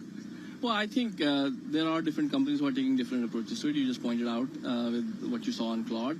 And so I think there is a need to drive more awareness that you should not blindly trust what you get out of these systems, and you should always have sort of a skeptical mindset for these type of things. But companies who are putting these disclaimers, I think they are doing the right thing by making the user aware of these challenges. We're speaking with Anurag Dhingra, Senior Vice President and General Manager of the Enterprise Connectivity and Collaboration Group at Cisco. So I'm just thinking, you know, our audience, it's a smart one. It's an investor audience. I mean, when you think about, you know, when they're looking at companies who are embracing AI and building out their infrastructure, what do they want to see from their companies to make sure that they are doing that well? So, like, what's your thinking about what businesses should be doing to create safe, secure AI infrastructure? Right. So the first thing I'll say is you want to make sure that your infrastructure is ready to deploy AI at scale.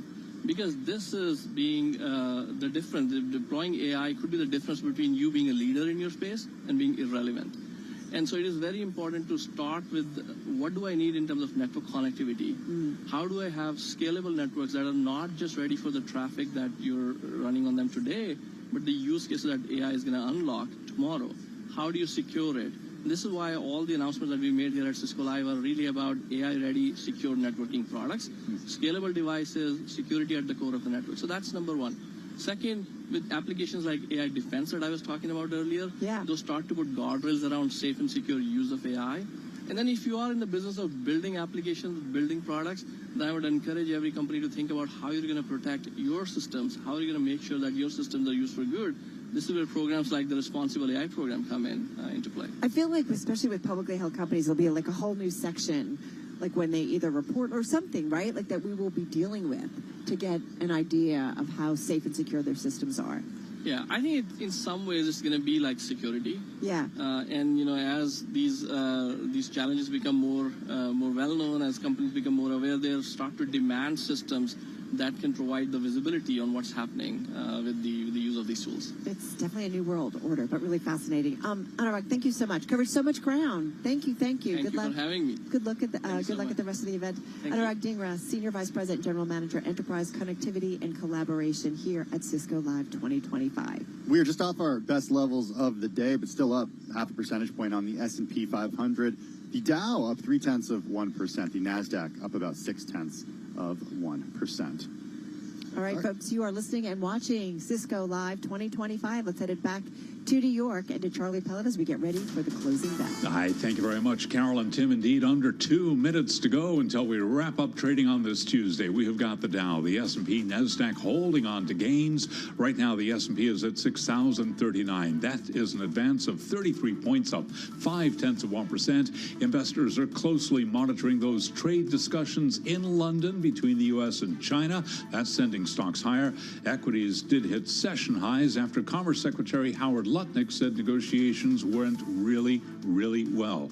We'll keep you posted. Any developments, we'll have them for you live on Bloomberg Radio as they happen. And of course, tonight we'll keep you posted right through the evening. The Dow, the S&P, NASDAQ gaining. S&P up 31, as I mentioned, up 0.5. The Dow up 103 now, up by 0.2%. NASDAQ Composite Index up 115. That is a gain gain of 0.6%. Your 10-year yield, 4.46%, with a 2-year that's currently yielding 4.00%. Spot gold now higher by $2. Gold at $33.28 the ounce, up 0.1%. West Texas Intermediate crude down right now down 0.5%, $64.93 a barrel. Christina Hooper is chief market strategist at Man Group. She sees just one Federal Reserve rate cut this year. The Fed is in no rush, and they have a lot of good reasons not to do anything. And there are a lot of other central banks that are communicating the same thing. We just have no idea how tariffs play out. We don't know how long they're going to last, the impact they're going to have on the economy, so we can just sit on our hands and wait. Christina Hooper, chief market strategist at Man Group. And there it is. Cheers. Closing bell at the New York Stock Exchange. We've got the folks from the Jazz Foundation of America ringing that closing bell right now at the New York Stock Exchange. Again, the Dow at the close up 105, gain there of 0.2%. S&P up 33, that is a gain of 0.5%. Nasdaq up 123, up by 0.6%. The 10-year at 4.46%. LIRR service in and out of Grand Central has now resumed after that electrical fire halted Long Island Railroad service, as about 100 firefighters had to work for several hours through thick smoke to put out the flames. The New York City Fire Department says the cause of the blaze under investigation, and there were no life-threatening injuries. Again, recapping, S&P up 32 at the close, up 0.5%. I'm Charlie Pelleton. That is a Bloomberg Business Flash. This is Bloomberg Business Week Daily, reporting from the magazine that helps global leaders stay ahead, with insight on the people, companies, and trends shaping today's complex economy, plus global business, finance, and tech news as it happens. Bloomberg Business Week Daily with Carol Masser and Tim Stenivek, live on Bloomberg Radio, television, YouTube, and Bloomberg Originals. All right, everybody. Yes, indeed. This is Bloomberg Business Week Daily. I'm Carol Masser along with Tim Stenivek. We're live here in San Diego at Cisco Live 2025. 22,000 people are around us. There's so much going on. And as you already heard from some of the conversations from the Cisco executive team, we're talking AI in a big way. What's needed to build it out? What's needed to build it out safely and securely? So we're talking about that. And over the next hour, we have some really great voices. Yes, Cisco's incoming CFO is going to be joining us, Mark Patterson. He takes over finances next month. He's on site with us at Cisco Live. We're going to be speaking with him in just a few minutes. Also, everybody who listens to us and watches our show knows Fran Katsoudas. Yep. And I ran into her a little earlier today, too. You did. She's joined us many, many times. And what she's going to really tie together is the workplace, the people, and then how do you do that in an AI environment? So looking forward to that, kind of looking at all the stakeholders. We want to get, though, to our first guest, who's very key in terms of strategy here at Cisco. We've got with us Jitu Patel. He's President and Chief Product Officer. He's joining us here on site. Thank you for your patience. So much going on. Thank you for having me, and thank you for being here. What do you think of this show? It's pretty cool. It is way bigger than I thought it would be. Yeah. And we're just in one of the rooms here. We're just in one of the rooms. It's hard to host 22,000 people in a single room, so we have to keep breaking it up. Well, this is big. When you bring these people together, like, what is top of mind for you in terms of what you want to hear from them and what they are hoping to get from you? Look, these are our customers, they're our partners, and they're companies who are considering buying Cisco technology. And one of the things that we want to make sure that we're very clear with is what are the core problems we're solving, and what are the key innovations that we're making, and we want to make sure that we can provide that to them and have them talk to the technical experts so that they can actually learn about the products and kind of pressure test them while they're here. We're in a really interesting place right now because we're in the next era of AI. So we've passed 2.5 years since ChatGPT came about. Carol, you and Tim know this. We had this kind of seismic shift that happened in the industry, and we had these chatbots that could intelligently answer questions that we had. And we're now going to this next era where there's going to be agents that can conduct tasks and jobs fully autonomously on our behalf. And they might work, initially they'll start working by themselves for a couple hours, and then over time there might be a couple of days, and then a couple of months and a couple of quarters. and the possibility of the kinds of problems we can solve are so amazing, and we want to make sure that we provide the infrastructure to make that happen. So are you talking about, with the agentic solutions that you're talking about, are you talking about inference specifically? Correct. So we've been working on, working with people on making sure that we can provide the infrastructure for training for the past couple of years. And that's where a lot of the spend has been. A lot of the spend, a lot of the rewarding by shareholders of certain companies, no question, has been to date. But now what you're starting to see is the demand signal for inferencing is going up quite a bit. And if you think about what's happening in inferencing, when you just had interactive mode where you would ask a chatbot a question, what would happen is you would have spikes of peaks that you would get on compute usage and on data center usage. When you have an agent, and that agent is fully autonomously and proactively working on something, and they're just kind of cranking away, and there's not just one agent, there's tens of agents working together, what you see is a sustained demand for inferencing capacity, and it's persistent inferencing that's needed. So your infrastructure's kind of assumptions, the amount of network bandwidth you need, the amount of kind of safety and security that needs to be in play is very, very different. And so right now we're working with a lot of the governments who want to make sure that they have sovereign data centers all throughout the world. Right. We are also working with... that's a big demand push right now, isn't it? Huge demand push. I was in the Middle East just a couple of weeks ago, and we announced partnerships with Humane and Saudi Arabia. We announced partnerships with G42, with Stargate UAE. And the reason for this is because there's an insatiable demand right now. If you think about what's the constraint in AI today, it's infrastructure, and it's safety and security, where people have to trust these systems, otherwise they're not going to use them. And so those are the two big constraints. And of course, the third one is a skills gap where you have to keep training people up. But the first two are pretty material. And imagine if we had a world where infrastructure was not a constraint.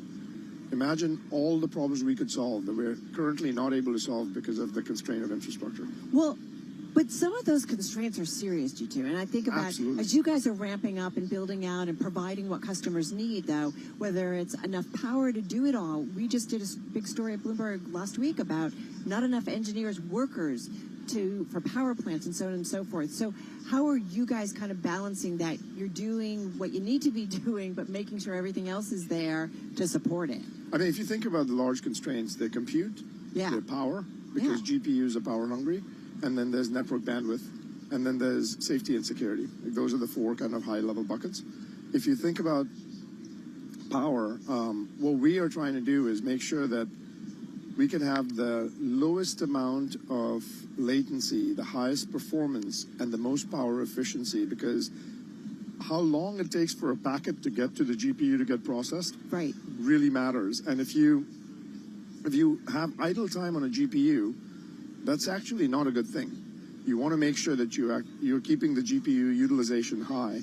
And so we need to make sure that we have power efficiency. Every kilowatt of power we save is a kilowatt of power you can give to the GPU, and then we need to make sure that the packets keep flowing. Well, so forgive me. So capability and efficiency, you're constantly balancing. Constantly balancing it. Right? Yeah. Okay. Absolutely. Because you've got to make sure it's efficient, otherwise it's not going to be financially going to make sense. That's exactly right. Because if you don't have the right level of power efficiency, firstly, all of the data centers that are getting built right now, we are running out of data centers to build in certain geographies because you don't have enough power. So you actually tend to go to where the power is, and data centers are getting built where the power is. So it's a very important commodity. Is that true globally? Yeah, it's absolutely. You're starting to see, like running out of places to run data centers because of lack of power. Yeah, you just need you need to be not too far from the power so that the entropy is less and how that whole thing works. You're good, Carol. I love the enthusiasm between the two of you. I just got a whole list of questions that I want to make sure we get to. We said we can go as long with G2 as you will give us. Yes, that is go as long as you want. That is the answer. Can you talk a little bit about the relationship that you have with NVIDIA? Yes. Because I think a lot of investors are trying to understand from a customer perspective, from just a relationship perspective. What can you tell us?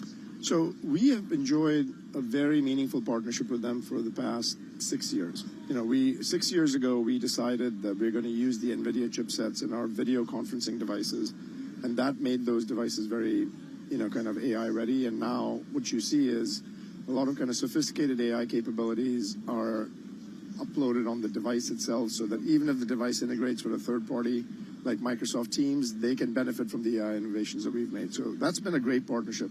What we did in the past few months, though, is we have doubled down on the partnership with data centers.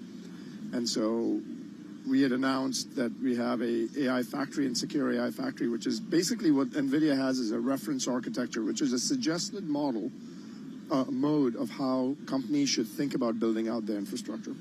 And for the very first time, they had a non-NVIDIA silicon provider that was actually part of that reference architecture, who was Cisco. And we were the first one of those that they actually incorporated into their architecture. Why is that important? Because customers look to NVIDIA to say, hey, what does your reference architecture look like? And now Cisco is part of that reference architecture. So that was the first thing. But what we've also done, and what we announced today, was our safety and security capabilities are pretty sophisticated. And we want to make sure that we actually tie that with NVIDIA's, kind of efforts around. If you're building a open source model and an application with the NeMo framework, we can now validate that model with Cisco. And so we aren't just helping with NVIDIA on building a secure AI factory with the infrastructure and a full stack, but we're also helping with how do you keep it secure and how do you keep it safe? And so, because one of the challenges that you have is if people don't trust their AI systems, they're not going to use them. And so we want to make sure that people are trusting them. We're talking with Jeetu Patel, President and Chief Product Officer at Cisco. We're here at Cisco Live 2025. What's the productive conversation around? So much focus is on, especially when it comes to NVIDIA and their demand for chips, the hyperscalers, how much they are doing to get an idea of where we are in the AI race. But I'm also, you talk to you folks, and it's a lot of on-premise build out. So what's the both, actually? Yeah, or both. Okay, so what's the mix in terms of how we see this continue to grow? So I think the way that you will see this progress forward is there's 3 or 4 different models that'll be out there. Firstly, one of the very counterintuitive things is hyperscalers are going to grow very rapidly, private data centers are going to grow very rapidly, and neoclouds, which are actually AI specialists, are going to grow very rapidly, and so are service providers. So when there's, kind of a rising tide, all boats rise, and that's what's happening right now. Now, what is happening that's unique with, data sovereignty and with, kind of nationalistic behaviors that are kind of progressing from a geopolitical standpoint is there's more and more of an acceleration of demand of private data centers. Yeah, we talked about this on-prem. On-prem, yeah. And specifically for inferencing. I think for training, that's interesting. People might go to the cloud, but do you see that as being part of a government regulation, a sovereignty issue, or is it more on an individual company basis? It's actually a combination of issues. It's, there's a sovereignty issue. There's also a data proximity issue. There might also be some companies who have enough scale where the scale itself might give them an advantage, that they're like, hey, I don't need to go pay someone something. I might want to have some of the workloads on my own premise. And so it's a combination of multiple issues, but what you are seeing is there's this kind of upsurge of demand and acceleration. The good news for us is we help the largest of hyperscalers with intra-cluster communication, on the networking side. We are also working with neo-cloud providers. And then we've had relationships with service providers for the past couple of decades. And now what you're starting to see is a resurgence of demand on the enterprise that we know really, really well. We've actually been working with enterprise data centers for the past 40 years. And now we are actually starting to see a massive resurgence because of AI inferencing demand. And the agentic workflows, when every company is starting to rethink their workflows, whether it be a healthcare company or a bank or a financial services or insurance company, every workflow is getting reimagined. Infrastructure is going to be built out everywhere, and we want to make sure that we are the common networking substrate and we are the common security and safety kind of provider across the board. So G2, in an environment where we constantly are talking about an uncertain environment because there's stuff coming at us even today as we kind of continue to watch the negotiations between U.S. and Chinese officials over in London, how would you describe demand, the CapEx spend that you are seeing, whether it's the hyperscalers, whether it's those folks building their enterprise systems, like the different buckets that you play into? The demand signal is stronger than ever. I've never seen anything stronger on the demand signal side, because you've got trillions of dollars that are going to be flowing in for these data center build out capacities. So the demand signal is very strong. It's actually also happening globally. So it's not just happening in the U.S. You're starting to see demand in the Middle East. You're starting to see it in Europe. You're going to start to see it in Asia.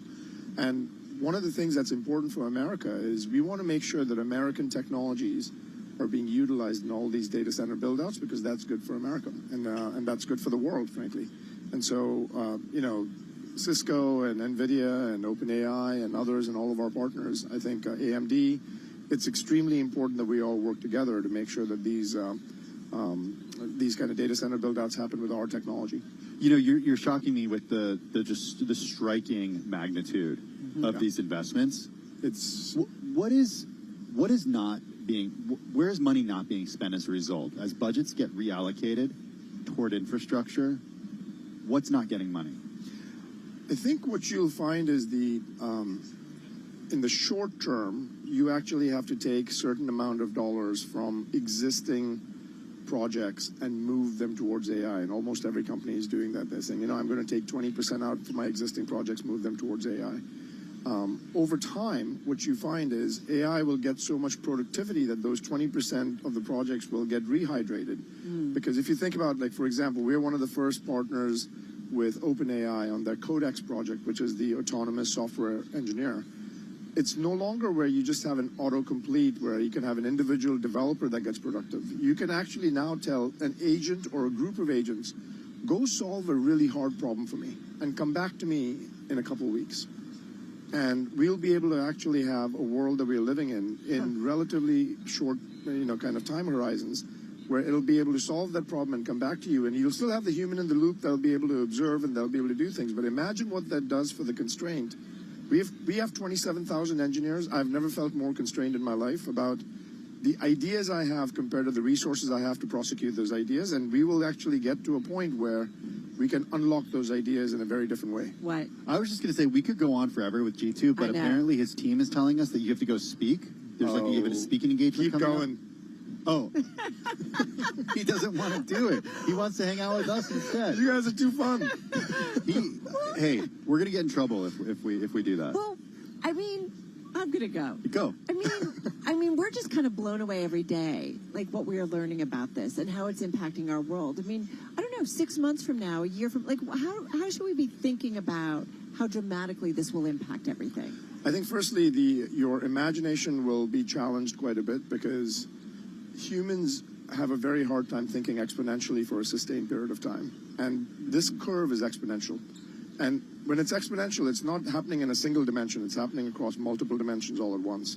And so if you think about it 6 months or 12 months or 18 months from now, no longer are you just going to be thinking about this as a more efficient way for getting an answer, but you will have companions and sidekicks and a staff of people that are digital workers that can get a job done that you would have otherwise not had a time to do. And one important area to talk about is a lot of people worry about, is AI going to take my job? I actually worry more about people that use AI really well. There's a higher risk of them taking your job than AI taking your job. Noted. And the other piece that I also think about is, if you actually have, there's no one that I know that comes home every day and says, you know what, I've gotten everything done on my checklist, right? And so the reality is when there's 80% of the work that we do probably doesn't get checked off because we don't have time to do it. Now AI agents will start doing that. And then the final category that's the most exciting is AI will be able to do things that we were not able to do because it'll have original insights that don't exist in the human corpus of knowledge. And that's the area of AI that I think is the most underhyped. G2, we got to leave it there. Your crew is about to come on set and pull you away to go and do. I just want you to know I have a companion and sidekick. Yes. But I'm ready for my AI companion and sidekick. Thank you so much to both of you for having me. President and Chief Product Officer at Good luck. Cisco here at Cisco Live 2025. Let's get on over to Charlie Pellet for an update on everything happening after hours right now. Hey there, Charlie. Much indeed, lots of earnings after the bell, but this Bloomberg Business Flash brought to you by Oracle. Attention growing businesses. Oracle's offering to cut your current cloud bill in half if you move to Oracle Cloud Infrastructure for new U.S. customers with minimum financial commitments. See if your company qualifies at oracle.com/Bloomberg. Among the names reporting after the close of trading today, we did hear from GameStop. Shares are lower after ours. GameStop reporting hardware and accessories net sales for the first quarter that did miss the average analyst estimate. Right now, we got shares of GameStop GME on the ticker. They're down 4% after ours. GameStop also announcing that it did purchase 4,710 Bitcoin between May 3rd and June 10th. For cash. Again, after ours, GameStop tumbling by 4%. Also reporting after the close of trading, GitLab. It's forecasting revenue for the second quarter. That guidance did miss the average analyst estimate.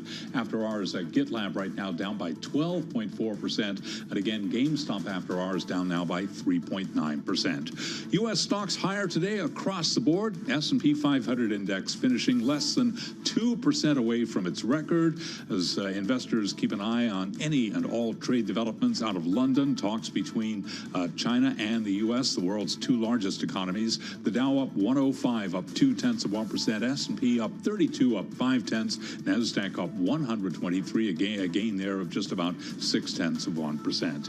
10-year yield 4.47% with a 2-year yielding 4.01%. Gold just about flat on the day right now, $33.25 the ounce. West Texas Intermediate crude down 0.6%, 64.92 a barrel. Bitcoin right now up 0.6%, 109,407 on Bitcoin. J.M. Smucker sank the most in nearly 4 decades after citing tariff-related costs. Shares of Smucker right now, they are down 15.6% during the Tuesday session. For on-demand news 24 hours a day, subscribe to Bloomberg News Now wherever you get your podcasts. I'm Charlie Pelleton. That is a Bloomberg Business Flash. Cool. All right, Charlie, thank you so much. Carol Master, Tim Stanovic, live at Cisco Live 2025. We're going to get back to our interviews in just a moment. We're in San Diego. Did I say Los Angeles? No, I don't know what she said. I was just focused on the fact that we're in San Diego.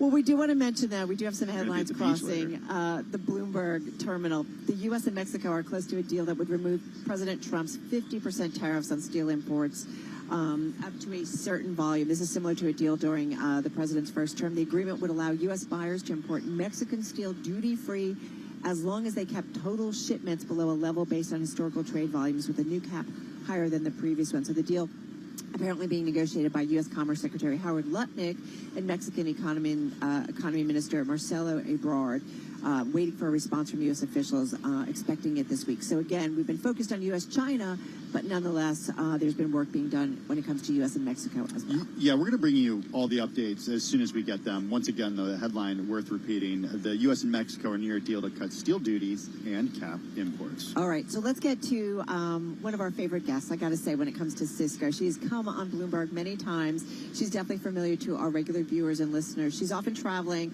She comes to New York, as we said, she stops by, but she's got this great vantage point on people and technology and how the workplace is changing and so much more. Fran Kasudas is back with us, Executive Vice President and Chief People, Policy, and Purpose Officer at Cisco. She's also on the board of ADP, and she joins us here in San Diego. How are you? Good. How are you? It's great to see you here. It's great to be here. I mean, we're just kind of blown away. And just, you know, we're talking so much about AI, as you would imagine. Tell us a little bit more about what the conversations you are having around work. We just talked to G2 and just, you know, there's concerns that AI is going to replace all the jobs. But as he made this point, it's those people who know how to use AI. Those are the people you're going to have to be worried about because they're going to be a lot more productive and have bigger roles in the workforce. So it's really interesting. From a broader work perspective, there are stats right now that are being released that tell us we have a lot of work to do, but similar to G2, I see a tremendous amount of upside. So Gallup actually put out a survey recently, and they said that 70% of U.S. workers are not using AI on their jobs today. And they said that 50% do not feel prepared whatsoever for what is coming. And what I think that means from a company perspective is that we have to create these bottoms-up and these top-down motions to really ensure that people can start to experiment. Because what we've seen at Cisco is when people start to play with the technology, they create the use cases. They see some of the opportunities that are there. The other thing that's interesting is that I do believe we'll start to see more and more roles consolidate. And you'll see that the technology will support a lot of the work, but people will have a broader vantage point or a broader remit. Generally speaking, that's good for employees. And so I think from an employer perspective, we have an accountability to ensure that our people are ready and that they're experimenting today. You know, I want to talk a little bit about where we are in the history of this technology. Yeah. Because you've been at Cisco for around 3 decades at Yes. this point. So if we think about where things were in 1995, it was like the dawn of the World Wide Web. A lot of people had dial-up. That was the access that they had. Cisco was a completely different business. You've consistently been at the company since then. Contextualize for us how big of a deal the AI era is. It's so huge. So listen to this. So I started at Cisco in the contact center. I was answering first-line questions for our customers that called in. That role doesn't exist anymore. That role has been replaced by AI. And what we know today is about 1.6 million of Cisco customer cases are now solved leveraging AI. And the satisfaction scores are incredibly high. What that means is that those people that were doing those frontline calls are now at the next level. They're handling the more complicated issues. What that also means is that if you're someone coming out of college like I was, that entry-level role doesn't exist. What that means is that we as companies have to create more of a bridge now from someone coming into the workforce to whatever that new entry-level role is. And I think there'll always be entry-level roles. The other thing that I would say is the contact center in particular is one of your best examples of a use case that is just prevalent across industries. And the reason for that, knowledge management system, clarity around how calls are answered. It's something that is measured in every single way. And so our challenge now is how do you get unstructured work to behave like a contact center, if you will. So I understand the difference between, and sort of the example that you gave about jobs and how that's evolved. But if you think about this in the context of outside of Cisco and the idea that the internet opened up these opportunities for so many businesses to be built, is the promise of AI, in your view, bigger than anything you've seen in your career, or is it kind of the same as what you saw with fast browsing and connectivity in the 90s? I think it's bigger because of the pace. And I think what we're going to see is we're going to see an intersection of the technology and all of the roles. And what's unique now is that you actually have roles coming together in meaningful ways. You have the ability for us to scale even beyond what we did as we stepped into the internet era. And so I think it's much, much bigger. I'm curious about the macro issues. You're always so gracious in kind of talking about the macro environment. And I'm just thinking about the U.S.-China talks that are going on right now, Fran. And obviously it involves things like rare earth minerals, technology. These are things that certainly play into your world. You know, how are you guys thinking about that? How to make sure that Cisco, whether it's their supply chains and so on and so forth, are where they need to be? I think for all companies, but from a Cisco perspective, what we're always thinking about is what are the scenarios that we have to be thinking about in how our customers consume, how our employees work. To your point, some of the geopolitical issues that we are not in control of whatsoever. And I think for us, having good people on the ground that understand, running those scenarios so that we know how we're going to respond as a company, and then being clear with what we control. I think one of the best things that we can do is provide stability to our customer base. And so what that means is in an area like supply chain, we have to have that redundancy so that we can pivot left or right as we need to. And we've done a lot of that over the last couple of decades. You talk scenarios. You know, this was an environment where we were having earnings where companies were saying could be this one or it could be this. So not so great, good. And I'm just curious, are there more scenarios that you have to plan for in this environment, more than usual, or not necessarily? No, I think there are. I think you're responding to external pressures. I think the tariff question is a big one for many of our customers as well. I think you have this technology coming in that's changing everything. And so when we look at AI, what we're looking at is how does it intersect our portfolio? How does it intersect the way in which we work? And then how does it intersect the way in which our people are working? And so you have all of these dynamics inside and outside of the company that come together. And something that I believe very strongly, and this is different from 3 decades ago, is that you don't have an outside of the company and an inside of the company. Everything is blurred and you have to respond. You know, we haven't spoken to you in a few months, and I wanted to get an update from you on the way that you think about DEI, the way you think about ESG. This is all under your purview at Cisco. DEI has, I think it's fair to say, for this administration, it's turned into essentially a swear word. And it's something that they're rooting out of the federal government and trying to root out of private companies as well. Has your approach at Cisco changed at all? So at Cisco, our purpose is to power an inclusive future for all. And that has really shaped us. It's guided us. It helps us to understand the way in which we show up to external communities, which is this element of how do we use our technology to include all? How do we ensure that we can drive a level of accessibility and connection? That part of our purpose absolutely stays true. Nothing changes despite everything going on. From a purpose perspective and how we show up to communities, we're showing up in the same way. And I think everyone understands that the more that you can help people connect via technology, they get access to education, healthcare. I think, Carol, that part of it is well understood. I think as a company and as we look at our internal practices, the first thing that I would say is you have to comply, of course, with any administration. And that's within the U.S. and outside of the U.S. as well. And so that's something that we're accustomed to doing. What I would say that's different, Tim, is that we take programs that at one point were a little bit more custom to a particular group, and we've opened them up to the entire company. And what we realize is there's a lot of goodness in those programs, and we want everyone to have opportunity and to be successful. And so that's the approach that we've taken. That's really interesting. So, you know, potentially, so it sounds like the things that you've done, you've actually made it more inclusive. Yeah, we have. And I think it's a good moment to really assess what's working, what isn't working. And we've done that. And some of these programs are amazing. And so why not make them more available? Is it fair to say that employees, your employee base, you guys are massive, like that they want some of these DEI initiatives, that they do? And I think there's two things going on. Our employees and candidates that are looking at Cisco want to believe that we have a set of values that are aligned to theirs. And we see that all the time in the interview process. People have read our purpose report. They know what we stand for. I would say from an employee perspective, they want to know that we still care and that we're still driving a level of inclusion and belonging, and I think we absolutely are. One last question. I've met some of the senior executive women at Cisco, and it seems like you guys really prioritize that. I look at yourself and others. But we continue to have, I think we've had this conversation with you, why aren't there still more senior women in C-suite positions or C-level positions more broadly? Why is it still such a struggle?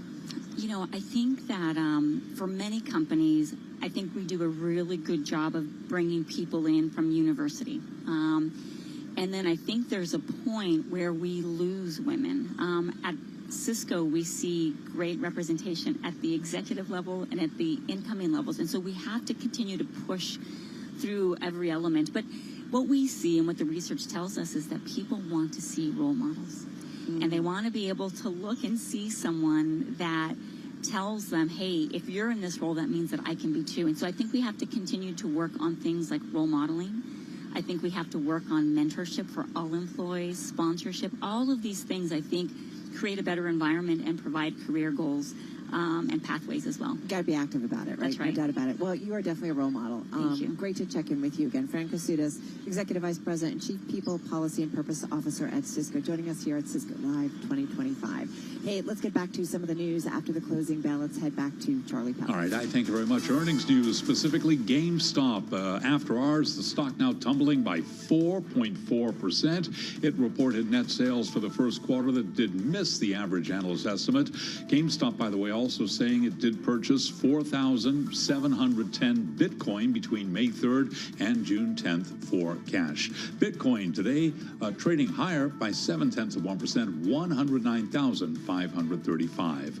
Also reporting after the close of trading, we heard from GitLab, shares down 12% after the application software company's second quarter revenue forecast missed estimates. So to be clear, we do have shares of GameStop down 4.4%, GitLab sliding by about 12% after ours. The Dow, the S&P, NASDAQ all advancing today. Investors driving stocks higher after Commerce Secretary Howard Lutnick said U.S.-China trade negotiations in London went really, really well. Stay with Bloomberg for any developments on trade this evening. S&P up 32, gain there of 0.5%. The Dow up 105, up 0.2%. NASDAQ up 123 for NASDAQ, a gain of 0.6%. 10-year 4.47% with the 2-year 4.01%. Gold flat right now at 33.26 the ounce. West Texas Intermediate crude down 0.7%, 64.82 a barrel.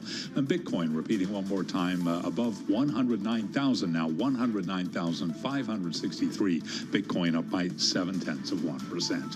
For on-demand news 24 hours a day, subscribe to Bloomberg News Now wherever you get your podcasts. I'm Charlie Pellet. That is a Bloomberg Business Flash. Hey, thanks so much for that update, Charlie. Do appreciate it. It is Bloomberg Business Week Daily. Carol Master, Tim Stenevec. We are live from Cisco Live 2025 in San Diego. Highlights on AI, security, tech infrastructure, and more. Let's get to Mark Patterson. He's Executive Vice President and Chief Strategy Officer at Cisco. He's also the company's incoming CFO. He's set to take the helm of Cisco's finances next month. Not exactly a vacation they were having before. No pressure. Taking on. Just fishing, playing golf. Yeah, exactly. Nothing going on. Mark, you've been at Cisco for close to 25 years. We just, one thing that I've talked to other executives about today is sort of contextualizing this moment for us. Fran Katsoudas just said this is bigger than anything in her 30-year career at Cisco when it comes to what's happening with AI. Do you agree with her? Is this the biggest thing to happen during your career? It is, for sure. And what a great time to actually be coming in as the CFO. And so just really, really excited about it. I think as you saw today at Cisco Live, just the payload of announcements and the kind of innovation that we announced today. I don't know when we've announced that much and seen, that much innovation that we're driving as a company, certainly in the years that I've been with Cisco. So we're pretty excited about it. There's a lot going on. So, Mark, is this a time where, as incoming CFO, that you're going to say, go and spend, go experiment, do what you need to do, or are you going to be like, all right, guys, like how? You said spend. CFOs don't like hearing just that word. handing out money. Yeah. But I mean, how do you? It's going to be a competitive landscape. You know it. So, like, is. how do you figure out where do you spend, where you don't, as things are evolving so fast? No, that's exactly right. We have more opportunity today than I can remember at my time at Cisco. So what it really means is we have to prioritize. We have to really focus on what matters most, is what I call it, and make sure that we're investing and fueling for success. And that doesn't mean necessarily that we're going to be looking to spend a whole lot more overall. So you will say no occasionally. There's already been a lot of no's. But more importantly, I think it's yes, but here's what we need to see, and yes, but this is where we need to prioritize in terms of our spend. And like I said, the opportunities are there. We just have to execute. One thing that we found is that customers are spending money right now, and I'm wondering if you're hearing from any of your teams about geographic variances when it comes to the way customers in different parts of the world are spending money. Is there any pulling back? We've got our eyes glued to everything happening outside, everything happening in London right now when it comes to trade negotiations between the U.S. and China. We might hear from some of the folks involved in those a little later, who knows? But I'm just curious your view on the macro environment right now and what you're hearing from customers. Yeah, it's a great question, certainly top of mind for us. We just closed a great quarter, and we saw balanced growth across geographies, every geography growing, every customer market growing, every technology growing for us in terms of technology segments. So, I think one thing is that it really shows the criticality and the importance of our portfolio right now and the technology that we're delivering and the kind of innovation that we're delivering as a company. I also think it shows that, while we're certainly in a time of uncertainty, I think that CEOs and CFOs and CIOs, they're sort of used to operating in a time of uncertainty at this point. We've seen geopolitical tensions, we've seen supply chain crisis, on and on. There's always been something. And so I think that what we're seeing is companies continue to prioritize, the technology that matters and what will make them move faster, smarter, and work better for their customers. What do you see as you are taking over that CFO spot? Your predecessor really involved in the transition of making Cisco kind of going from hardware to software, and that's a big deal, and that's a big shift. And I'm just curious how you see it as the incoming CFO. Like, what do you see in terms of your shaping of Cisco? Is it an AI company? Is it a platform company? Like, how do you think about it? Yeah, and again, another great question. I think, as you heard today, we're delivering the critical infrastructure for the AI era and the agentic AI era, and so that's going to be a big pivot for the company. I think that we did have a big move to software and subscriptions. You'll see us continue to push that as we move forward, but there's so many opportunities just for growth overall. When you think about AI and how far we've come over the last year. I mean, it was just a year ago, I think, that a lot of folks were just, they were asking themselves, what is Cisco's role in AI, and is there a role to play? And I think it's fair to say that we too, because we've seen things move really quickly over the last year and a half, 2 years. Yeah, and so you fast forward just from a year ago, and the success that we're seeing in the hyperscale space, already beating our $1 billion target that we threw out there a quarter early. You're seeing, the announcements that we made in the Middle East, the sovereign AI build-outs, neo-cloud opportunities. Now you're beginning to see the enterprise AI opportunity, which we think is going to be an order of magnitude larger, but is very nascent still. Talk a little bit about your philosophy when it comes to capital structure, because after the Splunk deal, Cisco took on leverage on the balance sheet for the first time in its history. Are you going to take on more debt to fund deals or to fund buybacks? What's your view? We're certainly not opposed to that. Our current cash flow, though, will support the buyback as well as the dividend, and we're committed to that for our shareholders. But we're going to look opportunistically at deals. I think one of the things that I love about G2 is, if I'm really candid, I think over the past, I don't know how many years, you've seen us oftentimes sort of fall behind in some places and make an acquisition to catch up. And I think G2 is while he'll always look at acquisitions that are needed and be opportunistic about it, he's got we're going to build first mentality, and wants his team, really driving his team to drive disruptive innovation. So what you're seeing us do with Hypershield, what you're seeing us do with AI defense, all the announcements that came out today around agentic AI and the campus refresh that we've got out there. I think there's more of a mentality today of, hey, we can innovate faster, and we're really going to push our teams to really think disruptively and not play catch-up, but actually be the leader. We're here in San Diego. La Jolla is not so far away, and I remember doing something with J&J and their incubators, bringing people in to just, experiment, support them with hardware. They could either share what they find with J&J, or they can go off on their own. How do you guys embrace kind of that philosophy so that you can be at the forefront of emerging technologies? Yeah, I guess first and foremost, I think, innovation's happening all over the company for sure, and at a much different pace than it has been happening. We've got a group, though, that in my chief strategy officer role, we've funded a group a couple of years ago now that really focus on sort of next horizon technologies. Agentic AI was one of them, and they're really working closely with the more traditional business units to actually deliver solutions today on those that we can. There's a lab that we just opened up down in Santa Monica that is a quantum lab, and so we're looking at quantum networking, quantum computing, quantum security, et cetera. And I think you'll see us to continue to really, invest in not only the near term, but also longer term horizon as well. Do you feel like investors get kind of where you guys are going? Do you feel like you're getting, kind of the recognition of it? I think there's always work to do. Okay. I've spent, in my old role, Chief Strategy Officer, and now certainly in my incoming role, one of the big things I want to do is spend time with investors and customers, partners, really spend time out and doing a lot of listening and understanding what they want to see from us and what we need to do to be successful. And I think that the investment community is really beginning to, rally and get around us. You've seen the performance in the stock over the last year. I just met with investors for a couple of days in San Francisco at the Bank of America Tech Conference, and I would say that the meetings today are an order of magnitude better than they were a year ago, certainly. And I think there's a gaining confidence in sort of the opportunities that we have ahead. What else do you attribute that to specifically? Why is what you're hearing in your view better than what we heard last year? The stock price notwithstanding, that's certainly obviously a part of it, but what does it feel like? So there's two things I would say. One is just the basic mechanics of we've had a number of beat raise, and that certainly doesn't hurt. But really, I think that, as you look at it, people are beginning to understand that they used to think that networking was going to be a very slow growth, kind of GDP-driven business. And I think that they're seeing the opportunities around AI, again, in the hyperscale space, in the neo cloud and sovereign AI build-outs, and then this enterprise build-out.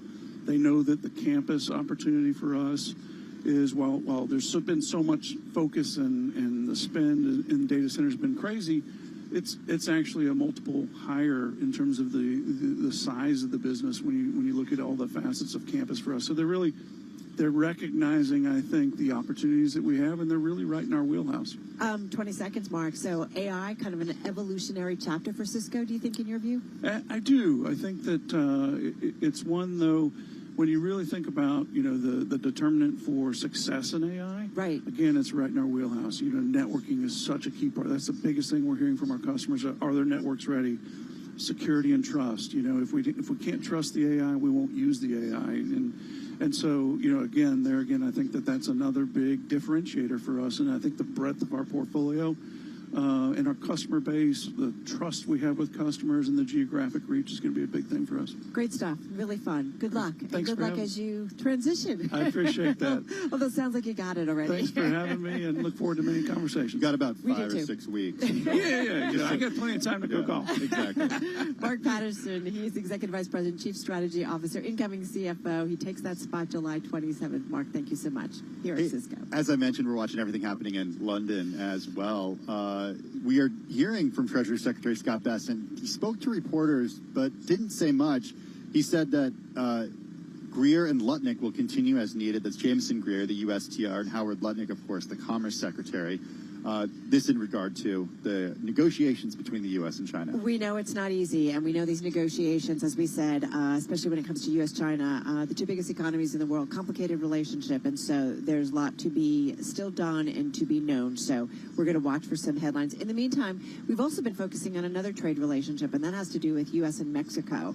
We did moments ago get headlines. The U.S. and Mexico are close to a deal that would remove President Trump's 50% tariffs on steel imports up to a certain volume. That's similar to a deal during the president's first term. So kind of sounds like going full circle there. So let's see what our own Joe Doe has to say about this. Understands the steel industry like no other. He is Bloomberg News economic statecraft reporter. He is in Washington. Joe, so good to be checking in with you. I don't know. Tim and I have been talking about a lot of context here with the Cisco team, especially those who've been around for a long time. Give us some context on this deal against, what we have seen in the first Trump administration and what we've seen between this relationship generally when it comes to steel. Yeah, it's a great question. I think the context is what we're getting here is very similar to something we saw in the first term. During the first term, there were 25% tariffs on steel imports coming from everywhere in the world. But Mexico and Canada in particular were upset by this because they were the close trading partners. And you might remember in 2019, they were trying to create a new NAFTA. And as a part of getting the new NAFTA agreed, the United States agreed with Mexico that they would lift the 25% tariffs in exchange for an agreement that Mexico would stop imports of exceeding a certain level, like a historical level. Well, that's what we're seeing again here. They're getting close to finalizing terms between Mexico and the United States right now to lift that 50% tariff in exchange for Mexico agreeing that they won't import more than a certain level. One of the things we're hearing, though, is that level that they're not supposed to exceed is actually going to be higher than what the 2019 number was. So that's a real key point here. What is the U.S.? Do we know what the U.S. is doing in response, or how the U.S. is getting Mexico to agree to a deal such as this? I mean, one of the things that they're putting out there is just listen, okay, we're going to take this off, but we're going to have you agree essentially to a quota, right? And that essentially puts the level of imports that can come into the United States. And I think that's really the trade-off here. So yes, we'll lift the tariff, but hey, you can't go above historical numbers that we've been seeing out of Mexico into the United States over a certain period.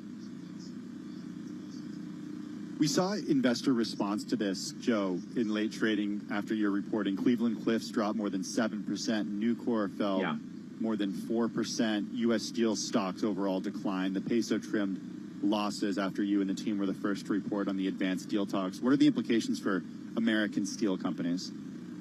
Yeah, I think the American steel companies wouldn't be too happy about this one. I mean, obviously lifting of the tariff is one thing, but increasing that import level, that so-called quota, if you will, it's not actually a quota, it's just an agreed upon level. That I think is going to be something that's very striking to executives across the various steelmaker companies right now, because if you were expecting at some point maybe the tariff will be lifted, you might have been expecting that the quota, the threshold, would still be at that 2019 level. That's something you've seen over the past 6 years. So that idea that that might come up, I think that's a bit of what we're seeing in the reaction of Cleveland Cliffs and Nucor Corporation and after-hours trading today. All right, so Joe, I feel like my head is spinning with tariffs. That's how Joe feels. Well, this is why we lean on you. So, step forward. This is good. Like, I don't know. I mean, it's obviously not for some of the U.S. steel players as we're seeing their share price go lower. But I'm trying to kind of, I don't know. Resolution is always good, but it depends on what you listen. get resolved. Here's how I break it down. Seemingly a net positive for Mexico. And listen, Howard Lutnick, who is leading the negotiations on this deal, could end up having a deal that he can take back to the President of the United States, right? I mean, one of the things is the President wants deals, and this is one he'd be able to take back to him. Sure, maybe the steelmakers won't be too happy about this, but there's another way of looking at it. Listen, Mexico hasn't had tariffs for a number of years. They got slapped back on when the President said he'd be putting tariffs back on Canada and Mexico back in February. So in a way, we're kind of reverting back to the way things have gone, basically for the past 4 to 6 years. Do we call that a 180? Do we call that a 360? What do we call that? I think people in the market who actually trade these things would say, oh, cool, so we're going back to the status quo. But again, we have to wait and see. The terms are still being finalized. I think that is a very important to be sure. The President of the United States has not been negotiating this directly, and he is ultimately the last person who has to sign off on it. So we do have to wait and see. Joe Doe, Bloomberg News economic statecraft reporter, joining us from Washington once again. Joe and Eric Barton were first to report on the advanced deal talks as U.S. and Mexico are nearing a deal to cut steel duties and cap imports. We did see U.S. steel stocks decline and the peso trim losses after Joe and Eric's reporting. I just want to point out, though, I'm looking at S&P 500 E-mini futures in the aftermarket, and we've seen them move up to about 0.5% here. So maybe, yes, indeed, like we heard from Joe, that, we're getting some resolution. We're kind of maybe going back to where we were, so it's not as onerous, whether it's U.S. Mexico, U.S. China, that is continuing, right? So we're waiting to see kind of where that lands ultimately.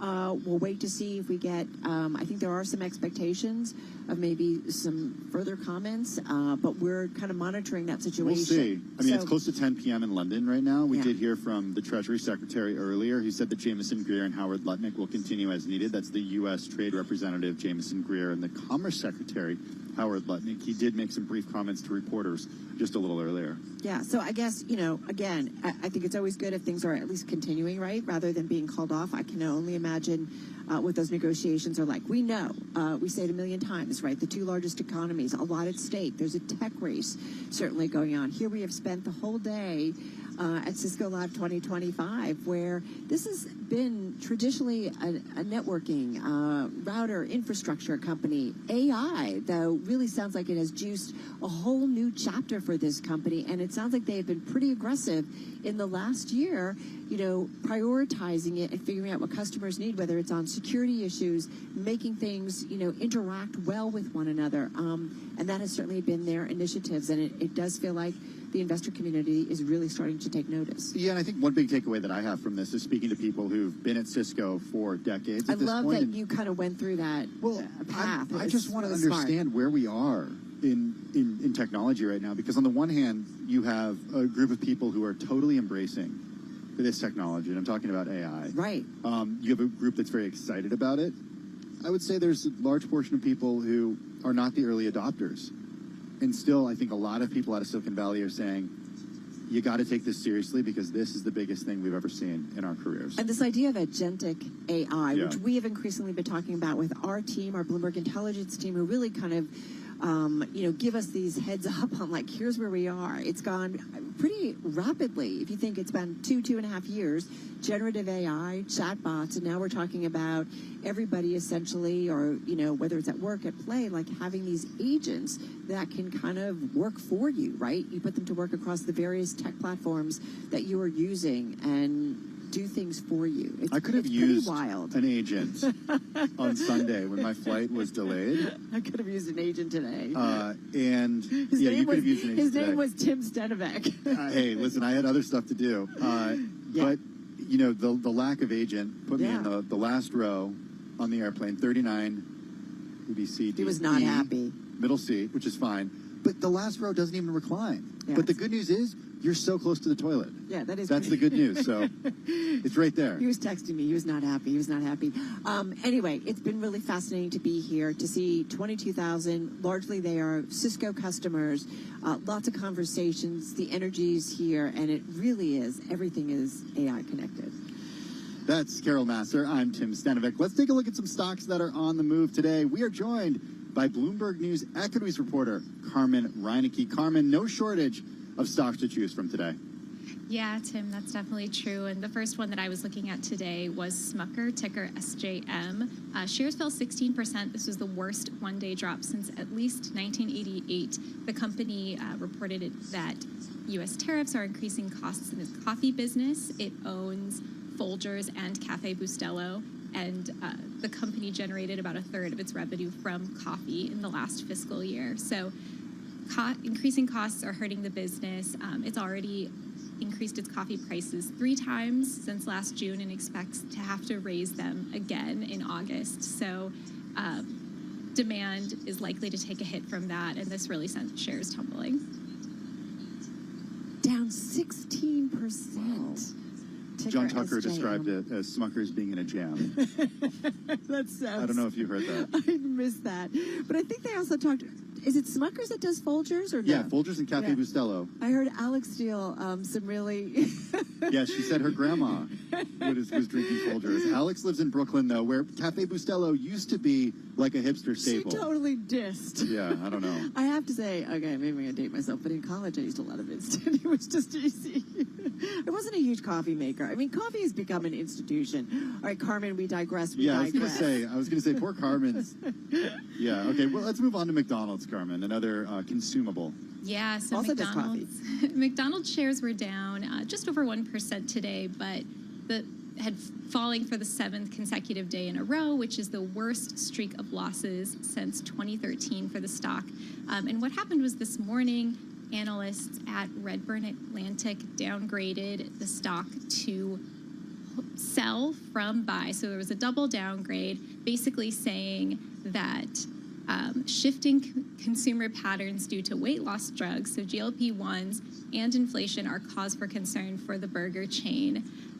This is, I think, the only sell rating that McDonald's currently has. It's generally really loved by Wall Street, and it's also certainly one to watch if you're thinking about, consumers and how they're spending.